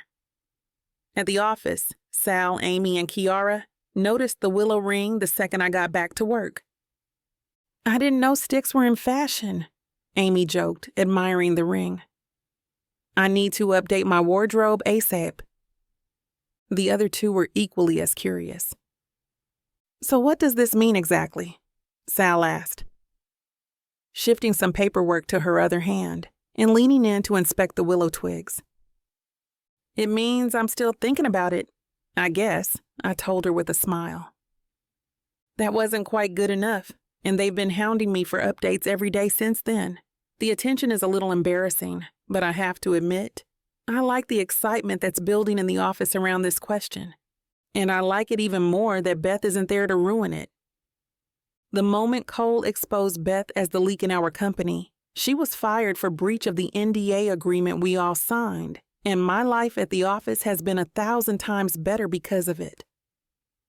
No more stolen glory. No more snide remarks.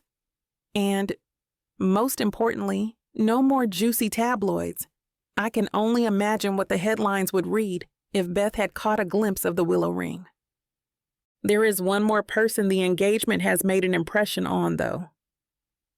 One day at work, I get a knock on the office door.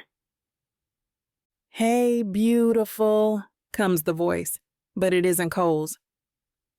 When I look up, I see Trent standing there, a smug smile on his face.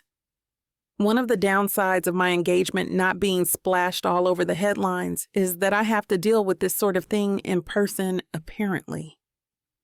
"Trent, what are you doing here?" I ask, exasperation in my voice. "I wanted to see if you were free for lunch," he asks, as if I haven't told him 1,000,000 times I'm not interested. I sigh, getting up from my desk and walking over to him. For a second he looks excited, as if I've agreed to his invitation, but that look drops the moment I start speaking. "Trent, I'm not going out with you again," I tell him, my voice firm. "I've told you before, our relationship is over. It was over a long time ago. Not only that, I'm with Cole now." "Yeah, but that's not exactly a sure thing, is it?" he pushes, referring back to the headline about our breakup. I shake my head. "You're getting the wrong idea," I tell him. "Cole and I are engaged." Trent's expression changes to something between disappointment and anger. "Wow, okay," he says, clearly processing the information. Well, congratulations, I guess. Not really what I wanted to hear. Thanks, I say, ignoring his backhanded comment. I'll get out of your hair then, he adds, then shoots me an apologetic smile as fake as his chivalry. I wish you both the best. Hope you'll be happy with your choices. With that, he disappears, but I know he'll try and pop up eventually. I send a message to the front desk, letting them know he's not to be allowed in again and hitting myself for not doing it sooner. Then I text Cole to let him know about my visitor since we want total transparency. Well, at least he can't find you now. And if he does, it's my turn to handle it. LOL. He acts like he's kidding, but I know he isn't. A part of me wants to see him kick Trent's ass, but the mature part just hopes Trent never darkens my door again. To triple make sure, I block him on all my social media and make sure he's still blocked in my phone. I've washed my hands of Trent as best as I can. It's that night that I go home to Cole and say what I've been thinking for the last few days. I'm ready, I tell him as we cuddle up on the couch that night. Ready? He asks, raising his eyebrows. It's as if he wants to make sure what I'm talking about, even though I can see the smile already forming at the corners of his mouth. Ready to say yes again? I laugh. Let's start planning the wedding. Cole's entire face lights up, and he pulls me in for a loving kiss. I love you so much, Adama, he tells me when he pulls away. I just want to make you happy. You already do, I tell him, smiling. Yeah, but for the rest of your life, he corrects, laughing.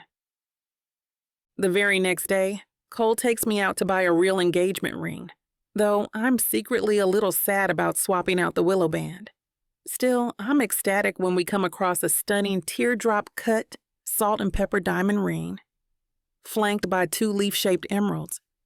It's so beautiful, and Cole makes a show of proposing again at the jeweler, much to the delight of the staff and other customers.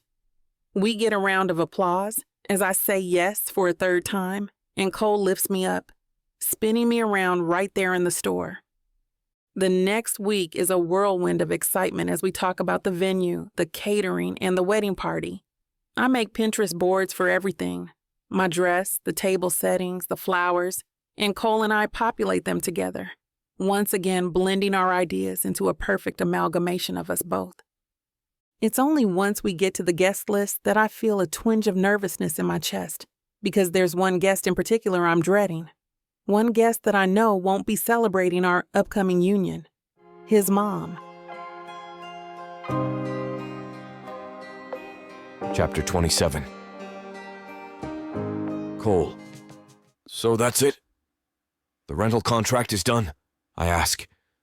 You're all set, Mr. Sanders. I hope your engagement party goes well, the salesman replies, handing me the keys and contract. We're going to have the time of our lives. I guarantee it. I shake the man's hand, beam a toothy smile, and race back home to tell Adama. Half an hour later, I burst through the door. Adama, I'm back! I jog through the room, searching for my girl. I finally find her in the kitchen pouring a coffee. I rush up to her and hug her so fiercely that she nearly spills the coffee all over me. Whoa, what's the rush? You win the lottery? Adama backs off and puts the mug on the counter. Nope, better. Look. I flash the bright-colored key fob with the attached floater and the signed papers. We're all set. That yacht is ours, waiting at the marina for the big day. Well, what do you think? I expect a bright smile to lighten Adama's face.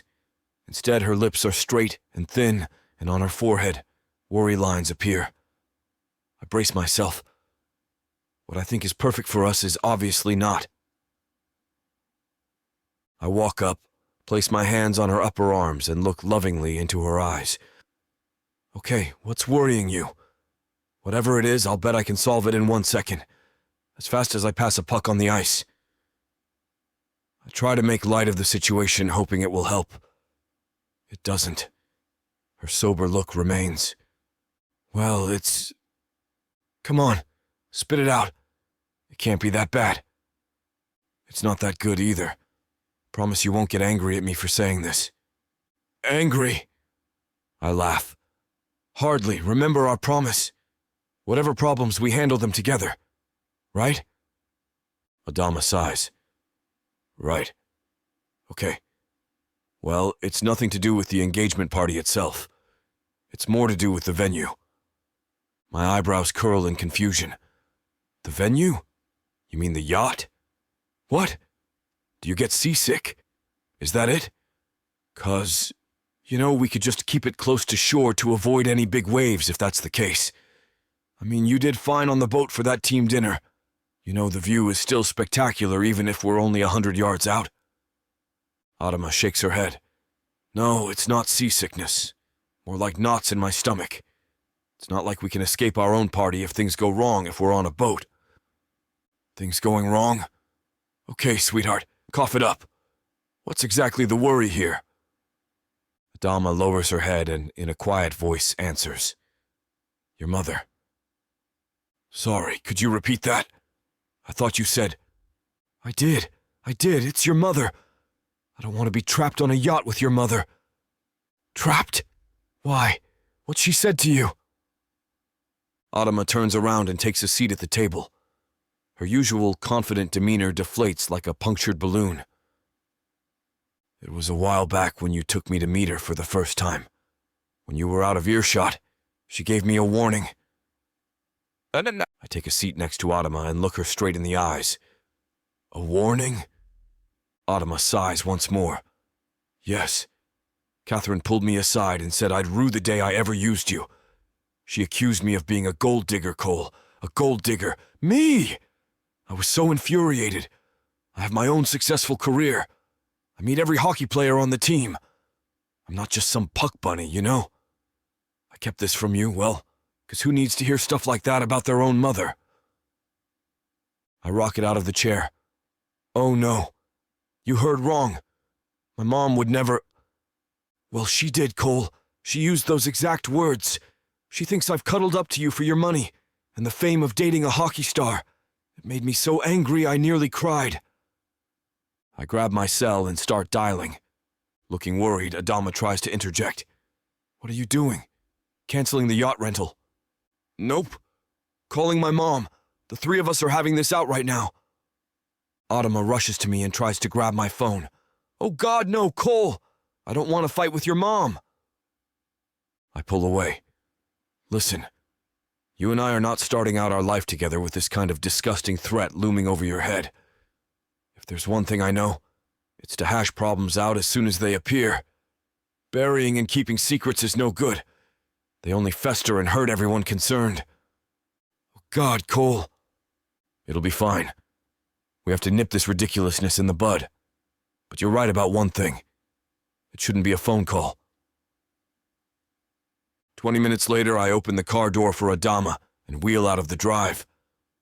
The entire time on the freeway, neither of us say a word, our minds engulfed in concern.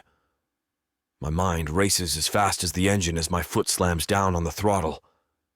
Could Mom have said such a thing? Why? Adama was only ever the sweetest around her, and to accuse her of being a gold digger. Wow, just wow. This has got to be a mistake. I look over at my girl. Adama gazes out the windshield looking like she's a million miles away. I reach for her hand and offer a loving smile. She returns a weak grin. I know no words from me will help. Only words from my mother will do. They had better be the right ones to mend this hurt in Adama's eyes. In no time, we three are sitting down face to face, pretending to drink my mother's strong tea like there's not a care in the world. Niceties first, before the nitty-gritty. I sit forward and clear my throat. Okay, Mom. Here's the real reason Adama and I had to meet with you today. I gather there's been some friction between you and her. A conversation you had with Adama. Or rather, an uttered threat. Adama and I wait for my mother to reply. Instead, she takes her sweet time, stirring sugar into her tea. I know she does this just to frustrate me, but I keep my cool and hold Adama's hand tightly. Finally, a sigh comes from my mom as she raises her head. Well, first off, dear, anything I say or do, you must know is in your best interest. You are a superstar in hockey now, with a matching income. You can't be too careful. I lean forward, nearly climbing into my mother's lap. Oh, so you thought you'd threaten Adama, accuse her of actually being a gold digger. That's pretty underhanded even for you. Mom's cheeks slightly blush. Yes, well, dear, let's face it. Your track record with women hasn't been the best. Women like being seen with you for the thrills, and you eat it up. I look sheepishly over at Adama, but she keeps her head down. Mom, that's not fair to compare. Maybe so, Cole, but all you've had are flings. You can't blame me for thinking Adama is another in a long line, a whirlwind that will be done in 6 months. And in the meantime, how could I know this girl isn't out to take you for a load of cash along the way? I had to put Adama on notice, didn't I? Jeez. You couldn't talk with me first before you upset Adama. She's nothing like those other girls, Mom. She's the real thing. We want a future together. We're getting married. And before you say anything, we know what we're doing. It's not the same at all. I hold Adama tightly with my arm around her waist.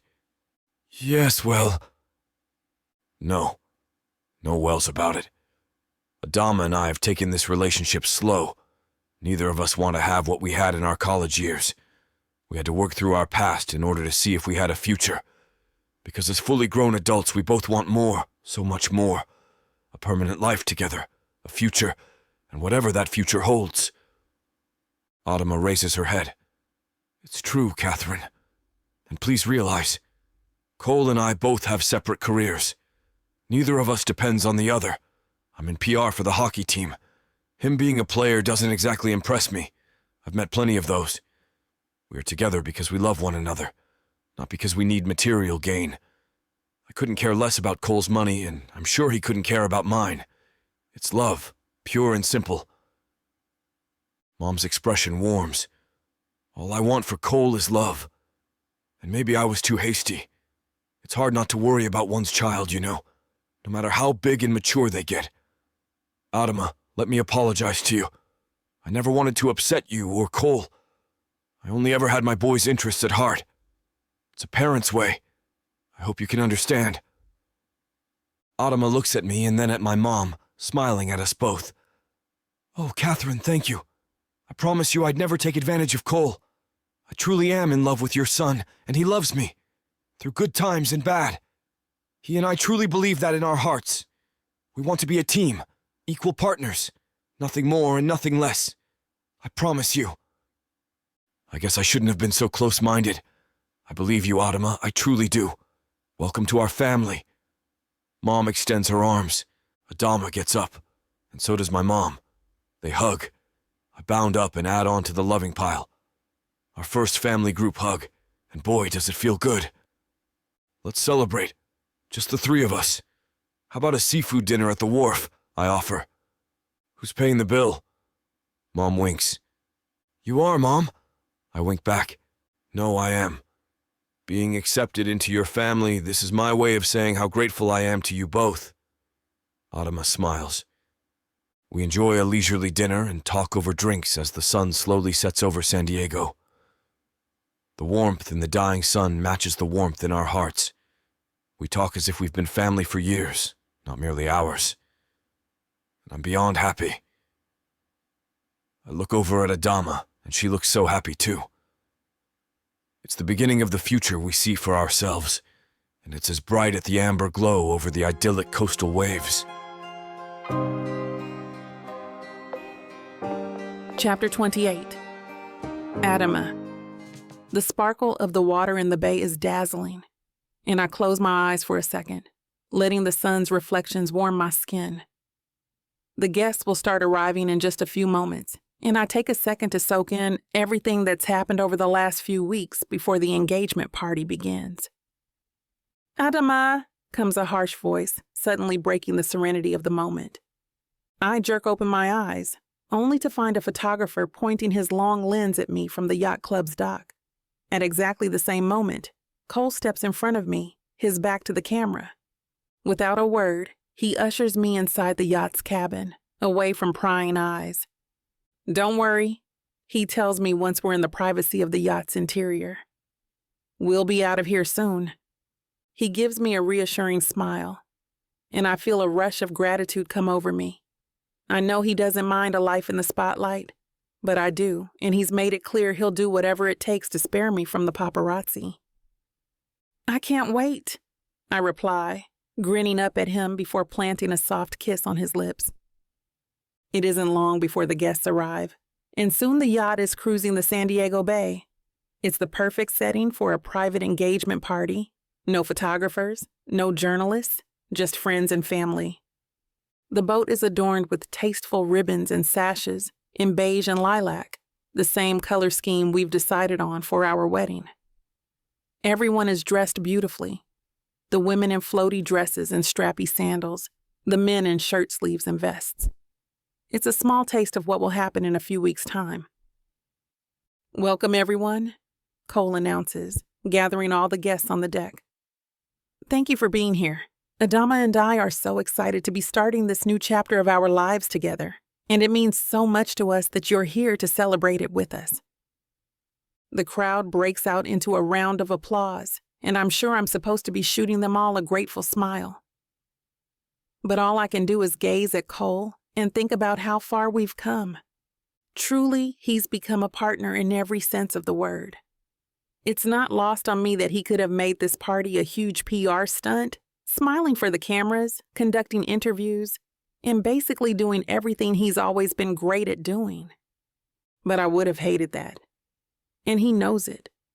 Just the fact that he decided on a yacht for this party means he's paying close attention. I didn't even need to prompt him. He just anticipated my needs, something he's become an expert at over the last couple of months. Inside, you'll find canapes, and we have an open bar on the other end of the deck. Please enjoy yourselves, and thank you again for being a part of this very special time in our lives.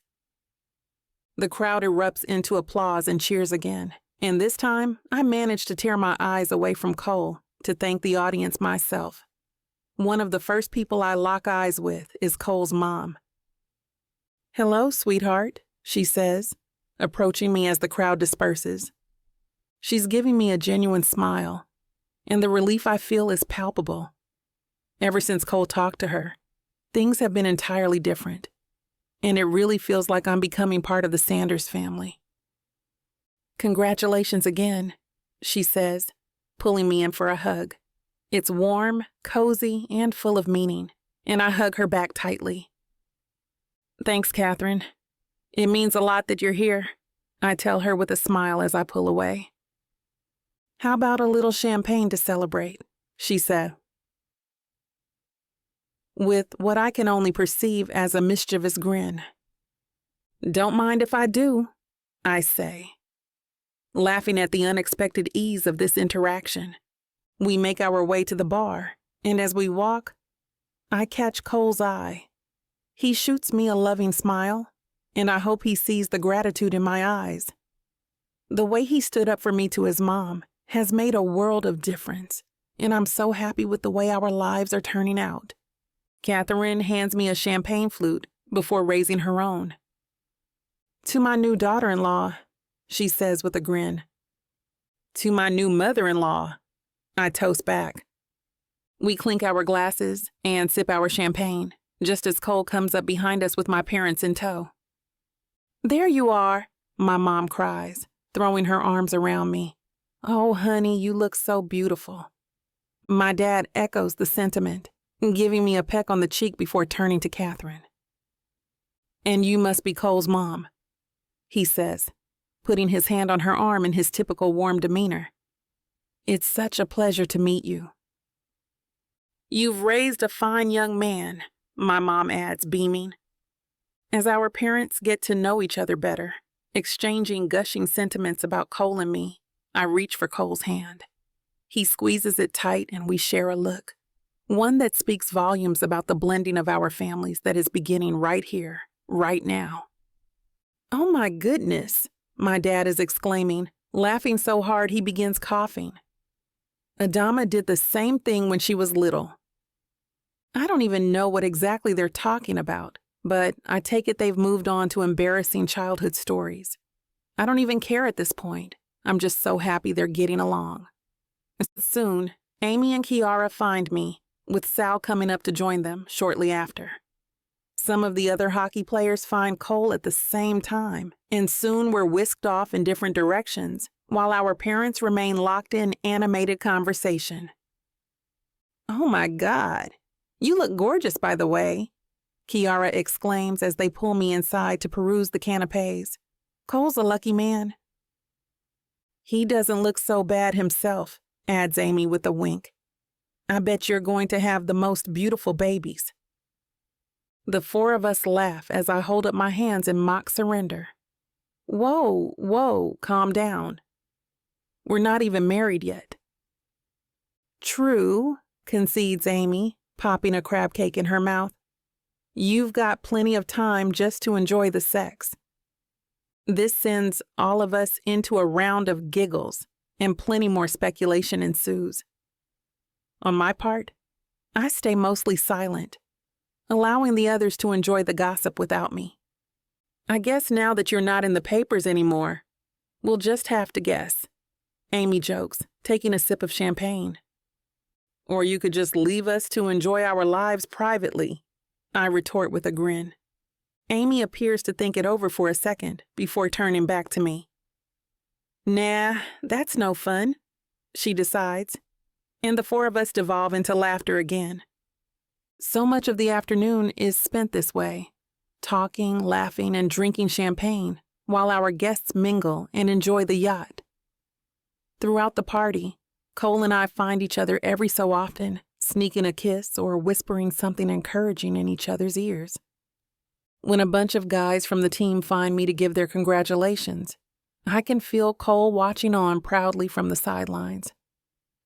"You've really made a new man out of Cole," Jeff tells me with a smile. "I'm glad to see it. Honestly, I've never seen him happier." "For real?" chimes in Todd, his eyebrows raised as if he still can't believe it. "He might even be going soft on the rink because of it." The rest of the team jeer at this accusation, shoving Todd good-naturedly. "Hey, my drink!" Todd yells, trying desperately to save his whiskey. The rest of them pay no attention, and the whole team laughs along as Todd holds the glass precariously above their heads, trying to save it. Cole finally comes to join us, playfully warning the team that if they don't behave themselves, he'll throw them off the boat. I laugh along as he insists he hasn't grown soft and that he can prove it, before carrying Todd away and pretending to cast him overboard. As far as I can tell, there's not much whiskey left after that, but Todd insists on swigging the pitiful remains anyway. As all this is going on, I feel waves of happiness rising in my chest as I realize this is yet another family I belong to now, a ragtag band of brothers. As the afternoon winds down and the sky begins to grow dark, the yacht's vast cabin begins to pump out music. Most of the guests make their way to the dance floor, and when one of Cole's favorite rock and roll ballads comes on, he grabs me by the hand, a maniacal grin spreading across his face. The two of us rush out onto the dance floor, much to our guests' delight. We're met with cheers as Cole launches into one of the dances usually reserved for our kitchen antics. I guess the champagne has loosened him up, and it's working on me too, because I quickly join in the fun. Even at home, I don't usually get so into it, and I see a look of joyful surprise cross Cole's face as I sing along with him. I don't know if it's the champagne that's fully to blame, though. The joy I feel here, beginning my new life with Cole, celebrating with all our friends, seeing our families meld together. It's like I need an outlet for all this happiness. And this dance floor just happens to be it. I reach out, catching hold of Cole's hand, and he twirls me around expertly in time to the music. When the song strikes its final chord, Cole pulls me in close before dipping me low in a move I've never seen him do before. It's a thrill to dance like that with him, to surrender to the excitement, adventure, and spontaneity that I've always loved about Cole. And at the same time, I know without a doubt that he won't let me go. Not ever again. Chapter 29. Cole. The morning of the wedding arrives, and it's the most beautiful day I could have asked for. Blue skies, warm sun, the slightest breeze, and of course the knowledge that in a matter of hours, Adama and I will be married. "You're looking handsome," my mom says as she peeks her head into the hotel room reserved for me and my groomsmen. "Sorry, Mom," I tell her with a grin. "Boys only." A cheer comes from the other side of the room as Jeff, Todd, and David raise a cheer at the sentiment, and my mom rolls her eyes. She gets the hint, though, and ducks back out of the room, leaving us to our pre-ceremony antics. All four of us are still getting ready, in between sipping our rum, fitting for the Caribbean wedding Adama and I planned together. I take another glance out the window as I pull on the beige shirt that matches my suit pants. I have a good view of the beach from here, and I can already see the wedding canopy where the ceremony will take place. A few decorators have descended on it, and about half of the canopy is adorned with ribbons in cream and lilac. The sight of it makes me smile. "Feeling nervous yet?"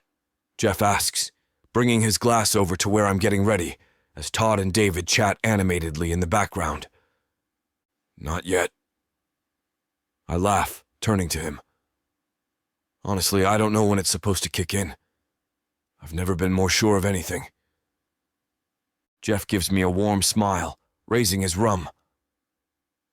"Cheers to that," he says, and I lift my glass to meet his.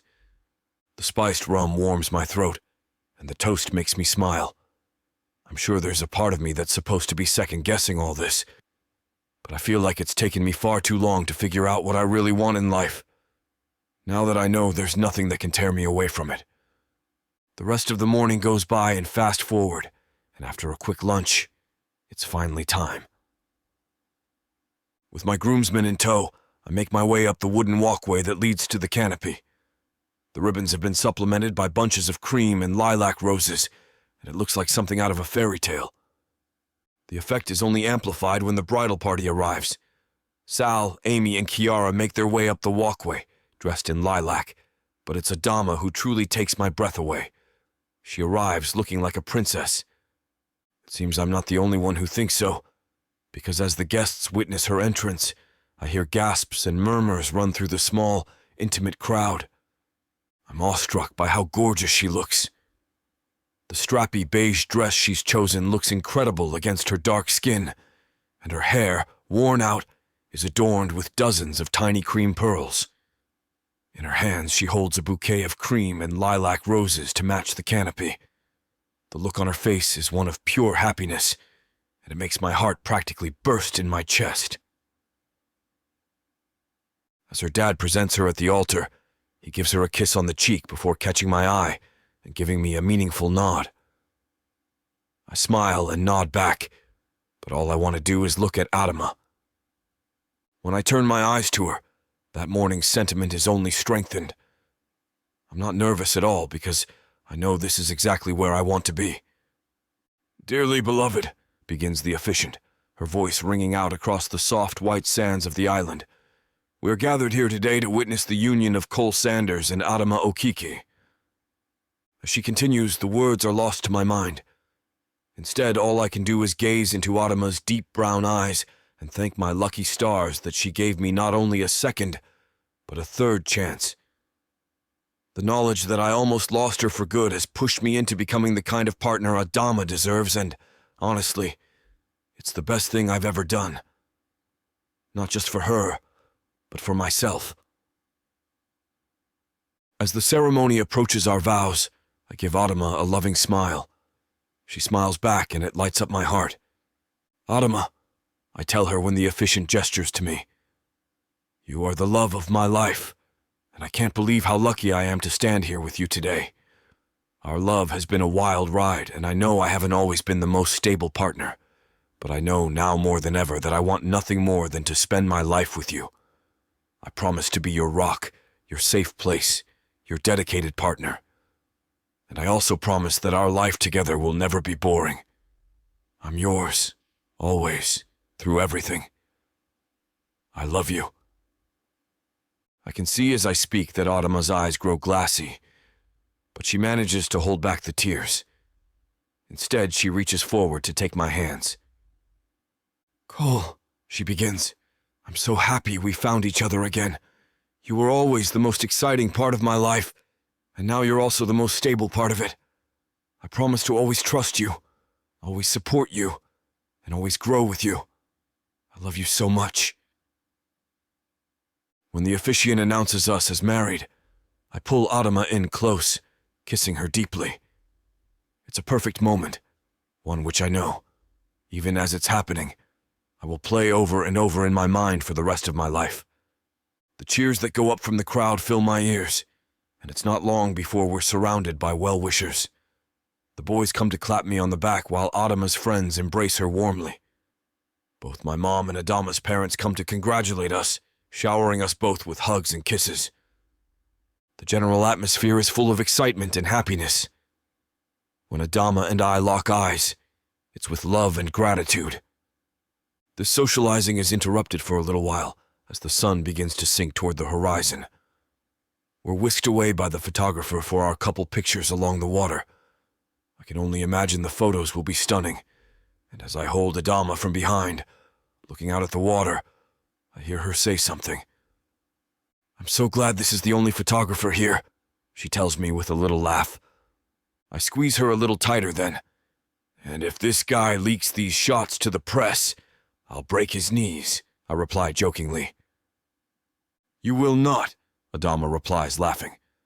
Okay, that was great, the photographer calls out. Now let's get a kiss. Adama turns around, still smirking. Fine, I won't, I acquiesce, but I'll make sure he never ever gets tickets to another Stingrays game. Adama laughs and shakes her head, and I grin, happy to have made her laugh with something so stupid. We lean in for the kiss, hearing the click of the shutter as our lips touch. After the last of the photos are taken, Adama and I walk hand in hand to the reception venue, the hotel's beachside restaurant. The whole hotel has been booked out just for the wedding, and we arrive to applause from our guests. The happy couple, my mom shouts, announcing us with a huge grin. I can't help but grin back. She's certainly come a long way from her snide remarks about Adama, and I can see how quickly the two of them have taken to each other since the engagement party. Their relationship is more than I could have hoped for, and they've even started going running together in the mornings, something I've never been tempted to join in on. My relationship with Adama's parents has developed in a similar direction. Her dad has taken me out fishing, and I've had a series of interesting debates with her mom about politics, something both of us are passionate about. Our friends have begun to mingle too. Kevin, one of our defensemen, recently started dating Adama's friend Amy. I spy them standing side by side in the crowd. It's not long until Amy steps forward, offering a toast as we all take our places. This has really been a roller coaster, she begins, casting a knowing glance in my direction. But from the moment Cole presented that handmade bundle of sticks, it was fate that these two would live happily ever after. The crowd laughs, the story of our engagement by now having made the rounds. When Jeff takes the stage, he raises his glass toward us. It takes a lot to calm down the force that is Cole Sanders, he says with a grin. But Adama is the kind of woman worth settling down for. That said, if your engagement party is any indication, I think you'll be able to keep up with his antics just fine. This elicits another laugh from the crowd, and I plant a kiss on Adama's cheek, knowing that he's right. She's my perfect match in every way.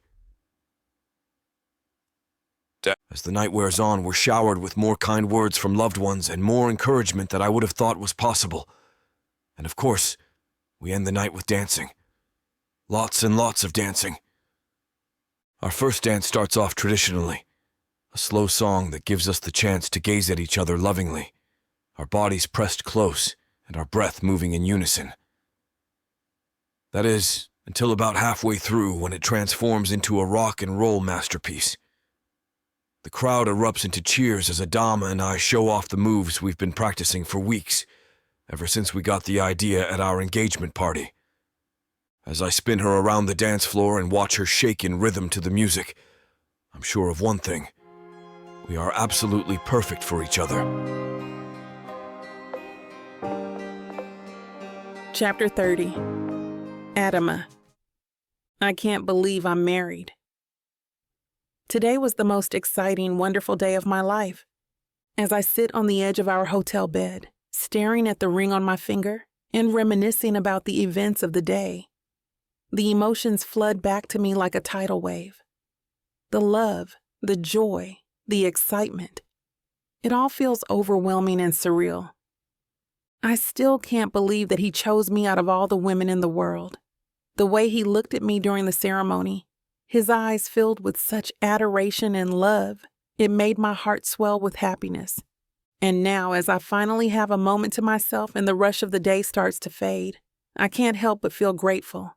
Grateful for the beautiful ceremony, the supportive family and friends, and most of all, grateful for the incredible man I now get to call my husband. I can't wait to see what the rest of our lives have in store for us. As excited as I was this morning, I'm even more excited now. The door to the bathroom creaks open and there he stands. Cole, my husband. His eyes meet mine, and a mischievous spark dances in them. I bite my lip, feeling a rush of desire surge through me as he closes the distance between us. Cole's touch is electrifying as he reaches out to caress my cheek. His movements are tender, yet filled with a hunger that mirrors my own. Without a word, we embrace. Passion sweeps us away like a tempestuous storm, erasing any remnants of nerves or uncertainty that may have lingered from earlier in the day. I lose myself in Cole's touch, his hands exploring every inch of my body with an intimate familiarity that makes my head spin. He slowly undoes and slips off my dress and undergarments. In return, I pull off his shirt and trace the contours of his sculpted muscles, committing every curve to memory. Cole's lips trail down my neck, his touch igniting a fire within me that threatens to consume me entirely. I arch my back, craving more of his touch. My hands roam his back, feeling the smoothness of his skin against mine as he lowers himself onto the bed beside me. Our eyes lock, and I can see the love and desire burning within them. Without breaking our gaze, Cole trails kisses down my chest, his tongue tracing patterns across my skin that sends shivers through my body. I bite my lip in anticipation, knowing what's coming next. We just love a happy ending, don't we? Find the chapter conclusion that you really want over at vixavonromance.com and use code VIXA40 for fabulous savings on unabridged bonus content that'll get your heart pounding. Thanks for reading.